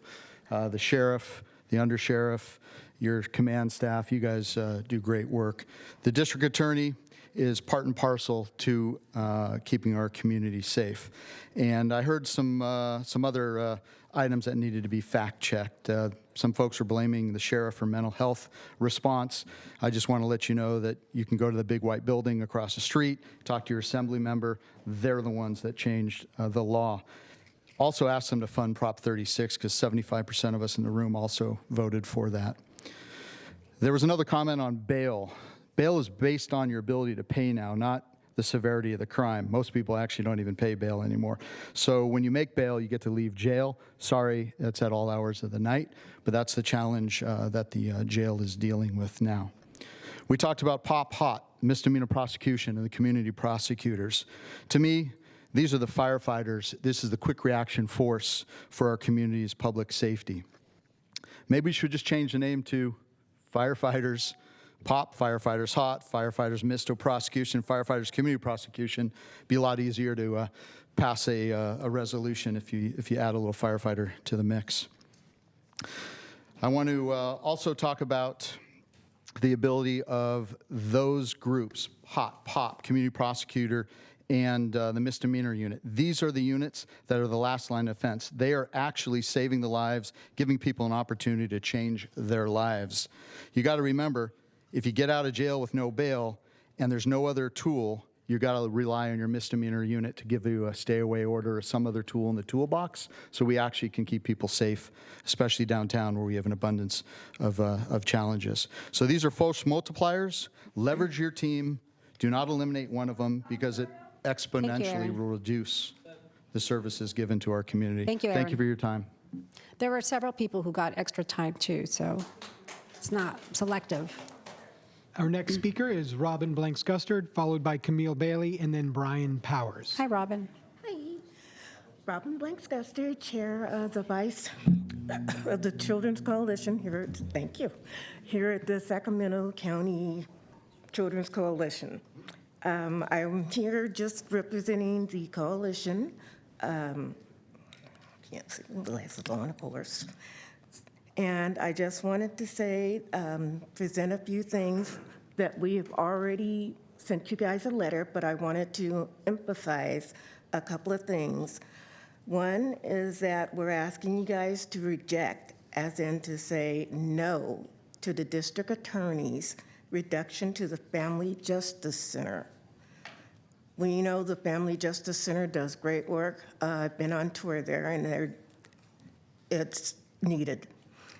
We want to say no to deleting 3 CPS positions for the welcome homes because they need that welcome home support, and we're already overseeing them, and we know what's going on there. We keep our hand on the pulse. Say no to eliminating the youth transportation services contract because they're already being displaced. They're already leaving their communities, so we really need them to have that transportation for after school, or getting back and forth to school, to their community, to just be youth. We also are saying no to the cuts for the Child Abuse Prevention Center and Birth and Beyond. I've had family friends that have done, and they have needed both. Without these services, I don't know where some of them would be. And I'm a very passionate person when it comes to kids because I am the neighborhood grandma. One of the other ones that we want, the growth request that we're supporting, is say yes to the DCFAS request. Can you wrap it up, Robin? Okay. To add Sacramento County Office in Education. I'd really encourage you to look at the letter and to see that these family-centered programs are really needed. Yes, we do need POP still, but maybe you can find contingencies or options. Thank you. Thank you, Robin. Our next speaker is Camille Bailey, followed by Brian Powers, and then David Dill. Good afternoon, Chair Rodriguez and members of the board. I'm Camille Bailey, Chief Program Officer at the Child Abuse Prevention Center, and we serve as the backbone lead for Sacramento County's Birth and Beyond Family Resource Center Collaborative. I'm here today to ask the board, whether it's today or in September, to please consider using additional reserves or other funds to restore the proposed $380,000 cut to Birth and Beyond services. Over the past 2 years, our collaborative has been forced to absorb significant and repeated funding losses. Last year, as you know, the elimination to our AmeriCorps contracts resulted in the loss of 45 direct service providers across our collaborative. That's 5 staff from each of our family resource centers. That reduction has had a substantial impact on our ability to serve families. As we work to stabilize from those losses, we began preparing for the 20% reduction to our core First 5 funding, scheduled to take effect next fiscal year. Now we're facing an additional 10% reduction to our DCFAS Birth and Beyond contracts with very little notice and virtually no time to plan or adapt. To be clear, this is not a cut to administrative overhead. These reductions directly impact services provided to Sacramento families. In particular, the proposed reduction will reduce our services for families with children over age 5, including home visitation, crisis intervention, and community building. And these cuts will also impact court-ordered parenting education classes, where parents involved in the child welfare systems are completing this education so that they can successfully reunify with their children and prevent foster care placement. These cuts mean fewer staff, fewer services, longer wait times, and longer delays for families working hard to reunify safely with their children. Besides the impact on the services, the timing of these cuts could not be worse. We are currently trying to transition to a sustainable financing model through CalAIM and Community Pathways, and those funding opportunities depend on us continuing services that we then bill for. Cutting capacity now limits our ability to access and maximize those new funding streams, leaving state and federal prevention dollars on the table. We respectfully ask that the board use available funds to keep Birth and Beyond whole. We're one of the few investments that strengthens health outcomes, educational success, child welfare, economic stability, and yes, community safety. Thank you. Thank you. Our next speaker is Brian Powers, followed by David Dill, then Diana Burdick. Good afternoon. I'm Brian Powers. I live in District 2. Sitting here listening to the people opposed to this motion, and I'm in favor of the motion. Some have philosophical objections. Obviously, some feel there are other services that are more important to deserve the money. And some, and shocking to me, are just frankly hostile to law enforcement. I hope what you will listen to most clearly this afternoon are the people from the business community. I'll go back to the first gentleman who spoke. Some of these people just don't understand common decency. The first gentleman who spoke, who has a business that's being assaulted by crime, prostitution, drugs in the parking lot, he just wants to keep his business open. And he's a person, along with some of these other business people, who actually work with POP and have worked with POP in the past. And they know that it works for them.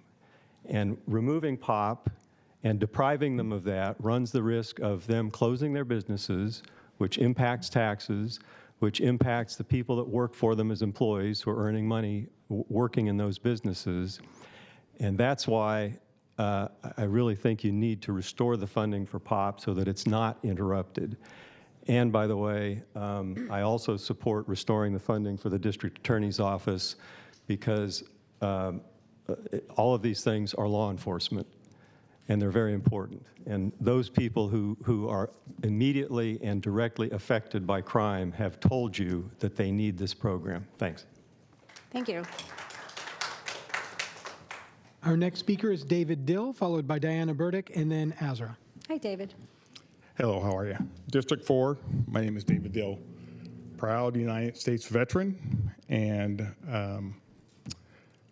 I am here for the business community in my area. The HOT and POP team have really helped. It feels, I have total confidence in the sheriff and the DA department to come and solve our issues. You don't want me to solve the issues because it goes to another escalation. So I feel good that I can call the sheriff, DA, to come take care of our issues. The homelessness has declined in our area.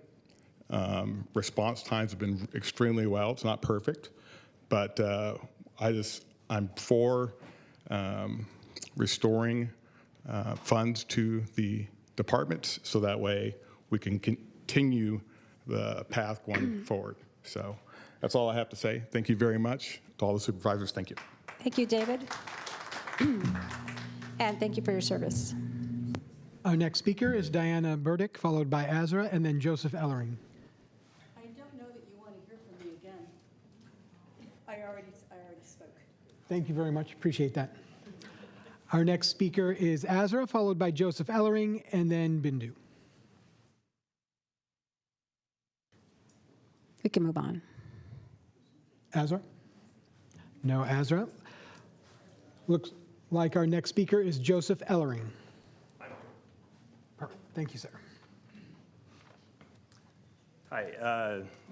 Problem-oriented policing. My name's Joe Ellering. I own the Dairy Queen in Orangeville in District 4 on Greenback Lane. We had a problem. We had fireworks out of control, and we met with our POP officers at our monthly Business Watch meeting for months prior to this. In fact, it's been years that we've had an out-of-control fireworks problem on Main Avenue, which is just around the corner from my store. I've personally seen young people have their hands blown off with the illegal fireworks that we're dealing with. It's quite a problem. This year, we met proactively to try to figure out what are we going to do about this. And I think effectively working with the extra funds that we had and the police presence, it worked. The Main Avenue problem that we had, unfortunately, ended up down at my store. And for 2 hours, we had a police presence at my store to prevent it from happening there, too. So all I can say is that we work with POP. They help us. It's all about prevention. When you have the accountability with the DA's office to, prosecute, especially with the big fines that were implemented this year, it worked. Thank you. Thank you. Next up is Bindu, followed by Kaylee, and then Jason. Dear Chair and members, my name is Bindu Mukamala. I live in Folsom in District 4, and I'm the policy manager for the National Association of Social Workers, California chapter, representing over 9,000 social workers who serve on the front lines of our communities. Social workers know firsthand that true public safety requires investment in the services that help people remain healthy, housed, and connected. We're deeply concerned about reopening the budget to restore funding for law enforcement and prosecution, while critical social services continue to face reductions. If the budget is being reconsidered, any additional investments should be directed towards services that matter most to our communities.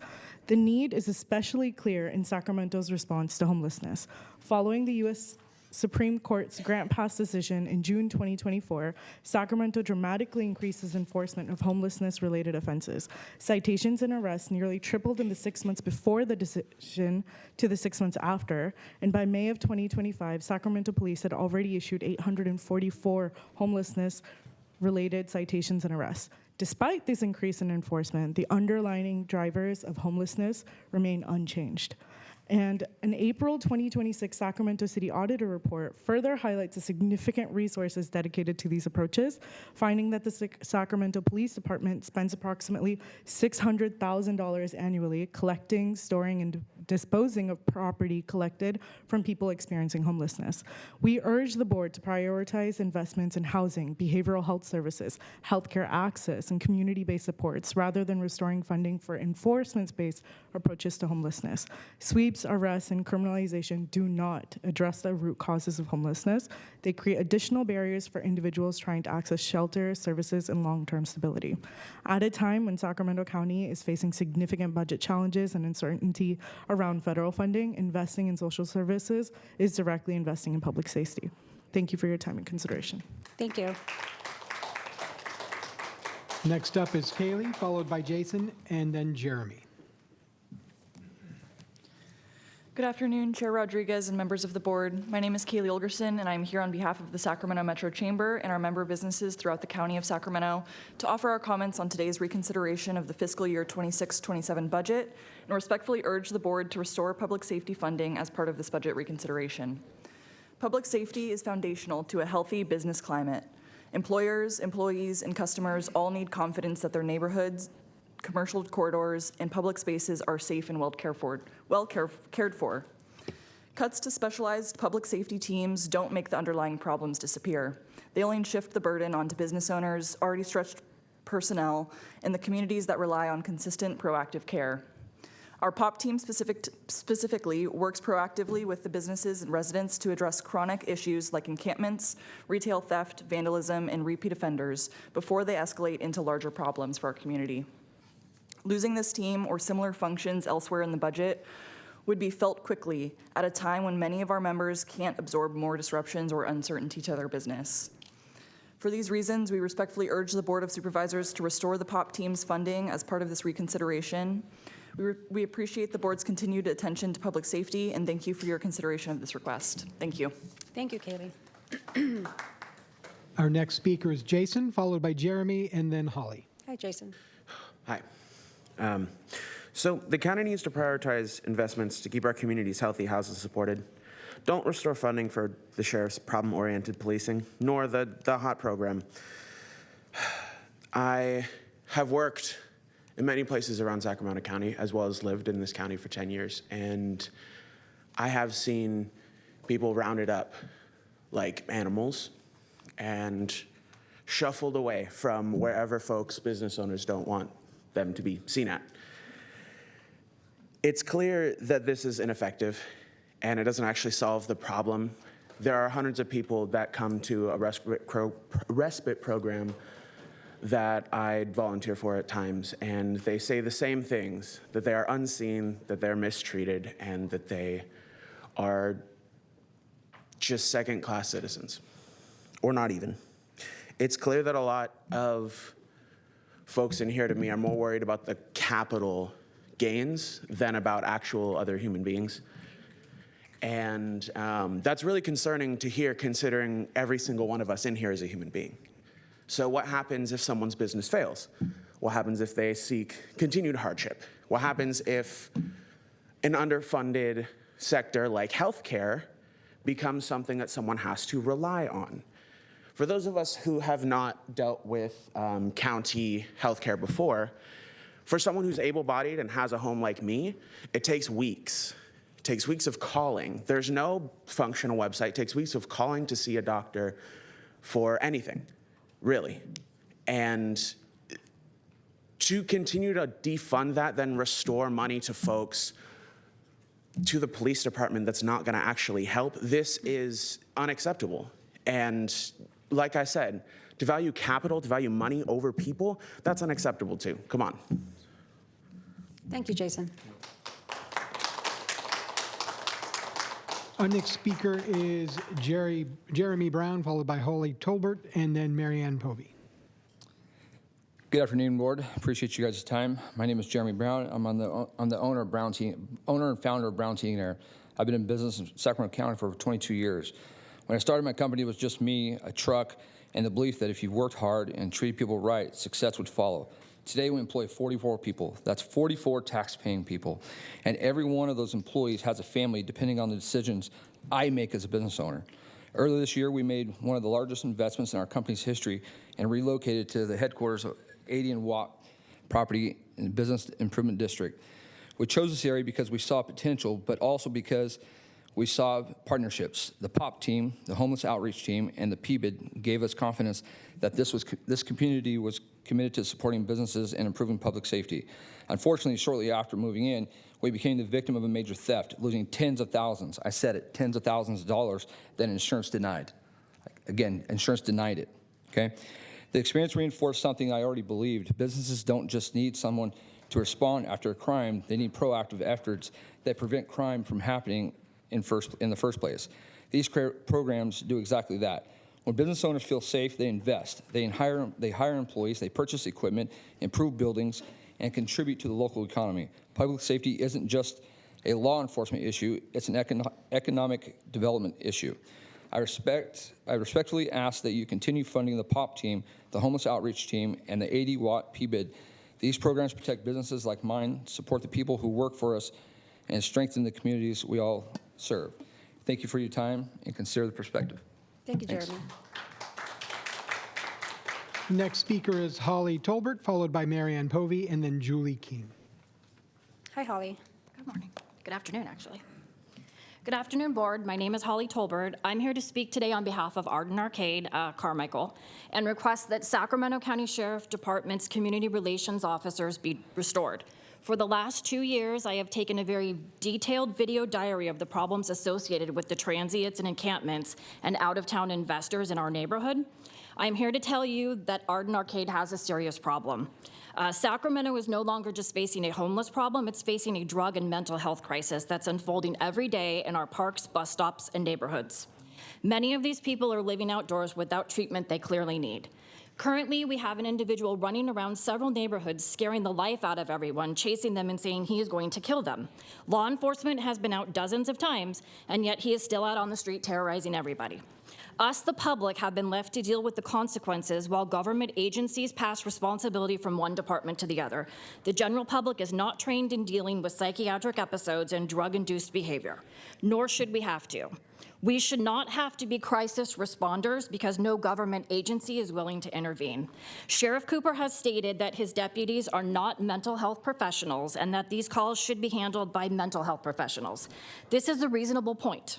Law enforcement cannot solve everyday mental health emergencies. However, the community outreach teams like Pop and Hot have really been a lifeline for us.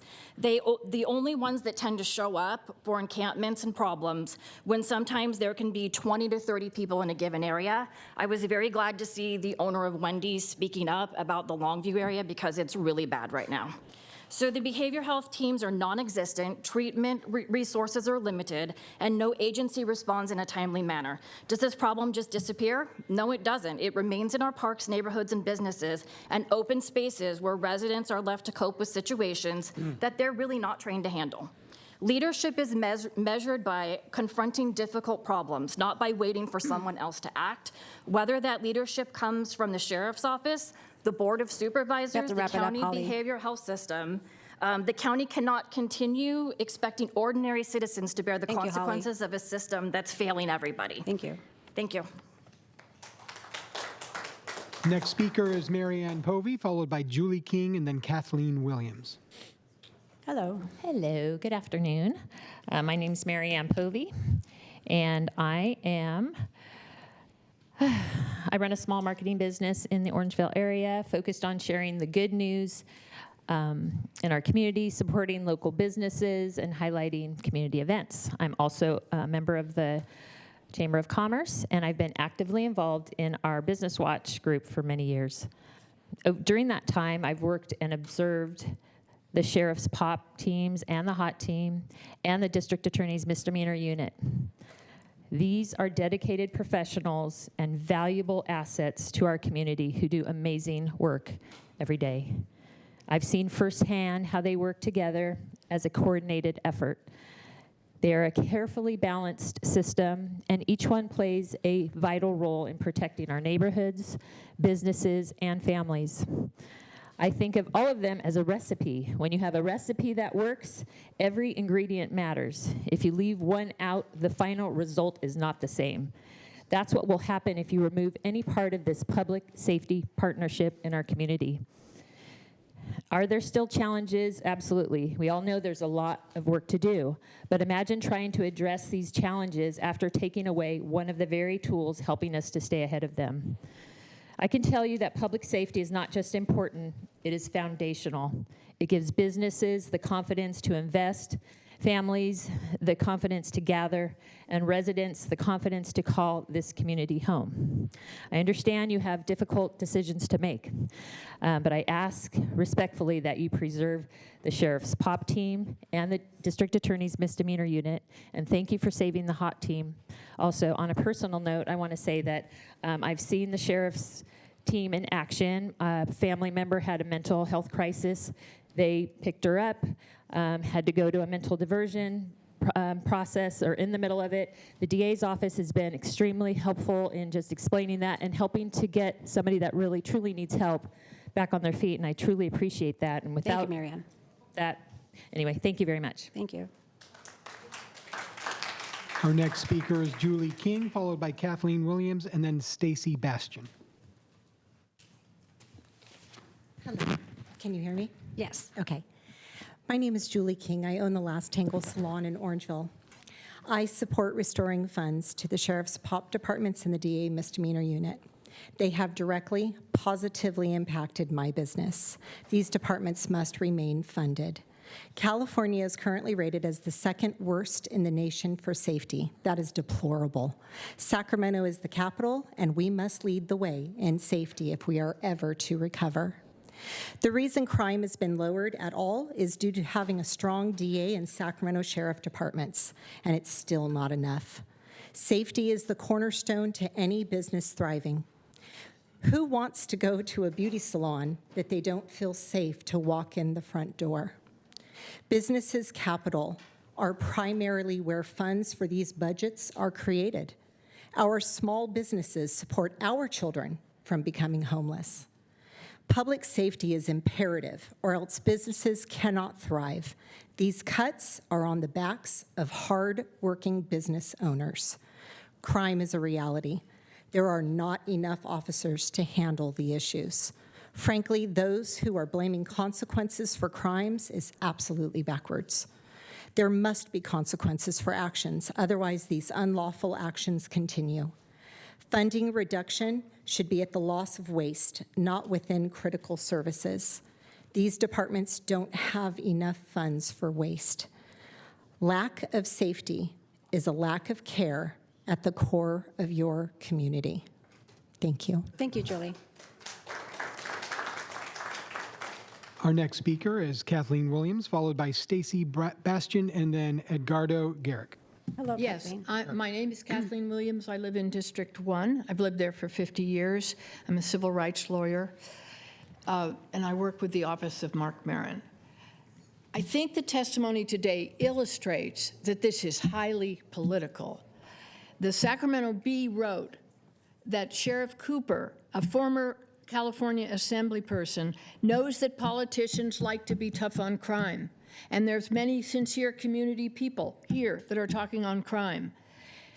Politicians know, the Bee goes on, that if you, reduce funding or touch law enforcement, you're subject to attack. But this is not and should not be a political issue. We should be looking at why this issue of people living outside and themselves being prey to predators or drug trafficking, why is this going on and on? Year after year, we spend millions. The POP teams go out, the HOT teams go out, nothing changes. And it doesn't change because public safety does not originate with the police. It originates with the community and support for the community, support for health care, support for housing. We are creating the conditions. If you want to call living outside a crime, we are creating those conditions. We are the dire poverty that people are living in, the utter stress and trauma that is producing the fact that people who are openly out of touch reality are living outside, that represents a failure of our institutions and our political bodies, because we are sending the money to this non-solution, which is this bloated law enforcement attack on Thank you, Kathleen. poor people. Thank you. Next is Stacy Bastian, followed by Edgardo Garrick, and then Arza. Hello. Hello. Good afternoon, Chair Rodriguez and members of the Sacramento County Board of Supervisors. My name is Stacy Bastian, and I'm here as a community leader today. First, I want to sincerely thank you for reconsidering the proposed budget cuts. I know the decisions before you are not easy, and I appreciate your willingness to listen to the voices of our communities. Today, I'm asking you to please preserve the Sacramento County Sheriff's POP team and the Sacramento County District Attorney's community team. As you know, this isn't just about line items in a budget. It's about the people who show up when our neighborhoods need them the most. I've had the privilege and honor of working side by side with these teams through our Business Watch meetings. I've watched residents, business owners, schools, and law enforcement come together to solve problems. Issues that once lingered for weeks or months addressed within 24 to 48 hours because these teams are engaged, accessible, and committed to our communities. Being involved in our schools, I think about our students every day. Save neighborhoods, create better learning environments. Families deserve to feel safe, walking to school, shopping locally, and enjoying their parks. Public safety is community wellness. And I want to say, and I want to thank the POP team, and I want to thank the district attorney. I've made the phone calls. I work with our students' families every single day, and I love it. But what breaks my heart is I can't find them resources. The resources I have been able to find have been through the POP team, the HOT team, and the district attorney's office. I have called, and I have found through the POP team. One of the POP team members stayed with one of our families and found them a safe home in 24 hours. I thank them for that. The district attorney helped with a mental health case that we had going on for years, and a dad is able to be a dad again, and I appreciate that. In Rolinda, Alberta, North Highlands, and throughout the unincorporated areas of Sacramento County, these teams are trusted partners. They don't just respond after something happens. They prevent crime, build relationships, and give residents confidence that someone is listening. Please don't take that away. Thank you. Thank you, Stacey. Next up is Edgardo, followed by Arza. Thank you. Hello. My name is Edgardo Girk. I live in District 6. I'm attending Sac State, and I am a member of Sacramento DSA. We have lost federal funding due to H.R. 1, so if the budget is being reconsidered, then every part of the county budget should be open for reconsideration, not funding for prosecution and law enforcement alone. I believe Sacramento County should only prioritize investments that uplift our communities, keeping our communities healthy, housed, and connected. Destabilizing our community and kicking them when they fall down is moronic mismanagement and not so-called decency. Investing in the social safety net is a core public safety investment the county can make. The board has already made the decision of approving significant reductions to crucial departments and programs, including the Department of Human Assistance and the Department of Homeless Services and Housing. The DA's budget is already 2 times the public defender budget. Prioritize community investment over wasteful spending in the 2026 to 2027 budget. If we misrepresent, it is frustrating hearing all these different ways that it is cast otherwise, and I can see that other people want to see improvement, but are totally detached from what the community is facing due to these over-policing programs. Misrepresenting what role the sheriff's and DA's office has taken with sweet nothings doesn't change the waste after the fact. Do not restore funding for the sheriff's POP and HOP teams, nor the DA's office. Thank you for your time, and do the right thing. Thank you, Edgardo. Thank you. Next up is Arza, followed by our Zoom speakers, Ralph, Kian, you, Michael, and Dr. Kareen McIntosh-Seiko. Hello, hello. Hi, my name is Arsa. Sorry, I thought I heard Azra earlier or something different. My apologies. I just want to say I am tired, but I'm still here. And I also thank you for being here and for your attention. It's really interesting to not have the whole budget considered.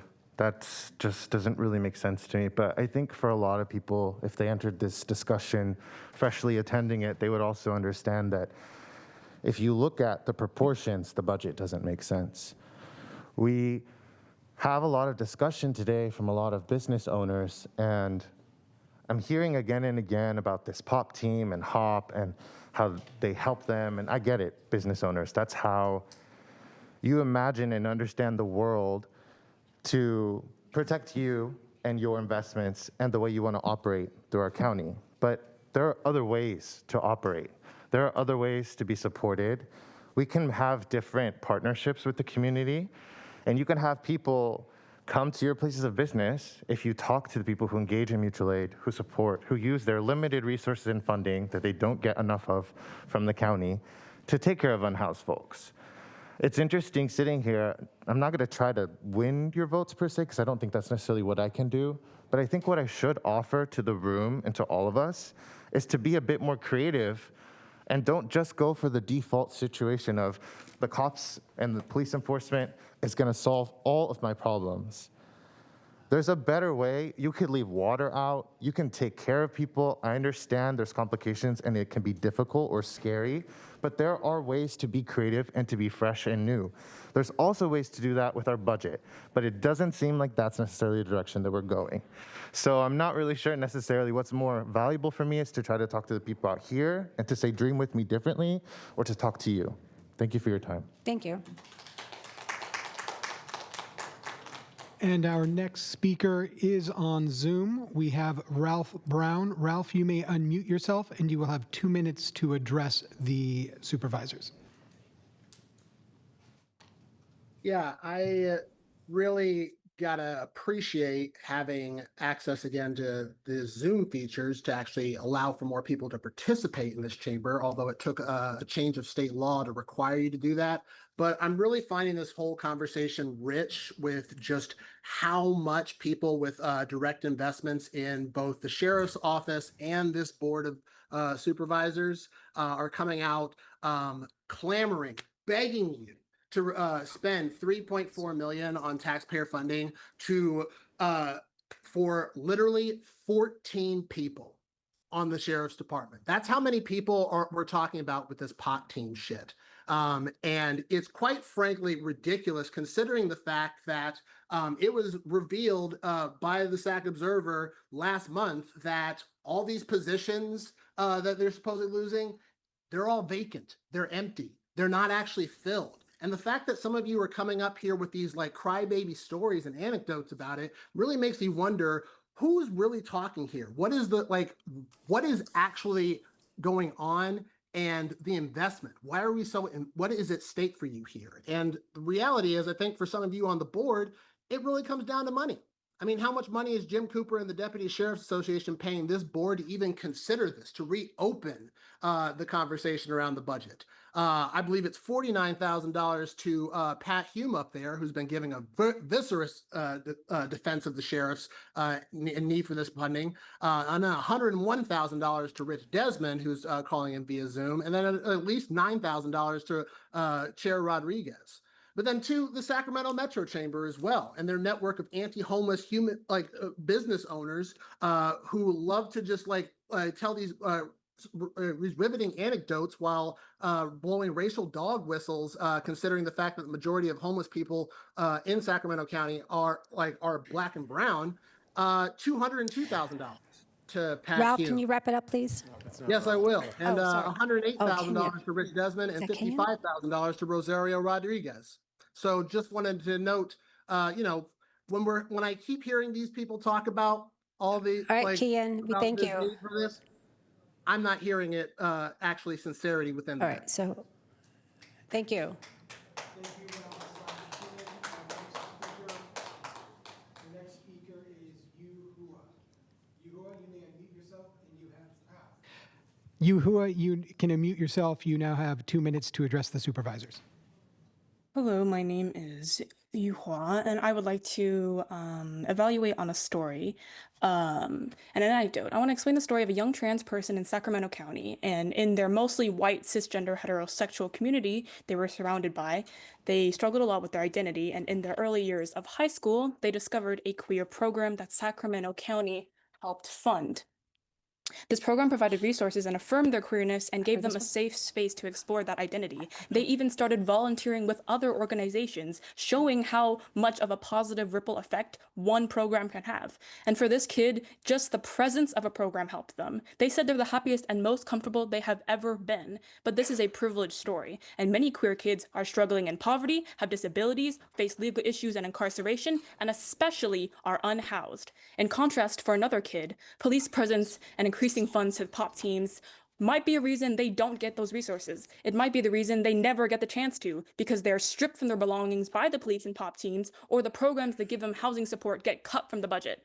This program, this queer program I'm talking about, was cut because of budget cuts. We barely have preventative measures. And the idea that chasing around unhoused people and youth and stealing their stuff and putting them in cages will make anybody safer long term is simply appalling. If the POP team helps so much, then why are we still having this discussion? Why do people still get brutalized? There's no long-term accountability or anything that the business owners are talking about when people are getting beaten up repeatedly. Crime rates are decreasing continuously, and we have seen that policing does not make communities any safer, especially our unhoused queer populations of color. And the budget reflects this county's values. And if we truly care about public safety, then we should be talking about support, not punishment. There is so much irony for the chair to say they would want to get out of jail as quick as possible while trying to make a decision that would condemn countless unhoused people and children to the same fate of dehumanizing and brutal conditions, not just for one night, but for weeks, months, and maybe even years. Thank you. Thank you.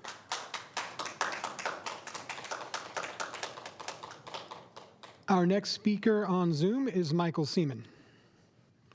Michael, you may unmute yourself, and you have 2 minutes to address the supervisors. Thank you very much. I'm an Arden Arcade resident for 48 years.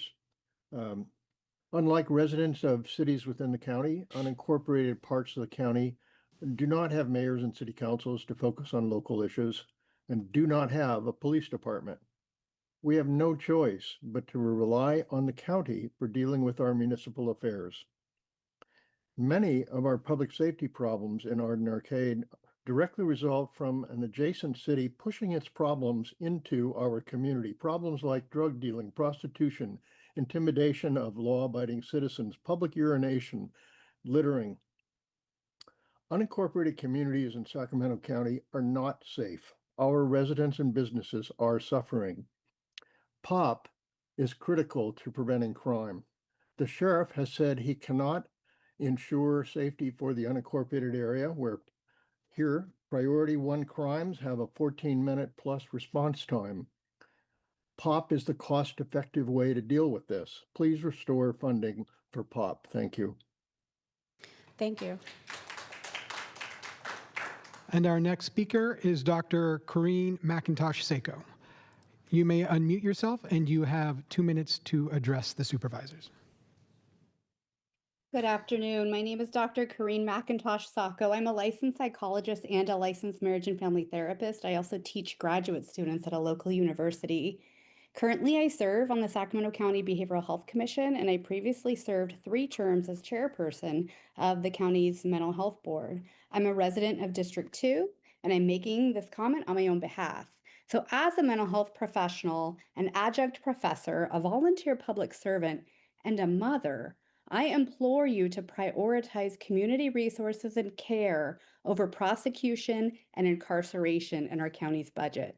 If you're going to reopen the budget for further allocation decisions, I urge you to transition from piecemeal requests to an integrated approach that truly reflects our county's overarching priorities. At this time of budget shortfalls and growing community need, we should be investing in what actually keeps people healthy, housed, supported, and connected. A number of people have spoken today about the need for behavioral health crisis responders in our community, which the sheriff and the DA are not. You could decide to grow the Community Wellness Response Team, which is a behavioral health crisis response team operating 24/7, 365, staffed by clinicians and peer support workers that are actually trained in responding to the behaviors and situations that many of the speakers today have focused on. I urge you to not restore the funding to the POP team or to the DA. You should be allocating funding toward housing, healthcare, behavioral health services, and vital community resources, such as what I previously mentioned, in addition to Birth and Beyond, the Juvenile Pretrial Program, the Mental Health Crisis Respite Center, the Hop, Skip, Drive program for foster youth. It's those types of services and supports that are going to truly help our community. Thank you for your consideration. Thank you. And our last speaker is Jack Swift. Jack, you may unmute yourself. You have 2 minutes to address the supervisors. I changed my mind. We can hear you now, Jack. He changed his mind. Oh, change his mind, okay. And with that, we have no other speakers on Zoom. Okay. Before I turn to my colleagues for further discussion, I just want to share that, the budget process is pretty complex, but it doesn't have to be as complex as it has been this year. And so I'm going to ask our county exec, when the emotions subside, I would like to have a policy discussion to improve the process that we currently have to adopt the budget. And my intention is purely to strengthen the transparency, accountability, and the public trust in that, and have a discussion on the improvements that we can make. Also, while I have the mic, I would like a breakdown of the current discretionary funds budget. I don't know if it could just be printed or how, but something that would allow me just to go in and figure all that myself. Supervisor Hume? Supervisor, before you move on, Oh, yeah. we can bring back some ideas. Maybe you and I can sit down and talk about exactly what you mean by the discretionary budget Just list. a policy discussion overall, how we handle the budget process? Yes, on that portion. Oh, yeah. The list is, I just need a little bit more Oh, clarification. I don't want a meeting on that. That's a separate request. Correct. And I'm just saying that maybe you and I could get Oh, together yeah. and talk about that request to make sure we get you the right Yep, information. that's fine. That's perfect. Supervisor Hume? Yeah, thank you, Chair. I support both of those things and have been asking for them, and that was one of the reasons why we had the early check-in in January, was to try and have that a difference in our budgeting process. And the discretionary sources and uses is the document we discussed earlier that Amanda says will be prepared for the next budget cycle.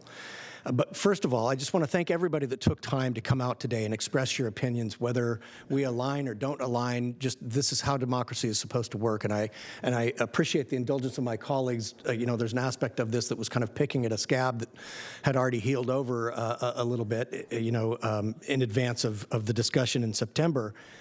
But as much as I lament the difficult choices that have to happen during these budget periods, it's not necessarily choices. It's the spending priorities are choices, but the solutions are both and. And so I just want to run through some of the complexities that were just mentioned. When we talk about that almost $9 billion budget. Supervisor Hume, can you give me 1 sec? I just want to close up public hearing. Please continue. Okay, thank you. When we talk about the almost $9 billion budget that was approved, that the chair mentioned, just over $1 billion of that is quote unquote discretionary. So that's the money that we are, picking off the bone here. So when we look at that and there's all kinds of money, most of it does not source in the county and does not get spent in the county. It comes from other places. And so when we talk about overall spending appropriations of the county, almost 40% goes to health and human services. Almost 30% goes to community services. And less than 20% goes to public safety and justice, which includes the sheriff, the DA, the public defender, probation. And so I just want to set that stage when we're talking about this. And then the other thing I want to say is, and this is why this is important to me and why I suggested that the 2.5% across the board doesn't necessarily paint the correct picture, is because if you look at this, and I just did dirty back of the napkin math here, but in the overall categorical or non-categorical, I don't remember which it was, for health and human services, and I'm just picking that one, Department of Health Services. I'm only picking that one because it has a lot underneath it that was mentioned today: behavioral health, mental health, DCFAS, all of those, which I'm going to touch on in a minute. But they are being asked to make 0.6% cut. The sheriff's budget, without the restorations, was a 4% cut, which jumped up to 8 to 12% when you factor in freezing the steps and the things that we talked about back in January. So it's not necessarily an apples to apples comparison, and that was the point that I was trying to make. But when we are talking about the general fund and how scarce those monies are, I just want to talk about some of the other funding that makes up that other billions of dollars that the county spends. In those monies, we approved almost $50 million in growth requests in the Department of Health Services, again, which includes behavioral health, mental health, DCFAs. DCFAS got a $4.5 million increase from general fund spending. Department of Homeless Services and Housing got a $6.8 million increase from general fund spending. So, I mean, if you think we sit up here and we take campaign contributions and that affects our decisions, you're terribly short-sighted. I apologize. Because these are not easy decisions, and they do have real-world effects. And those real-world effects, when people say, "Oh, well, you're protecting capital over people," no, I'm protecting people. I'm protecting the people who own those businesses. I'm protecting the people who shop in those businesses. I'm protecting the people who travel to and from those businesses, who want to use their parks, who want to walk on their sidewalks. If this were a victimless situation, that would be one thing. But it's not. Our society is going off the rails. And we approved Prop 36, which tried to put that toothpaste back in the tube a little bit. And you know what the state legislature did? They said the one piece of that will actually fund those programs that people came up here and were speaking about today, the diversion so people can get help instead of incarceration. They said, we're not going to fund that because we don't like the other things that it did. So again, I apologize that we had to go through this unorthodox process, but because there was that real-world situation of the impacts of not having a POP team, which I personally believe in, I spoke about from this dais when we discussed it previously. That's why I wanted to do that, and I stand behind the motion to reconsider and hope that my colleagues will support. Supervisor Serna. Thank you, Chair. So first, I too want to thank everyone that joined us here for the last 2.5 hours so far to give us a piece of your mind.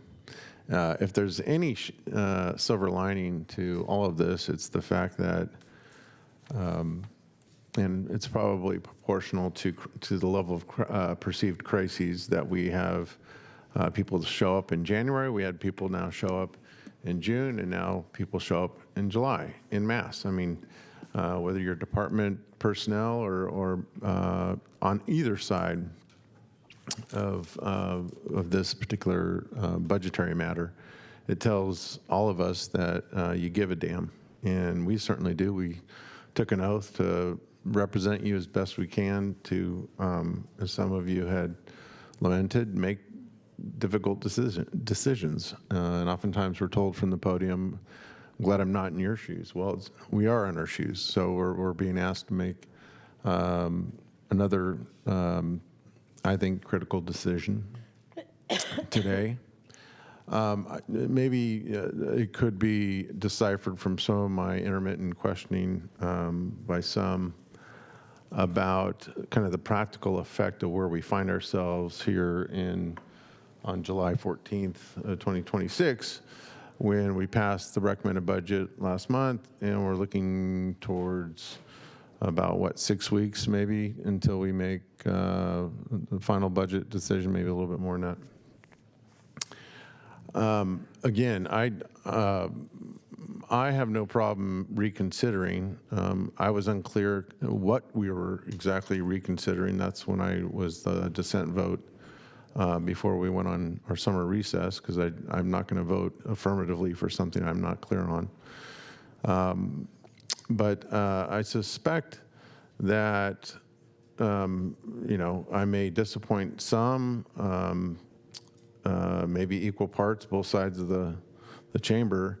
When I say I think we have to see where we are in September, that's the whole point of September. I mean, when you think about reconsideration, lowercase r, not a motion, but we have a structured reconsideration every single budget year. It's called final budget. The reason we reconsider the budget and make that very distinct from recommended budget is because we're an administrative arm of the state. That's what counties are in large part in the state of California.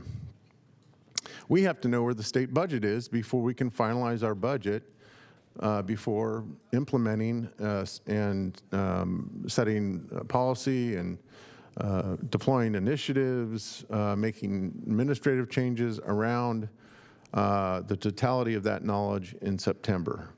So by its very nature, we're in a bit of flux between every June and every September. This year is no different. And so to me, with all due respect to my colleague, for me, this supervisor, nothing really changed this year. There are some of us that were perhaps dissatisfied with the way priorities were set in June, and that's understandable. Hell, I'm very disappointed about Birth and Beyond that many of you brought up. I could have chosen, like my colleague, to say, a week later, 2 weeks later, here's my motion to reconsider the Birth and Beyond budget. But I didn't do that. I've been chair of the First Five Commission for going on 16 years. Arguably, nothing has been a higher priority for me as far as policy subject matter than child welfare during my tenure on this board. I've been, someone very involved with the Black Child Legacy campaign that I know many of you have. So I could have done that. We each could have done that. We could have belabored the heck out of this thing every meeting until September. But for me, September is the appropriate place for us to reconsider by its very nature. And by the way, when I say I might piss off some people, it might be that in September, depending on how this goes today, I might have very good reason to reconsider the POP budget. I might have very good reason to reconsider the DA's budget. I might have, very good reasons to reconsider what's very close to me from a policy standpoint, which is child welfare and Birth and Beyond. So as much as I understand, respect, and want to show courtesy to those that want to reconsider today, I think it's premature. I asked earlier, what practical effect has the decision in June had on POP services thus far? I heard very clearly, none. I heard it from a colleague, I heard it from the undersheriff. So to me, this is, I don't want to say unnecessary because it's always good to have more public input than less. And certainly we got another round of public input on the budgetary process. I think that's helpful. It gives us a very clear preview of coming attractions for September. I would expect all of you and more out there to join us here in September because that arguably is actually the most important budget hearing in our process every year, because after that point, that's what we are to live with until recommended budget comes around in June. In fact, so much so, it takes 4/5 of us, not 3 out of 5 of us, to make changes on that budget after that point. So to me, 6-7 weeks away from that point, I think we're kind of getting out in front of our skis. And so I'm going to be supporting, whether it's through a substitute motion or not supporting a main motion, basically letting us proceed, letting the county proceed with where we were after the June recommended budget vote, but also to make it very clear that I think you're absolutely right. Those of you that said, darn, why aren't you looking at the entire budget today? That's what September's for. So those are my thoughts for now. Thank you, Supervisor Stern. Now, before we go to Supervisor Kennedy, is the live? The Metro cable was out for a brief moment. It is back up. It's back up. Okay, very good. All right, Supervisor Kennedy. Well, sorry about that, Phil. It was great.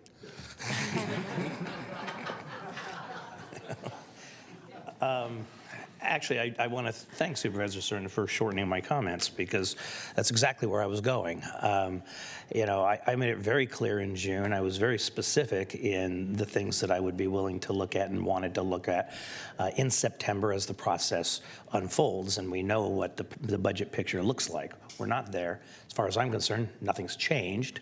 So I don't see any reason that we change what we're doing at this point. And we should go through the process that we always have. And I will be very clear and very specific, as I have been with Mr. Villanueva, who I know took copious notes because he has written back to me, that, yes, I'll be interested and I'll be willing to take a look at the POP program come September when we know what the budget looks like, provided that we also look at Birth and Beyond, provided that we also look at the juvenile pretrial program, provided that we also look at hop, skip, and drive for foster youth, and also that we look at whatever mitigation measures we need to make and can possibly make to mitigate the devastating and cruel impacts of H.R. 1. So at this point, I have no interest in going forward with changing our budgetary decision that we made in June at this time. Supervisor Hume. Thank you, Chair. I just wanted to address something relative to why there hasn't been a visible change on the street, and that was because in discussions with the sheriff's office, they agreed in good faith to continue POP operations because we had put forth the motion to reconsider. That's why they haven't felt the effects yet. Supervisor Cerna. Great, thank you. And thank you for that, Supervisor Hume. To that point, that underscores and puts in bold italics underline the fact that that's a discretionary decision by the sheriff, not by the board, not by the county executive, but by the sheriff.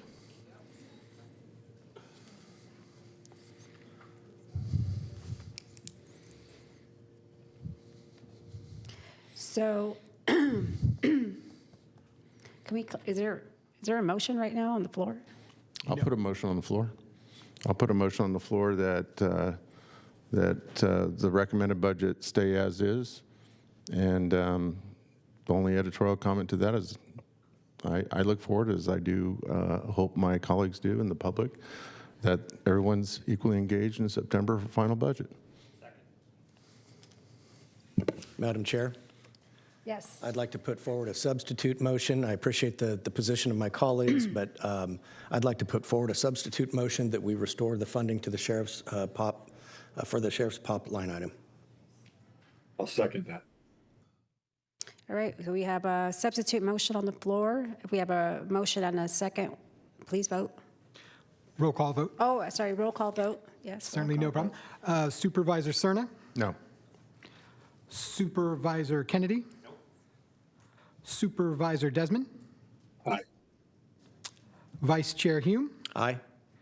And Chair Rodriguez? Aye. That motion passes 3-0 with noes coming from Supervisor.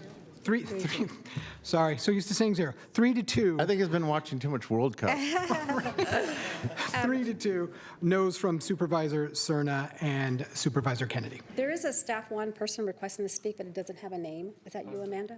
That is me. Sorry, Supervisor. Okay, Amanda. Amanda? Apologies. I just wanted to clarify what I think the motion was, which was to adjust the budget to fund POP by reducing contingency. As that is the only option that has been afforded me, that is what the motion entails. Thank you. Okay. Ready for the next item? Yeah. Next item, please. All right, the next item on our agenda is number 66. This is the Chandra Commons Apartment zoning ordinance amendment for a property located at the southwest corner of Dry Creek Road and E Street in the Rio Linda, Alberta community.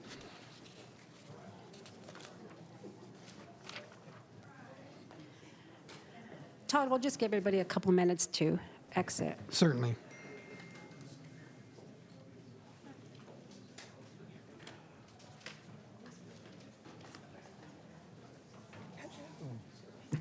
How's it going? Doing all right? Doing all right? How about you?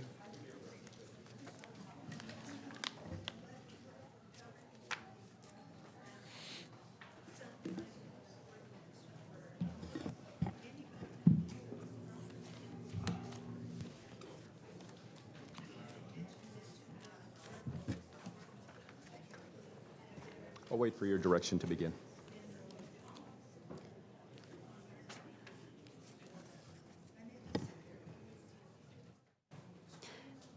Okay, we can proceed. All right, thank you. Good afternoon, Board. My name is Nate Dobrnik, the case planner for project 2025-0008, the Chandra Commons Apartments. I want to be very clear at the outset to the Board and any audience members listening that there is no physical development proposed with this proposal today. It is a request to remove 2 conditions of approval that were imposed back in 2007. We will talk about development and property, but again, it's a zoning ordinance amendment. We do have the applicant team present. Lad Wetzel and Alejandro will be giving a presentation following staff presentation. We are in the Rio Linda, Alberta community. The diagram to your right here shows north in the upper right corner at the intersection of Dry Creek Road and E Street. The property itself is 3.5 acres, vacant, completely unimproved, no curb gutter nor sidewalk. To the west is the Belle Aqua residential subdivision, RD5. Below that are the private water ski lakes. We have an apartment building further down south on Dry Creek Road. Everything to the east of Dry Creek Road is ag res. That's our dividing line between the urban and rural. And just north of the property is a little gas station. You can see this little clear. Yes. You may have mentioned that if you go back. Certainly. The property, I would assume it's to the south there. Yeah, I'm trying to get Yeah, this that piece. laser. What is that? This is an apartment complex. Okay, so that is RD20 apartment complex. Is that a RD20 as well, yes. And is that a rental complex? Is that a condo? Okay, thank you. That is a rental apartment complex, the only one in the area as far as I know. Do you have any idea when it was approved as opposed to the previous approvals for this parcel? I do not, unfortunately. Okay, thank you. So that the apartment complex, let me get the laser here, is this patch of orange, and this is the vacant property that we're considering today. So the story begins in 2004. The then property owner, Eric Najin, came forward and wanted to rezone it to RD25 and do a 70-unit apartment complex. That was put forth and received pretty intense criticism from the community and went through a various series of corrections and was deemed incomplete in 2005. That proposal was slightly modified to include different architectural styles, what you might call sort of a Santa Barbara style, is pictured in the illustration here. In 2006, since that original property was deemed incomplete, 2006, the county came forward and did, as they often do, with these regional rezone requirements, and this site was identified as site number 28. And the county essentially said to the property owner, we'll rezone this for you, we'll change the community plan, we'll do the CEQA document for you because this helps us with our RENA numbers. And the property owner said, it sounds like a good deal. And so while the other project was on pause, being incomplete, the county initiated the rezone project for what was called Site 28. What was unusual about that is that typically the rezones just go through and upzone a particular property for RENA purposes. This one had a particular architectural style and layout designed to it. It went through a series of 5 public meetings. The first one was at the Public Policy Commission, where it was recommended for denial. Went to the Rio Linda, Alberta Community Council, Planning Advisory Council, where they did recommend approval on that, and then it went to the Board of Supervisors right here 3 times. At the time, Roger Dickinson was repping District 4, and it was continued twice with the instructions that the property owner work with District the community. 1. Roger Dickinson? Oh, when he was the supervisor. He was the supervisor at the time, I believe. Just Am I saying the name wrong? Roger Dickinson? Roger. Roger? Just said District 4, it was District 1. Oh, it's Oh, I'm sorry. Thank you. Yeah, pardon me. Thank you. I was looking at the sign when I was reading that. Thank you for the correction. And during that final meeting, they discussed it for over an hour, and they imposed the conditions number 1 and 3. Those were offered up by the applicant. County Council accepted it. The Board of Supervisors agreed, and so it will be a for sale product. It will be one of those 3 product types: townhomes, detached, single family, or condos, and it will look basically like those 2 exhibits. Now, the original project, a year later, was approved, but nothing happened, so that entitlement expired. But rezone conditions run with the land and are essentially permanent.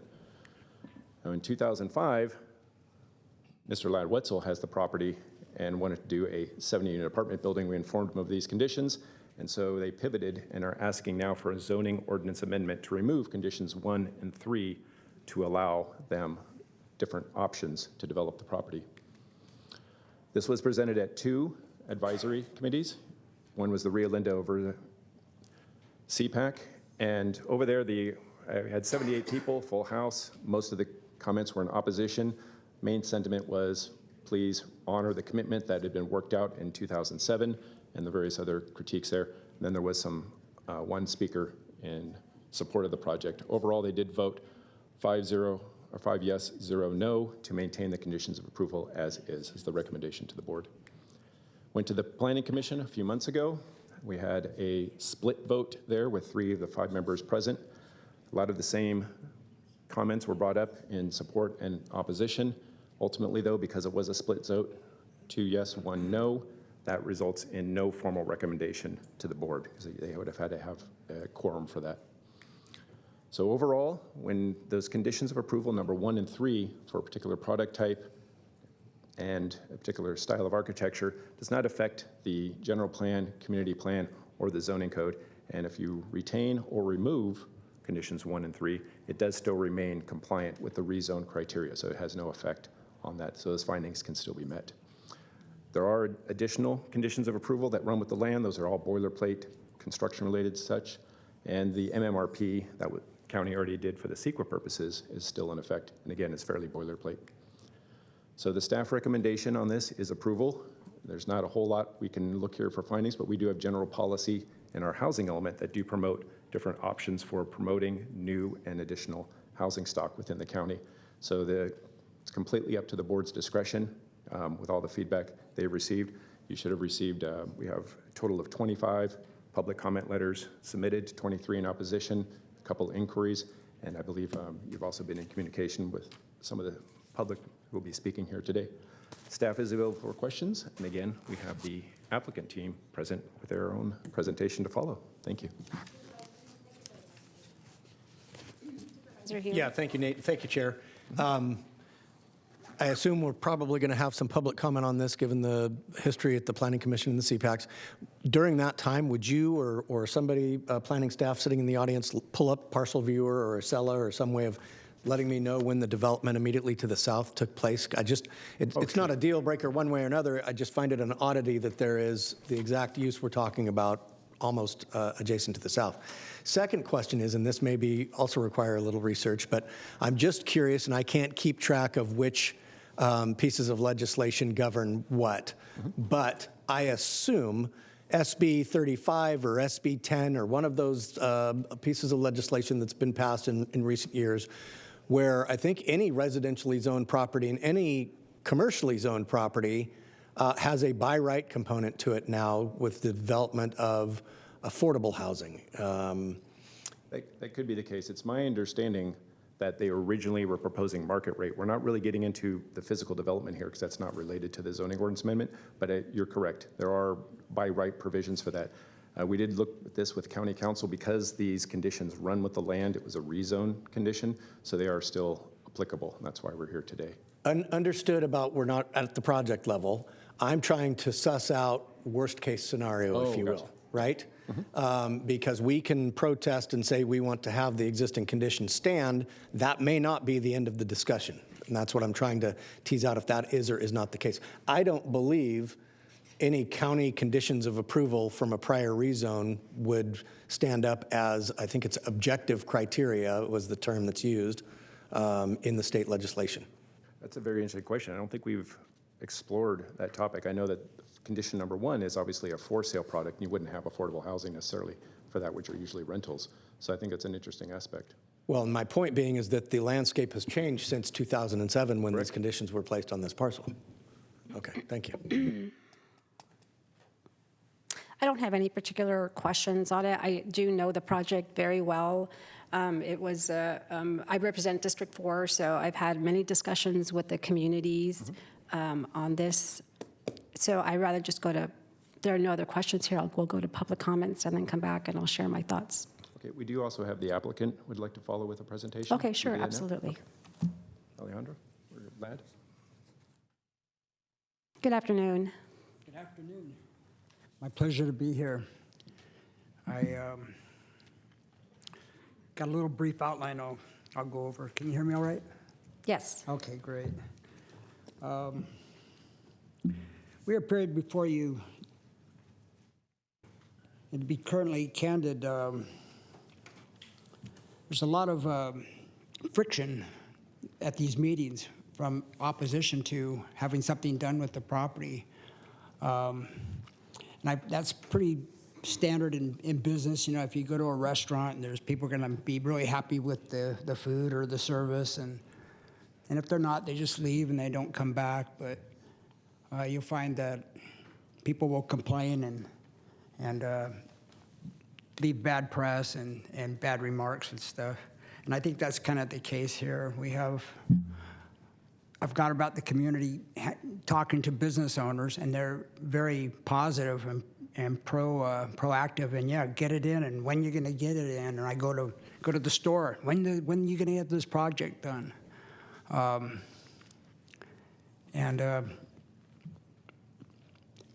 People that live in the area. I happen to live in the area. I live down the street off of E Street. Been there since 1982. I can understand why they would be concerned that we would put in a negative type of property that would cause blight or problems. Once in a while, I'll get a call, or I used to get a call from people say, hey, there's homeless people on your property, get them out, remove the cars or the couches or the sofas. And so we cut the trees down, fenced it off, put some horses out there to keep the weeds down. Looks pretty good now. You know, I was really surprised that there's so much animosity towards this from at these meetings. When I'm out in the community, everybody says, oh, how's it going, you know? So, you know, the reality is this property is zoned for the intended use that we have for it. We are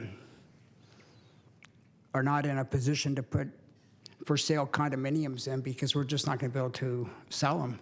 We could do it if we wanted to take a big loss on the property, but we're not going to be in a position to put $300,000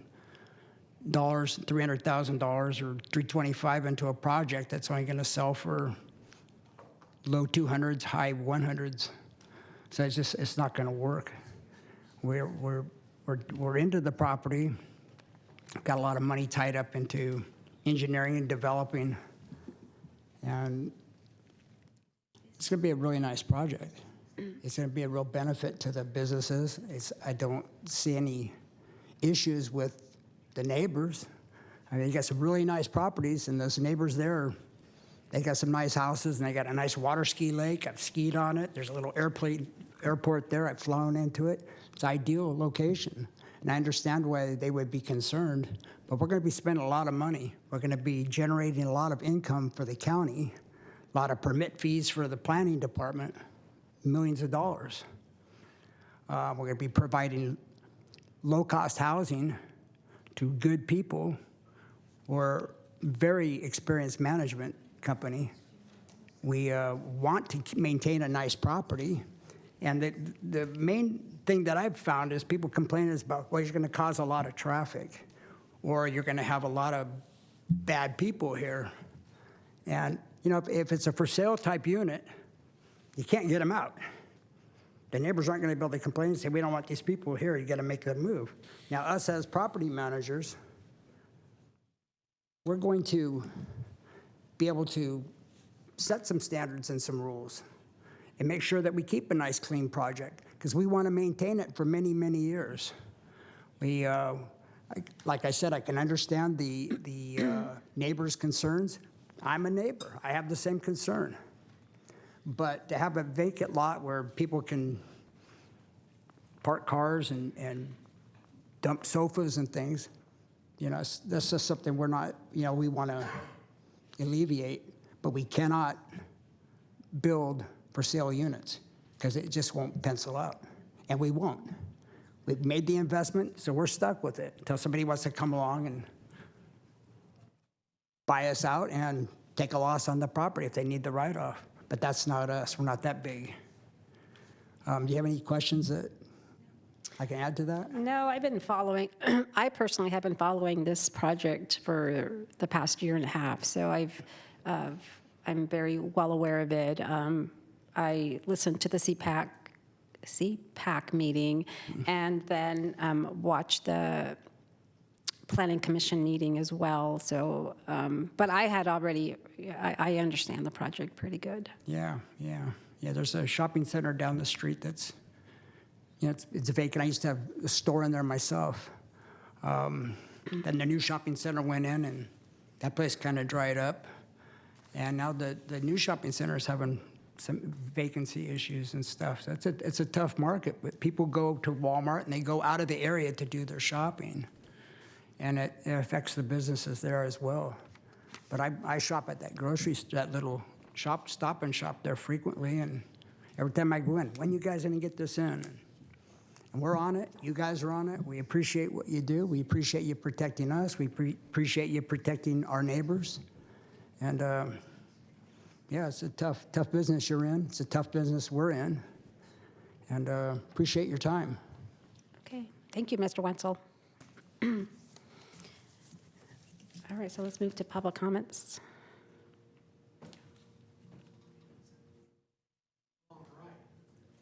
Oh. Anyone online that would like to address the supervisors on item 66, the Chandra Commons Apartments Zoning Ordinance Amendment, please raise your virtual hand. We'll start off with people in chambers. Our first speaker is Lisa. But really quick, since... Yeah, there's one more for the team. Oh, so wait. This is the applicant representative who's going to go through the PowerPoint. So we'll... It happened the same thing last time I was here. I say we'll give you some time, but did I see 66? We're on item 66. There are 16 speakers. Yeah. I won. Whoa. I would feel very sorry if I didn't speak after waiting for 2 hours.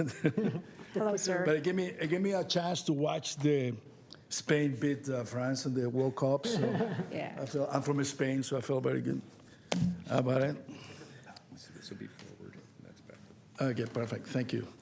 So anyway, I'm the general contractor. I'm also the developer background. So I'm helping the ownership to get this project through.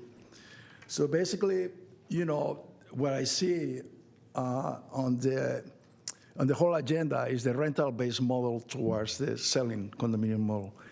And, we are going to jump very quickly through this because I think went through the same slideshow the last time I was here, so some of you were not, but some of you are already aware. The issue that we're confronting right now is that in Rio Linda has not been any activity on condominium sales, and that frankly, as a matter of fact, we went as far as 15 years ago, and it's zero.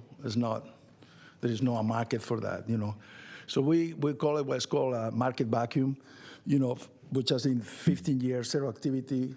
Then there is the key of financial impasse, which is, when you go to a market that has not had any condominium sales as a real estate, and you try to be the first one, you're going to have a hard time unless you come all cash in to finance any of the sales on the real estate because you don't have comparables, and banks, to give you a mortgage, they need a comparable, in order to get you the proper finance, right?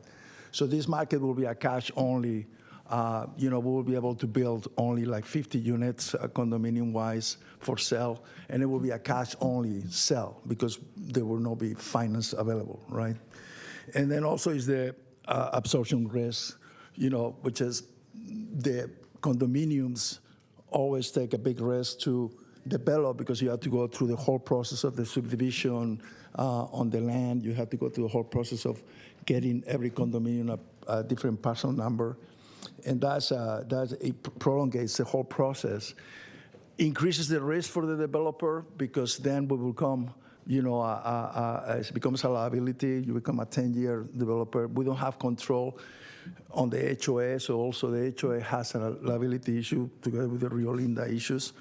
And then, which is called basically the legal liability and the condo tax. It's a hidden tax when you do a condominium for sale, It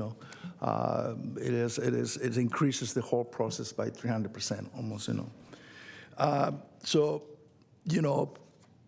we create a little spreadsheet right here for like the differentiations of, we have the market history that is known. We have financial viability that is known. We have construction liability, which is bigger in a condominium cells. The project stewardship, in a rental units, you have a management that's 24/7 right there, taking care that everything is in compliance, right? In a condominium, you have what is called, the newly formed HOS, which they create a lot of issues. If it's not big enough, like about 100 condominium size, an HOA becomes like those zombie HOAs, which are so small they cannot comply, and then it's like all kind of different issues, And then, and then just basically the delivery speed. I know there is some issues regarding the SB 330 regarding the availability for housing, which I think if we go into an apartment, it will be much more compliant, and the county will be able to fulfill the housing needs much better, right? And then other than that, I think that was the biggest concern that we had regarding the condominium versus rental. I'm not as much concerned about the design, the Spanish-looking design. I'm Spanish, so I'm okay for it. But the thing is that the biggest problem and the biggest barrier for this is the condominium cells regarding, the rental cells, And that's it. Other than that, if you guys have any questions. No, there are no questions in the queue. Excellent. Thank you. And I'm sorry, can you just tell us your name again? Alejandro Martinez. Okay, thank you. All right, so we're going to go to public speakers. All right. Any member of the public that would like to speak on item 66, the Chandra Common Apartments zoning ordinance, please raise your virtual hand. We will start off with speakers in the chamber, and our first speaker is Lisa Wilson. Lisa, please approach the lectern. You have 2 minutes to address the supervisors. Here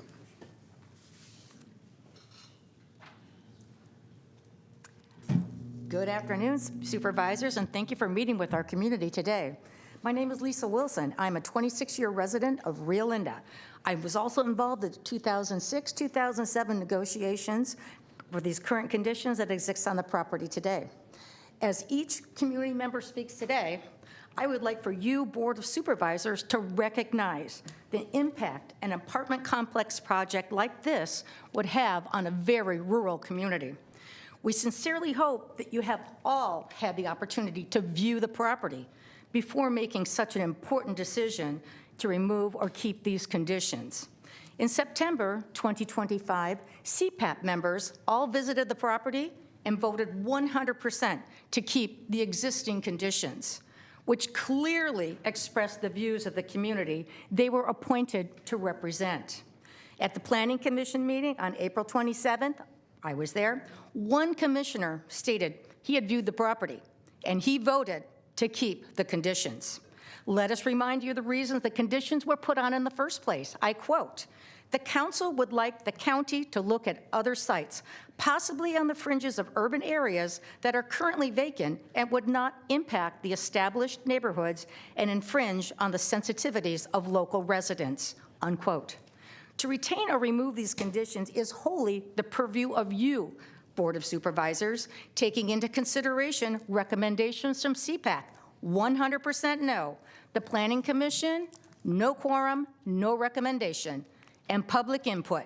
It appears there is no support from other than the developer to remove these conditions. We realize change is coming to Rio Linda, and at some point this property will be developed. So please, let us work together to find a better solution that works for Mr. Wenzel and the existing local residents. Thank you. Thank you. Our next speaker is Mike Kelly, followed by Gary McDaniels, then Nancy McDaniels. Good afternoon. Good afternoon, Board of Supervisors. My name's Mike Kelly, and I've lived near the subject intersection for 32 years. And taking away the limitations to the development of that project is going to have a detriment effect to our neighborhood. And I'm glad I was here for item 65 because it let me see the difficult choices that you have to make. And what we talked about is the budget. We talked about police presence. Well, let's talk about police presence in Rio Linda.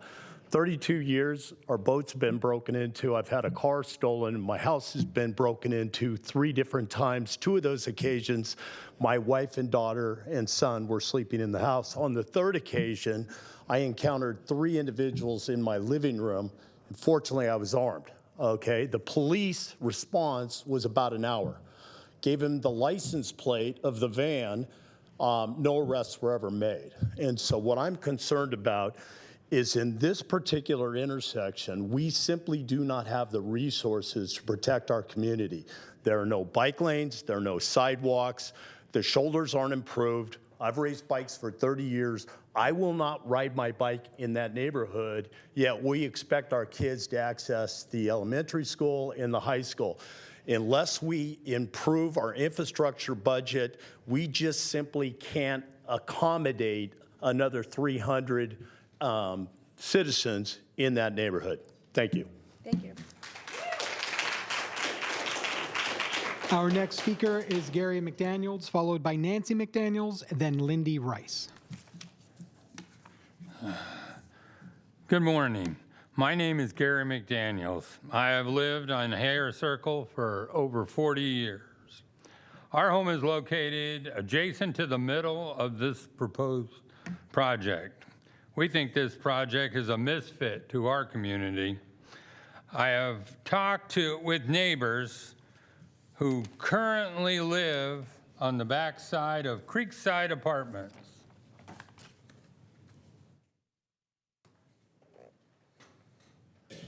You can see it right there. It's in their backyard. And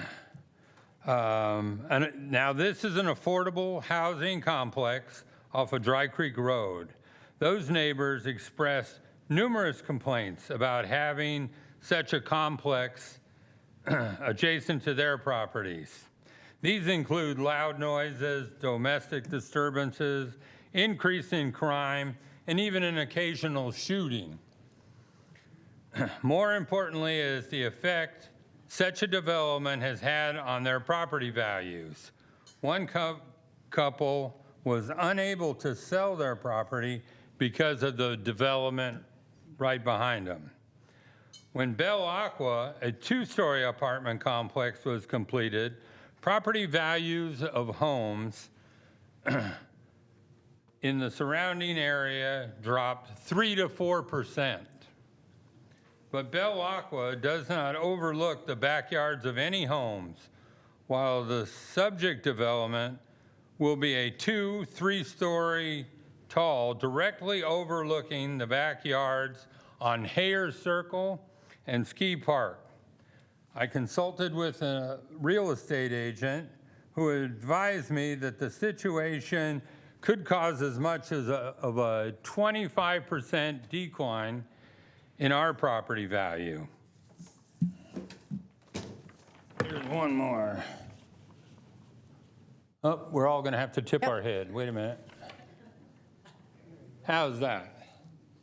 Sir, your time This is an illustration from our backyard that we came up with.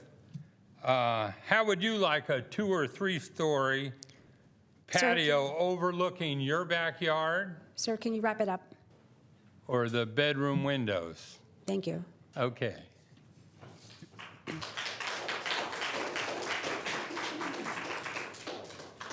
Our next speaker is Nancy McDaniels. Good afternoon. I'm Nancy McDaniels, and I've lived on Hare Circle for 27 years. When the proposal for development of the subject parcel was being considered in 2006, concerns about the impact of the development on traffic on Dry Creek and surrounding streets were expressed. There have been no improvements to the traffic situation in the intervening 20 years. In fact, the traffic has worsened with the advent of Amazon warehouses at McClellan and Sac International Airport. The number of delivery trucks and semis using Raleigh Boulevard and 16th Street to connect with Interstate 80 and Elkhorn Boulevard has exploded. Additionally, the delivery trucks in the neighborhood have exponentially blossomed with the emergence of DoorDash, Urban Eats, FedEx, UPS, etc. This increase in traffic on Raleigh and 16th Street has forced more of the local traffic onto Dry Creek and its feeder cross streets. On school days, 10th Street, Buckboard, and E Street become thoroughfares to bypass the lines of cars on Dry Creek. With a currently pending development proposal for an additional 78 apartments, we can expect 78 to 156 or more vehicles in this neighborhood, which would be catastrophic to the traffic situation. While Mr. Wenzel has failed at every point to prove this project benefits our community, the fact that the proposed development sign has repeatedly disappeared is a clear indication of how the community feels about this project. Thank you. Thank you. Our next speaker is Lindy Rice, followed by Joan Winter, then Leanne Munro. Hello, Lindy. Hi. Good afternoon. One question I keep asking myself is this. If Rio Linda is the community that will experience the impacts of this apartment complex, why isn't Rio Linda guaranteed to receive the benefits? Because Rio Linda is an unincorporated community, much of the revenue generated from this development, including property taxes and many development-related fees, will go to Sacramento County and be distributed across the county. Yet the increased traffic, parking issues, demands on emergency services, and strain on our roads and schools will all happen right in Rio Linda. Our community is being asked to take on the burden, but where is the guarantee that the money generated by this project will come back to improve our neighborhood? If this apartment complex is truly intended to benefit Rio Linda, then there should be a clear commitment that the revenue it generates will be invested in Rio Linda. Our roads need improvements. Our emergency services need additional support. Our parks, schools, and public infrastructure all need continued investment. These are the services that will experience the greatest impact from increased population. Instead, it feels as though Rio Linda is expected to absorb the consequences, while the financial benefits are spread throughout Sacramento County. That doesn't feel like a fair exchange for the residents who already live there. I'm not asking whether development should happen. I'm asking whether the community that bears the impacts should also receive a meaningful share of the benefits. If Sacramento County believes this project is good for Rio Linda, then it should also be willing to invest the revenue generated by this project back into Rio Linda itself. Before approving another large development, I encourage the county to explain exactly how this project will improve our community, not just in theory, but with specific investments that the people of Rio Linda will actually see and experience. Thank you. Thank you. Our next speaker is Joan Winter, followed by Leanne Monroe, and then Rob Littner. Good afternoon. My name is Joan Winter, and I've lived in Rio Linda for 47 years. I live close to the corner where this development is proposed to be put. I've watched our neighborhood grow, and I care deeply about preserving the quality of life for the families who already live there. One of my biggest concerns about the proposed apartment complex is the parking. On paper, 158 parking spaces may meet the county requirements, but I don't believe that's what will happen when people actually move in. These apartments will have 1- and 2-bedroom units, and in today's world, several adults might share an apartment in order to afford the rent. That often means 2, 3, or even 4 vehicles per household. Then you add visitors, family members, delivery drivers, service vehicles, and 158 spaces can fill up very quickly. When that happens, those cars aren't going to disappear. They're going to end up in our neighborhood streets. People who have lived there for years may no longer be able to park in front of their own homes because the apartment residents and their guests will have nowhere else to go. It's more than just an inconvenience. Overflow parking creates safety problems. Crowded streets make it harder for emergency vehicles to get through. They reduce visibility for drivers and for pedestrians, and they increase the risk of accidents. And the impact doesn't stop there. A full parking lot and cars lining nearby street mean headlights shining into bedroom windows, engines starting late at night, doors slamming, alarms going off, and people talking at all hours. The families who already live there will lose much of the peace and quiet that they moved there to enjoy. After living there for 47 years, I know what makes this neighborhood special. I'm simply asking the county to look beyond the minimum parking requirement and think about what will actually happen after this project is built. Our neighborhood should not become the overflow parking lot for a 78-unit apartment complex. Thank you for your time. Thank you, Joan.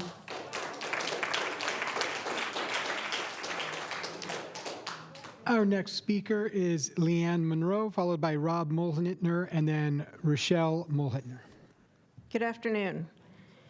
One of our biggest concerns with this proposed apartment project is environmental impact, especially regarding the history of the property and the existing concerns about the chromium-6 contamination in the area. The site was previously used as a wrecking yard, meaning the land has a history of industrial use. Before thousands of cubic yards of soil are disturbed and new buildings are constructed, I think our community deserves clear answers. What contaminants have been found on this property? Has every potential risk been fully investigated? And if the contamination exists, what is the detailed plan to remove it, contain it, and ensure it never affects nearby homes, groundwater, or future residents? Many communities have learned the hard way that building on contaminated land without proper long-term protections can create problems that don't appear immediately but surface years later. We should learn from those examples instead of repeating them. On top of that, our community has already dealt with concerns surrounding chromium-6 water contamination.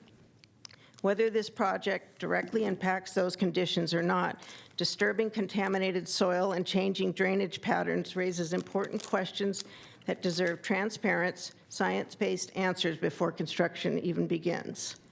I'm not asking for assumptions or promises. We're asking for evidence. We want to see the environmental reports, the cleanup plans, the independent testing, and the long-term monitoring strategy.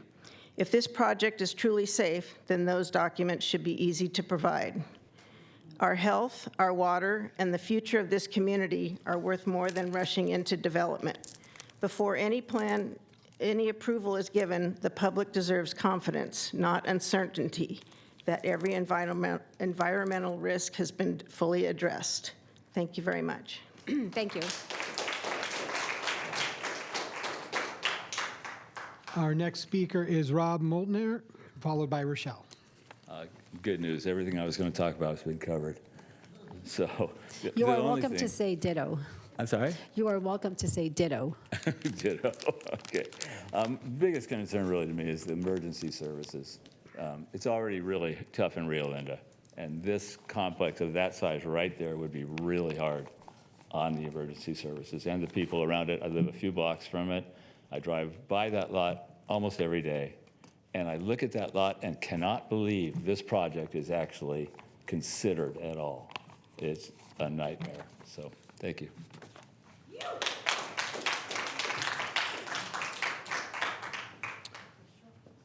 Our next speaker is Rochelle Mulhitner. Good afternoon. I am Rochelle Mulhitner. We have lived there probably 7 years. I would like to address a concern that I feel has not been answered thoroughly. How is the increased traffic from these apartments supposed to work? Right now, we already experience significant congestion in this area. We have 3 schools that have let out around the same time each day, creating heavy traffic from students, parents, school buses, and staff. Anyone who drives through the area during those hours knows how difficult it already is to get through this intersection. If apartments are built, hundreds of additional vehicles will be added to roads that are already struggling during peak times. What is the plan to handle that traffic? A traffic light is often suggested as a solution, but from what we have been told, that is not a realistic option. The county does not currently have funding or resources necessary to install and maintain a signalized intersection. If a traffic light is not possible, then what is the alternative? A roundabout, but that also requires significant funding, land, engineering, and construction. Roundabouts are not something that can simply be added overnight, and are there resources available for a project of that size? So if a traffic light or roundabout are not an option, are we expected to manage all this additional traffic with the same four-way stop that struggles during school release times? These issues need to be addressed. We should not approve a development first and figure out the traffic problem later. Right now, I don't see how adding apartment traffic to an already congested intersection without a realistic traffic solution would benefit our community. I ask that you carefully consider whether the roads and intersections we currently have can truly support this development. Thank you. Thank you, Michelle. Our next speaker is Patrick Maynor, followed by Mackenzie Maynor, then Kathy Martins. I'm Patricia Maynor. I'm Patricia Maynor. I've been a homeowner out in that neighborhood for 35 plus years. My primary residence is on Ski Park Court, but I also own 2 investment properties that are the first 2 homes immediately next to and within 400 feet of the proposed project. This proposed project will affect my property values and my ability to collect fair market rental income, which is my livelihood. The project will directly affect the privacy and quality of life of both the tenants, and I worry I will lose my current tenants, and I project will affect my ability to secure future quality tenants paying fair market value. Traffic and intersection traffic at the stop sign at Dry Creek and East Street will affect my tenants' ability to enter and exit their driveways. Another concern is the overflow parking that will directly impact those first 2 homes on that side of the street. The extra vehicles will pose a danger entering and exiting the driveways due to the busy street that's already there, the extra traffic, and the visibility to safely enter and exit. I grew up on a home on a similar street where we came close to getting in accidents because of the visibility due to bushes and cars. We came to near accidents, 1 accident, and ultimately my sister losing her life playing out in the front yard. This is a huge, huge concern of mine. Also, they made mention of the Stop and Shop. We dubbed it as the Stop and Get Shot. When I first moved out there, it was open till 2 o'clock in the morning. Today, they close at 9. There's signs on the door that you can't walk in there with a backpack. And there's an entrance door and an exit door because they fear of people stealing. And it is a very unsafe place to be. Having that apartment complex Thank with you, Patricia. rentals. Yes, thank you.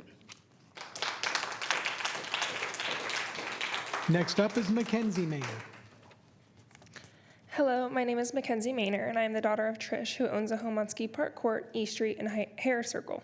I am currently working towards earning my bachelor's and master's degree at Texas A&M, but my postgraduate plan is to move home to Rio Linda to start my family in the East Street house. The thought of being close to my family in the ski lakes that I grew up at as I begin the next chapter of my life has been fundamental in my life plan and goals. But now, with the prospect of these apartments being built directly neighboring the house I've long hoped to have children in, I'm afraid for that part of my future. I no longer feel comfortable starting my family somewhere where resident cars will be parked outside my home, where the street will be busy and unsafe with constant traffic, and where I will have to worry about the safety of my property and my family. I want to protect my inheritance, but most importantly, I want to protect my future, especially in an economy that makes it near impossible for my generation to live a financially comfortable life post-grad. So to the councilmen and women in this room, I ask that you take a closer look at the logistics of this project and vote against this new development for the betterment of this community and the generations of families who have lived here. Thank you. Our next speaker is Kathy Martins, followed by Savannah Martins, then Fritz H. Good afternoon. Medium-density housing is intended to create efficient land use and promote walkability by placing residents closest to local services.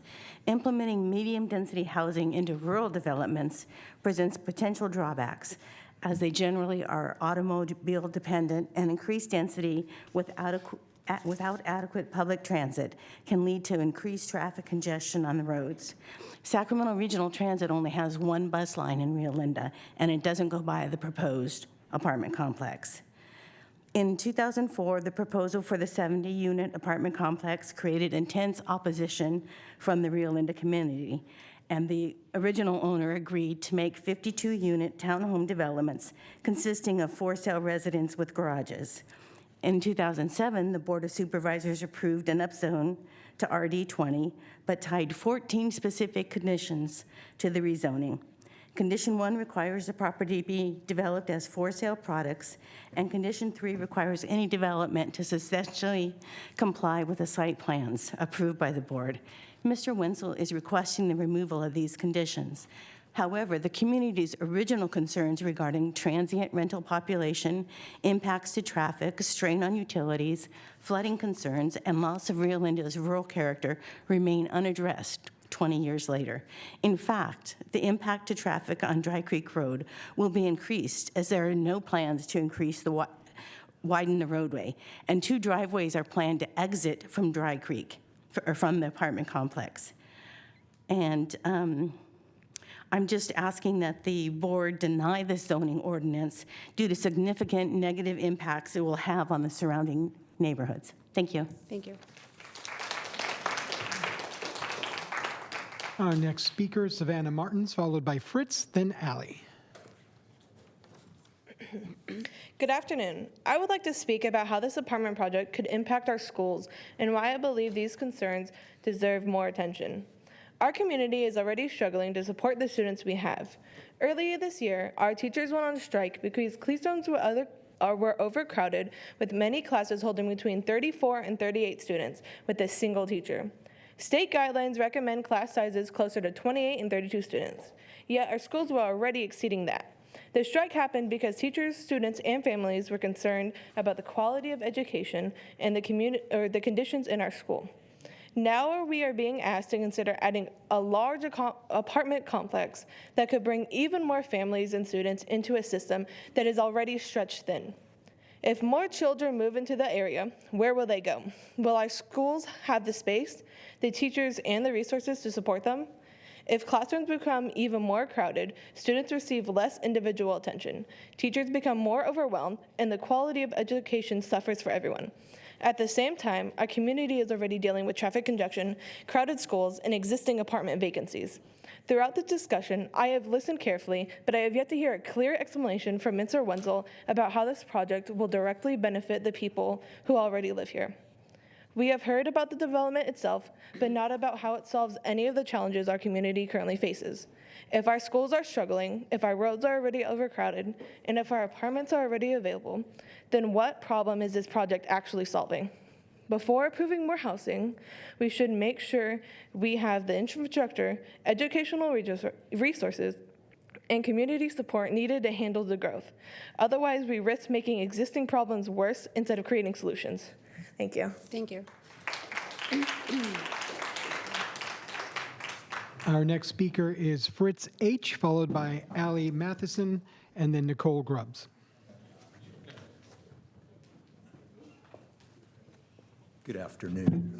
I'm another one who's in the situation where much of what I wanted to say has already been covered. So I want to actually just note, pertaining to some of the other speakers brought up traffic problems, and that's compounded by seasonal changes, certainly can and has happened more often than we'd like.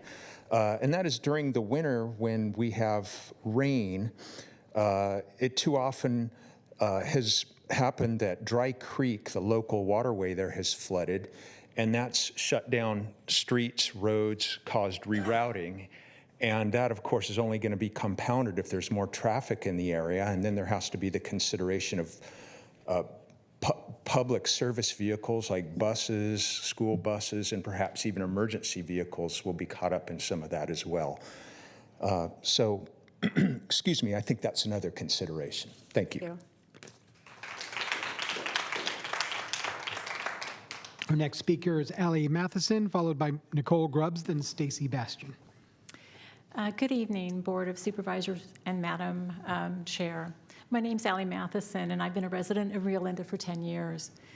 I'm here today with serious concerns about the proposed Chandra Common apartment complex.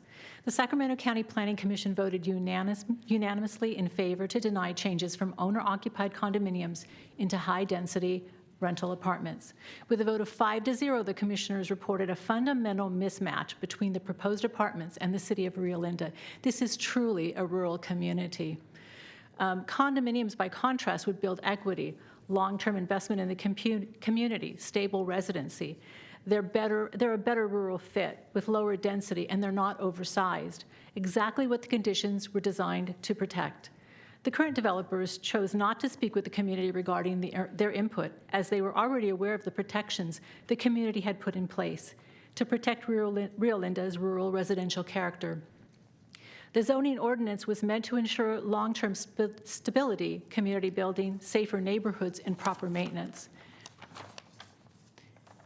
The developers state for sale units are not financially feasible for them at this time. That is a business risk that they took when they purchased the property. It should not be solved by lowering the standards this community negotiated in good faith. The developer's profit margin should not come at the expense of the quality of life for the community. The proposed Chandra Commons apartments are inappropriately massive, with the potential of adding between 160 to 360 residents within the block. We already have another apartment complex that is not filled, and there's a smaller complex on that same street, in addition to a daycare, and there's a high school, a junior high. It really is a very busy street. You have to come and see it to know what it looks like and what you would be doing with this. This high-density rental complex is a safety hazard for pedestrians and vehicles. Thank you very much. I would appreciate you voting in favor of against this. Thank you. Thank you. Our next speaker is Nicole Grubbs, followed by Stacy Bastian. Good afternoon, going into the evening. My name is Nicole Grubbs. We have lived in Rio Linda for 14 years on the directly adjacent 18-acre parcel. We own a duplex facing the proposed project, and our adult children live on Ski Park Court just around the corner. Our neighbors summed it up well between the traffic and crime that this project could bring and the fact that it was approved over 20 years ago. It just has no benefit to our current community. The property owner has little regard for the needs of our town. I've submitted multiple emails to the board clerk showing he is coming from out of town to check on the property. Therefore, he is not local, as he claims. He has been negligent in managing his parcels in Rio Linda, including a property that was storing weapons and explosives. And also, his tenant happened to work for him.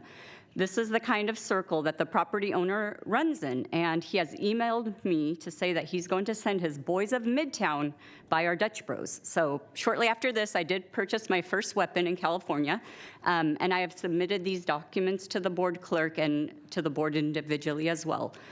In the last 2 years, I have documented 13 911 and sheriff calls for the apartments on Bel Aqua and the adjacent parcel. I have 8 calls to animal control for neglected horses on Mr. Wenzel's properties.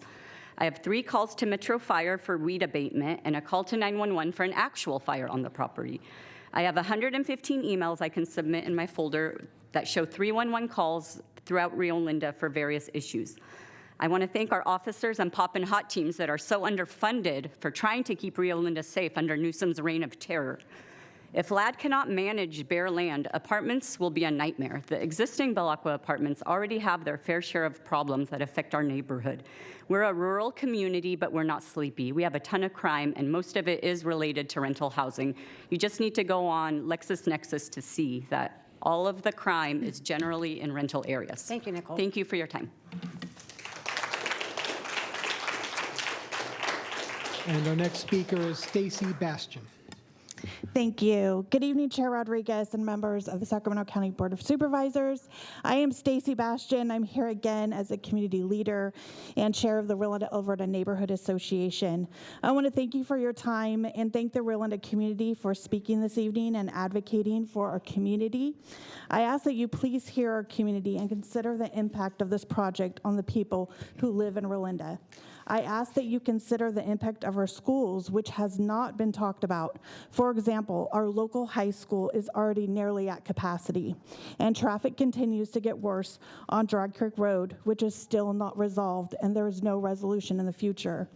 These issues affect our families, our students, and our quality of life every day. Please make sure our schools, roads, and infrastructure can support this new development before approving. Thank you for listening, and thank you for your service. Thank you, Stacy. We have no additional speakers. Okay, great. So I'll bring it back here for discussion. I took a couple of notes as many of you were speaking. If you come to my community meetings, you will hear me say quite a bit, change is coming, because it's a rural area and there's available land, and the state of California doesn't care that a rural area is impacted by development because of the challenges that we have with when it comes to housing. So I speak a lot to that, and there have been a couple of projects. This one has come up many times in discussion. What the state of California does not consider a health and safety concern or a reason to deny a project is traffic, parking, water, property values, schools impact, the fact that it's a rural community that is now has the potential for density, and there was a couple of other items that were discussed. Those are not reasons to deny a project. But one of the reasons that this particular project has been a discussion at community meetings is because it was home ownership.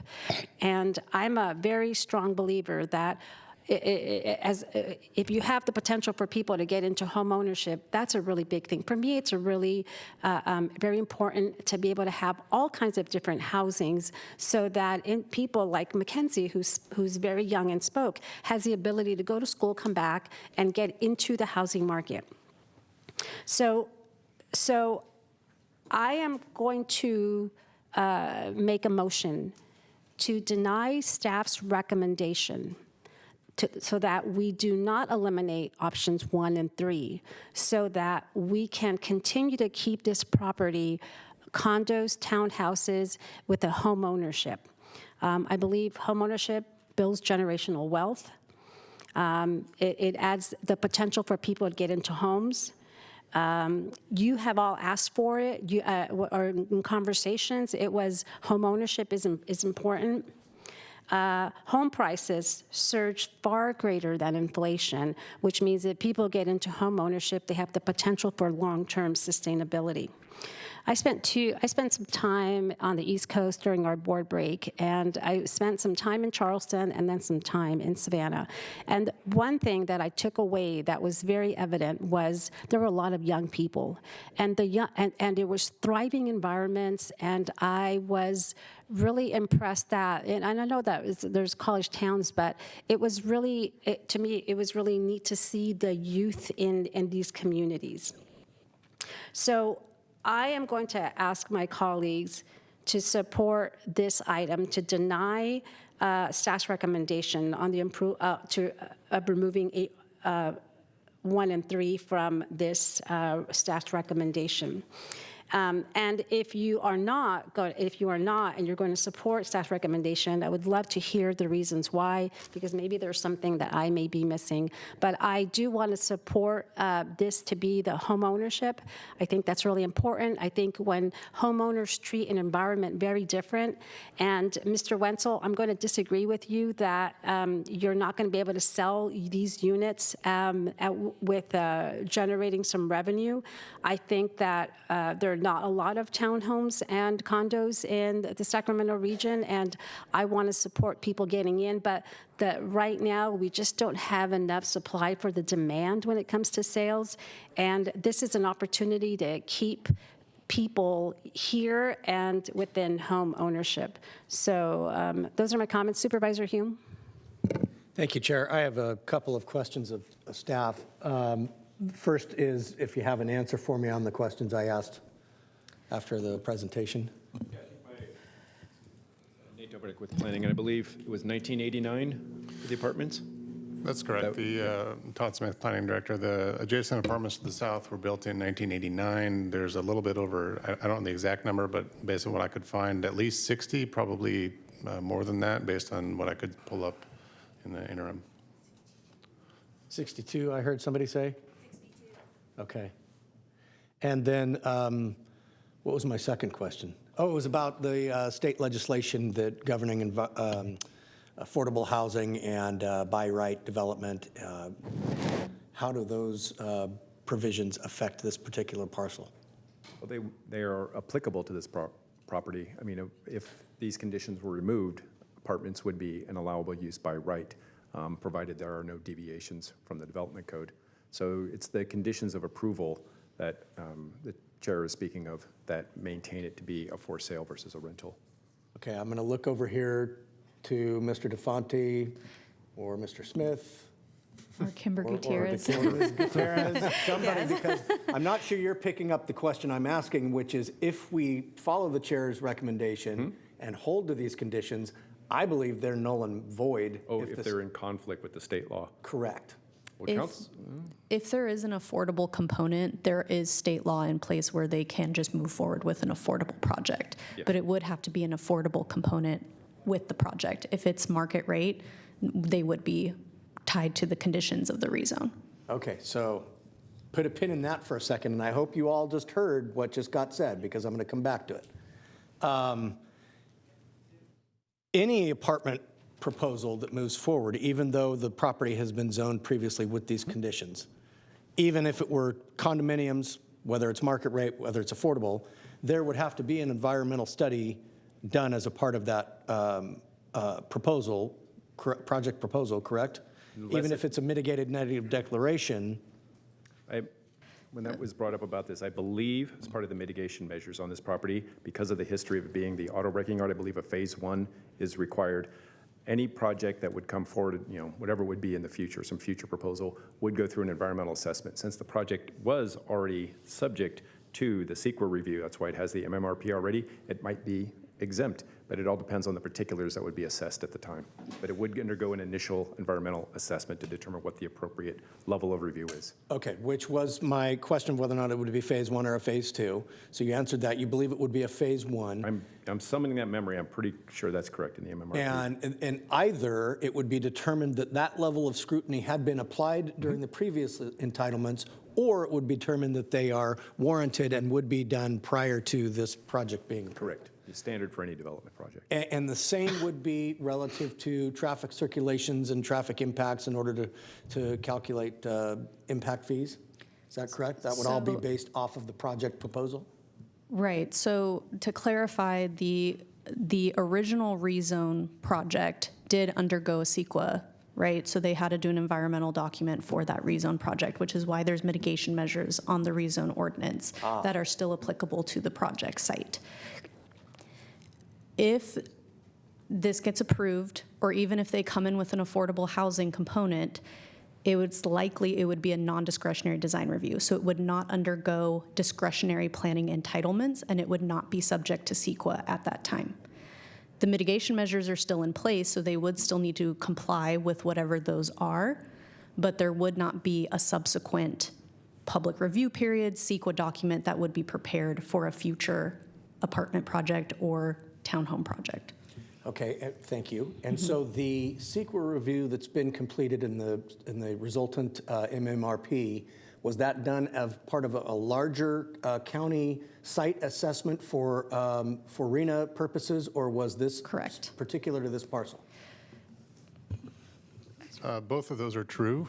So the larger countywide rezone effort in the mid-2000s included multiple sites. So it was not just only this parcel, but multiple parcels. But the rezone conditions and the mitigation monitoring reporting program was applied to each individual property as part of that process. So similar to the 2024 rezone, we went through, or staff then went through, and identified the unique environmental considerations for each of the properties under consideration for rezone at that time, and applicable mitigation to each of the properties at that time. Okay, so I apologize, it's been a long day. I want to make Yes. sure I heard what you said. Did you say that this property was a part of a 2002 effort that was countywide that had certain CEQA provisions applied to it, and then there was a separate parcel-specific proposal in 2007?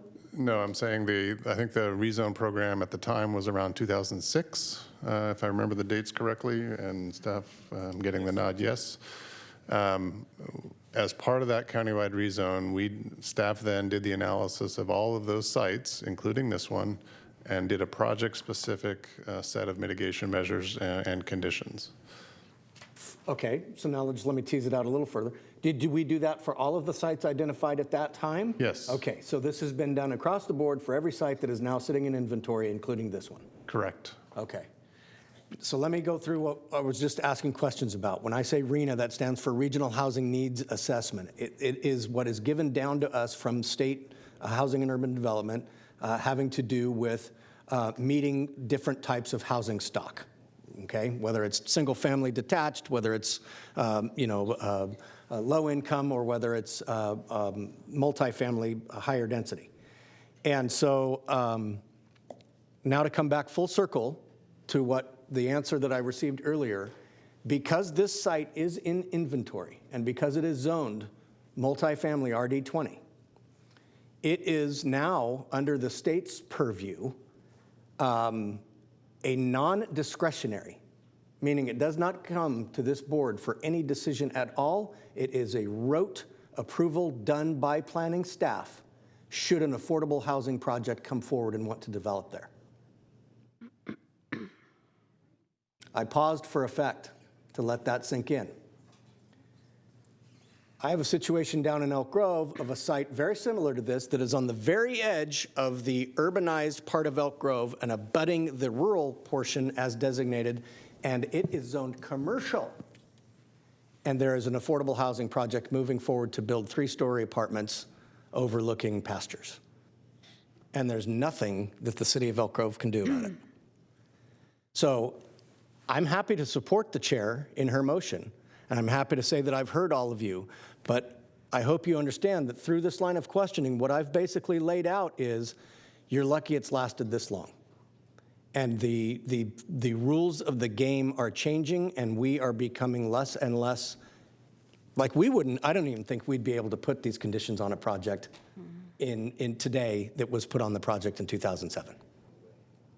I don't even think it would happen. We had a site in Elk Grove when I was on the Elk Grove City Council, 1-acre parcel in the Old Town Special Planning Area that had objective criteria. If you remember when I was talking to staff at the beginning of the meeting, I talked about objective criteria being an important phrase. We had objective criteria in place as to what would or would not be allowed within that essentially Old Town revitalization area, a commercial strip of land. And the Attorney General for the state of California sued and won. And it has now cost Elk Grove millions of dollars to relocate that 60-some-odd units on an acre of land, RD 60, in a city where there is not that density anywhere else. We lost. 11 million. 11. Well, it's a closed session figure, so I'm not going to repeat figures in public. So I'm happy to support the chair. I'm just letting you know, and unfortunately now I've let the developer know, somebody comes forward, you're going to get worse than what's being proposed. At least he's trying to say, let me make a buck and put out a 4 market rate project. So, I mean, I don't know. I'll second the motion, I guess. And we'll see where the chips fall. So just really quick, I have a question for Todd, because this is probably going to come up, and I'm sure at our future community meetings.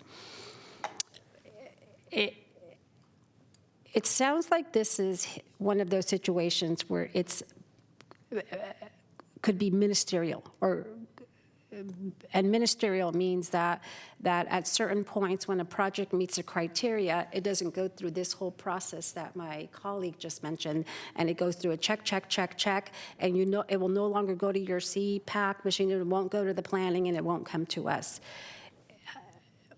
How did this project get this far if if he is attempting to do something that will eventually be ministerial? Is that because it had a zoning? Yeah, the reason this project got this far is because it is currently not an affordable housing project, and there are conditions that were adopted by the board in 2007 or 8 that very specifically say, I think what staff presented, it must be for sale product, it must be condos, townhomes, or detached single-family residential, and comply with the referenced exhibits in that rezone ordinance. It sounds like Mr. Wenzel, from his presentation, has an interest of building affordable housing. Is that correct?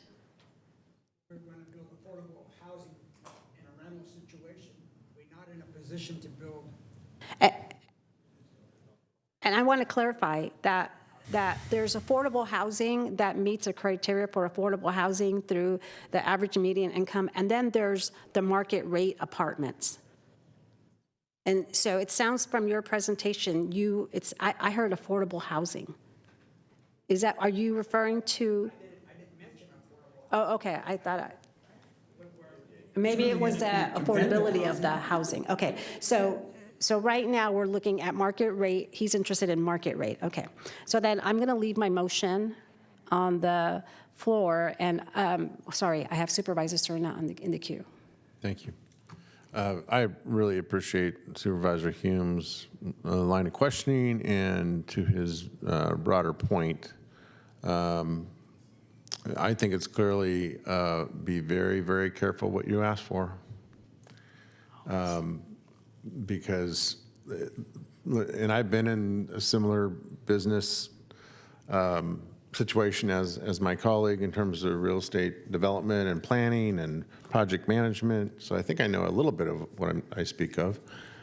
But because of the fact that HCD, State Housing Community Development, has over time, based on legislation in large part, has really come to address the critical need and shortage of affordable housing, below market rate housing. So this is anything below 120% of median income. So we're talking 80, 50, 30 even, right? So extremely low.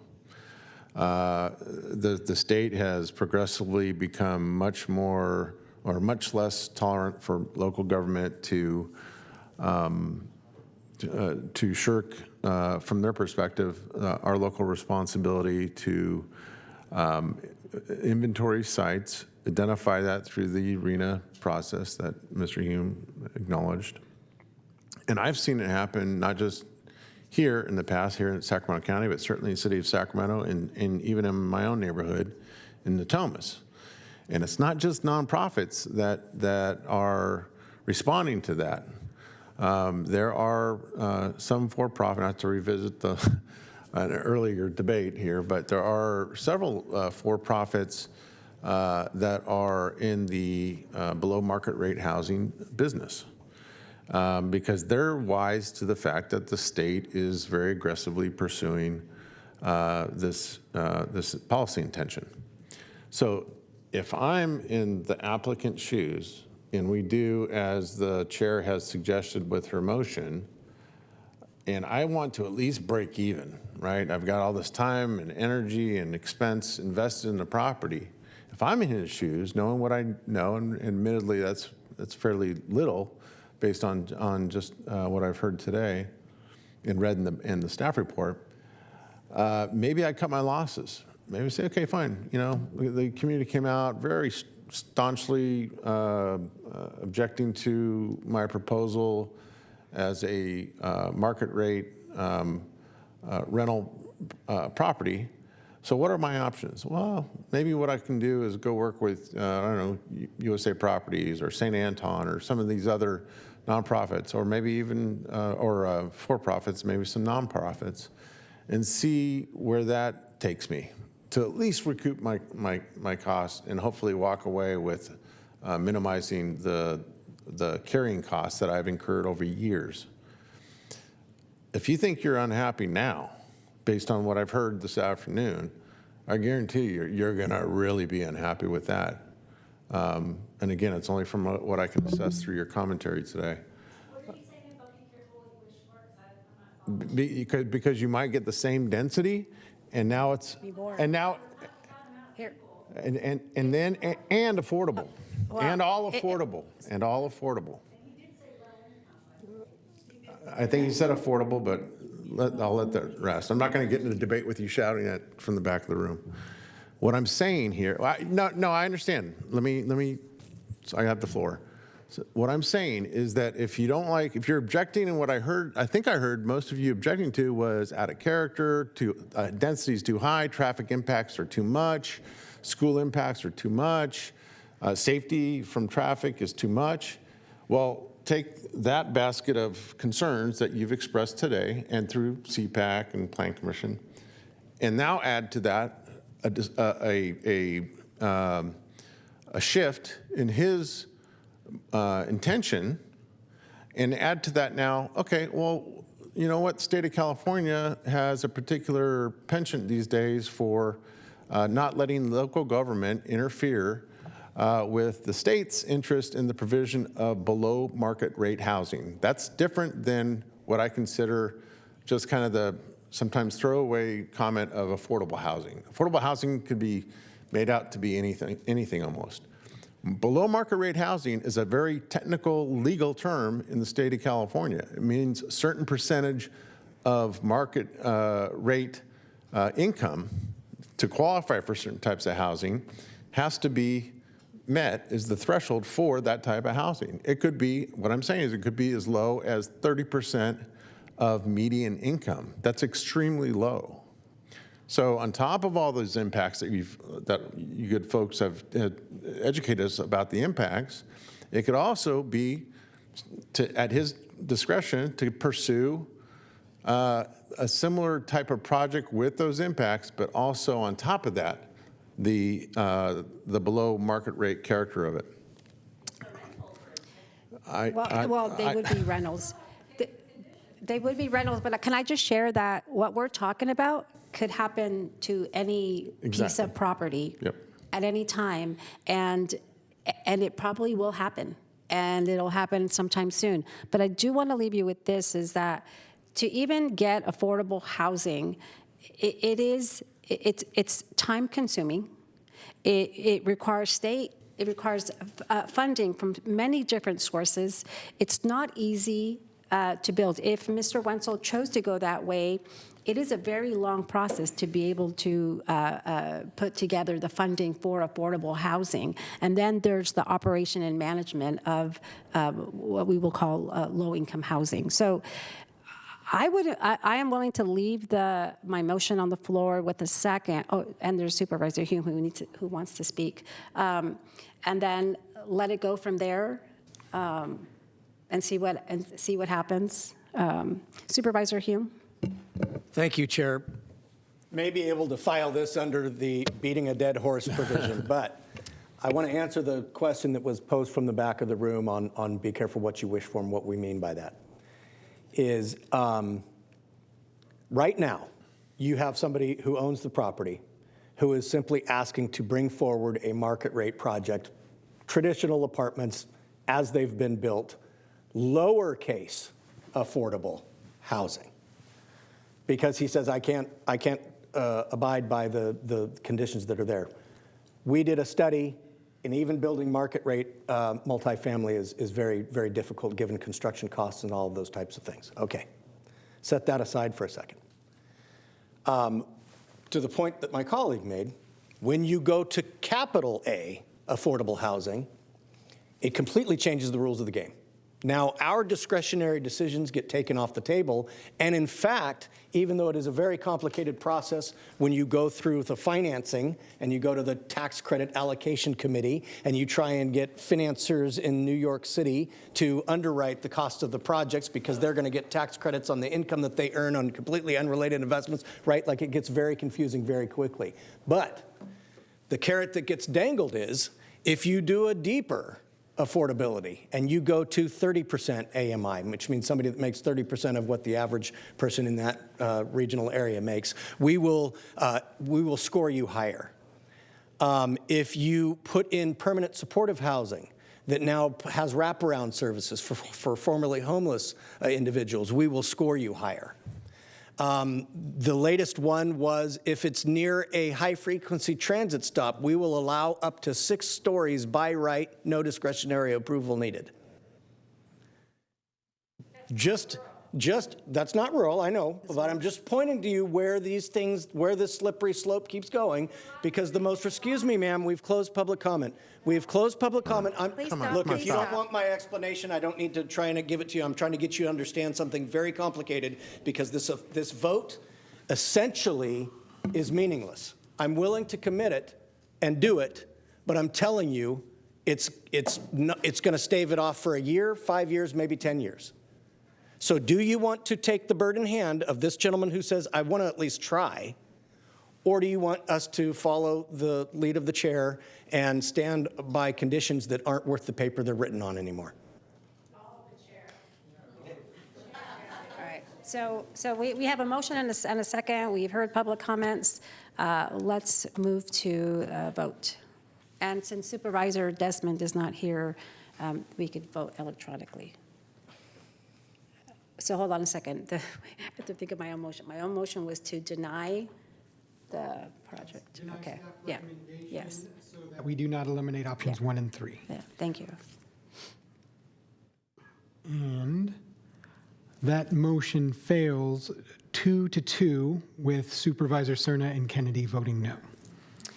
And so for the members of the public, what that means is that my motion has been, my motion does not pass, which means that Mr. Wenzel can now proceed. Well, I think we would need an actual motion in the affirmative. I'll make the motion to, Wait, hold on. because you don't have a clear majority. I'd rather not get in a late or early evening debate about procedure here, but I'm okay. Okay, I'm going to make the motion to support staff's recommendation. Okay, we have a motion and a second. Please vote. That item passes 3-1 with Supervisor Rodriguez voting no. So now, is that correct? So just for explanation, so the motion that was on the floor that from staff's recommendation has passed. And if we want a little more clarity, I do have a Rio Linda community meeting coming up, and I would welcome you all to join us. And I could elaborate more in detail, and I can bring somebody who can explain this in further detail. All right, next item, please. Certainly. The next item on our agenda, 67 was dropped at the start of the meeting, so we are on item 68.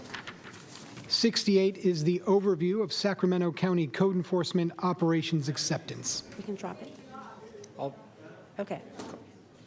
Okay, so it sounds like, Mr. Sturmer, that we are going to drop 68 and reschedule it to the next meeting? Supervisor, given the late hour, you do have number 68. We anticipate this will take at least an hour to do, so I'm not sure that you want to stick around for another hour. I would suggest that we move it to August 11th at 2 p.m. I would also acknowledge that there's 2 public speakers here, so we need to, I apologize for us going into the late hour and them having to come back on August 11th, but my recommendation, if the will of the board, is to put it to August 11th at 2 p.m. All right, so it needs a motion? Madam Chair, before we make that motion, may I offer that we call the item and then continue it so that we can hear the public speakers, one of whom who sat here literally all day? Second. Did you both sit there all day as well? Okay, so can we open the item? We'll hear the public speakers, and then we'll continue it to a date certain. I heard the F-bomb, so. Will of the board. Okay. That's fine. Is that okay? Yes. So with that, we do have 2 public speakers in person. Anybody online that would like to discuss item 68, overview of Sacramento County Code Enforcement Operations, please raise your hand. And our first speaker in person, our first speaker is Josh Oken. Thank you, Hi, Josh. Supervisor Hume. Good evening now. Chair Rodriguez and members of the board, Josh Hogan, on behalf of the Sacramento Association of Realtors and our more than 6,500 members throughout the Sacramento region. I was going to say thank you for today's overview, but that did not happen. I appreciate you guys bringing this up. We appreciate the opportunity to be part of this conversation early in the process. We share the county's goal of addressing properties that create real impacts on neighborhoods. Safe, well-maintained communities benefit everyone. As the county evaluates potential tools and policies in the future, we encourage an approach that focuses on properties creating measurable impacts while recognizing that many vacant properties are vacant for legitimate reasons, including active redevelopment, financing, probate, environmental remediation, or while they are being marketed for sale or lease. We encourage the county to distinguish between responsible property owners who are actively maintaining or improving their properties and the relatively small number of chronic bad actors whose properties create ongoing impacts on surrounding neighborhoods. As these conversations continue, we encourage clear definitions, transparency through the process, and opportunities for stakeholder input. These principles help protect private property rights while allowing the county to focus its resources where they can have the greatest impact. Finally, we respectfully request that stakeholders, including the Sacramento Association of Realtors, be included as this work moves forward. We believe there is an opportunity to develop thoughtful policies that protect neighborhoods, encourage reinvestment, and respect responsible property ownership. Thank you. Thank you, Josh. Our next speaker in person is Holly Tolbert.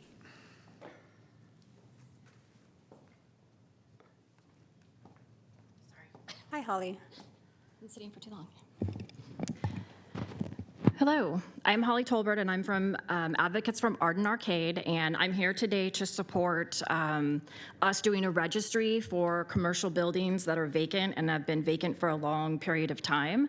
As Mike Sanchez and Rich Desmond can contest, that I have been really a thorn in their side on this issue, so I'm happy that we're actually having this conversation right now.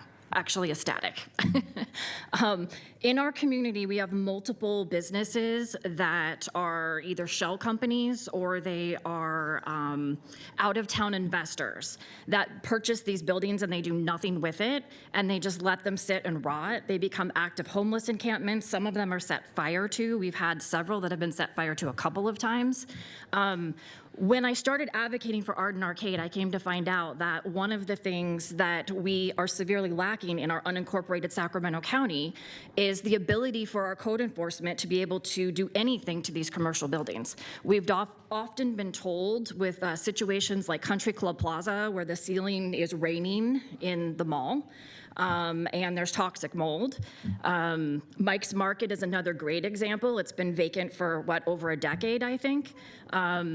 We've often been told that there is no commercial enforcement in our area.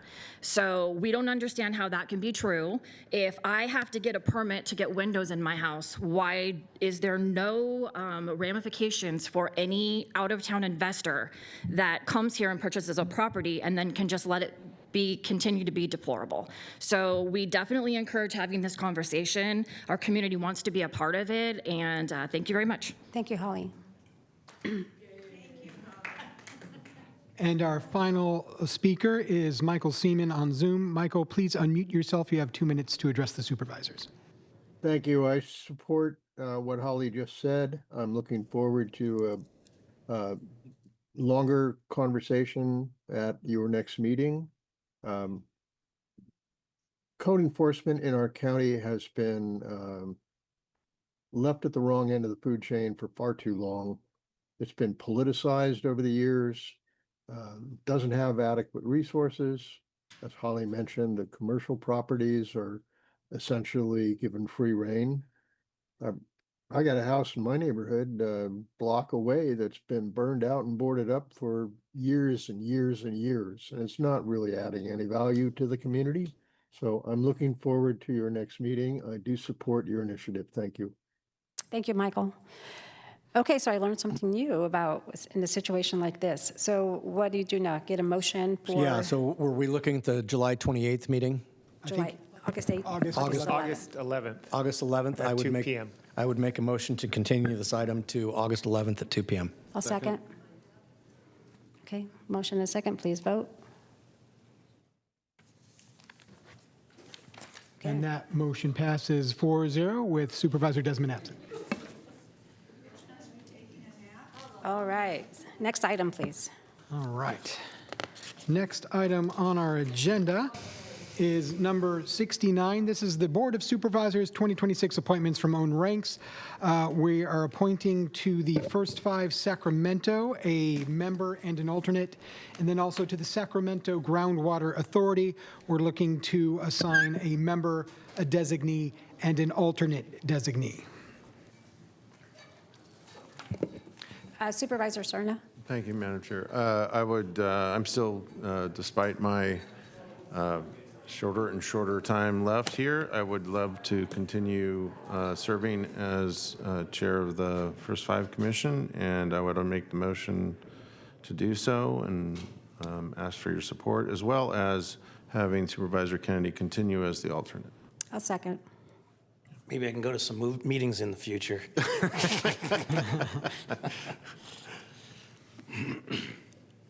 Okay, Ready for a vote? ready for vote, yes. All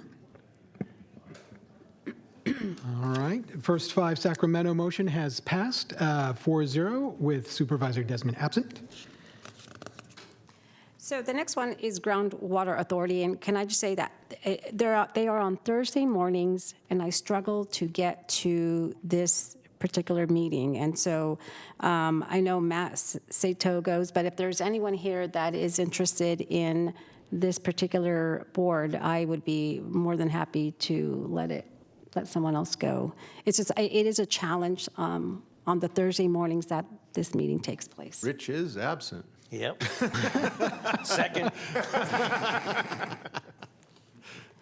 If there's anyone that's interested in it, if not, I mean, I could still remain as the member, but if there's someone that is interested.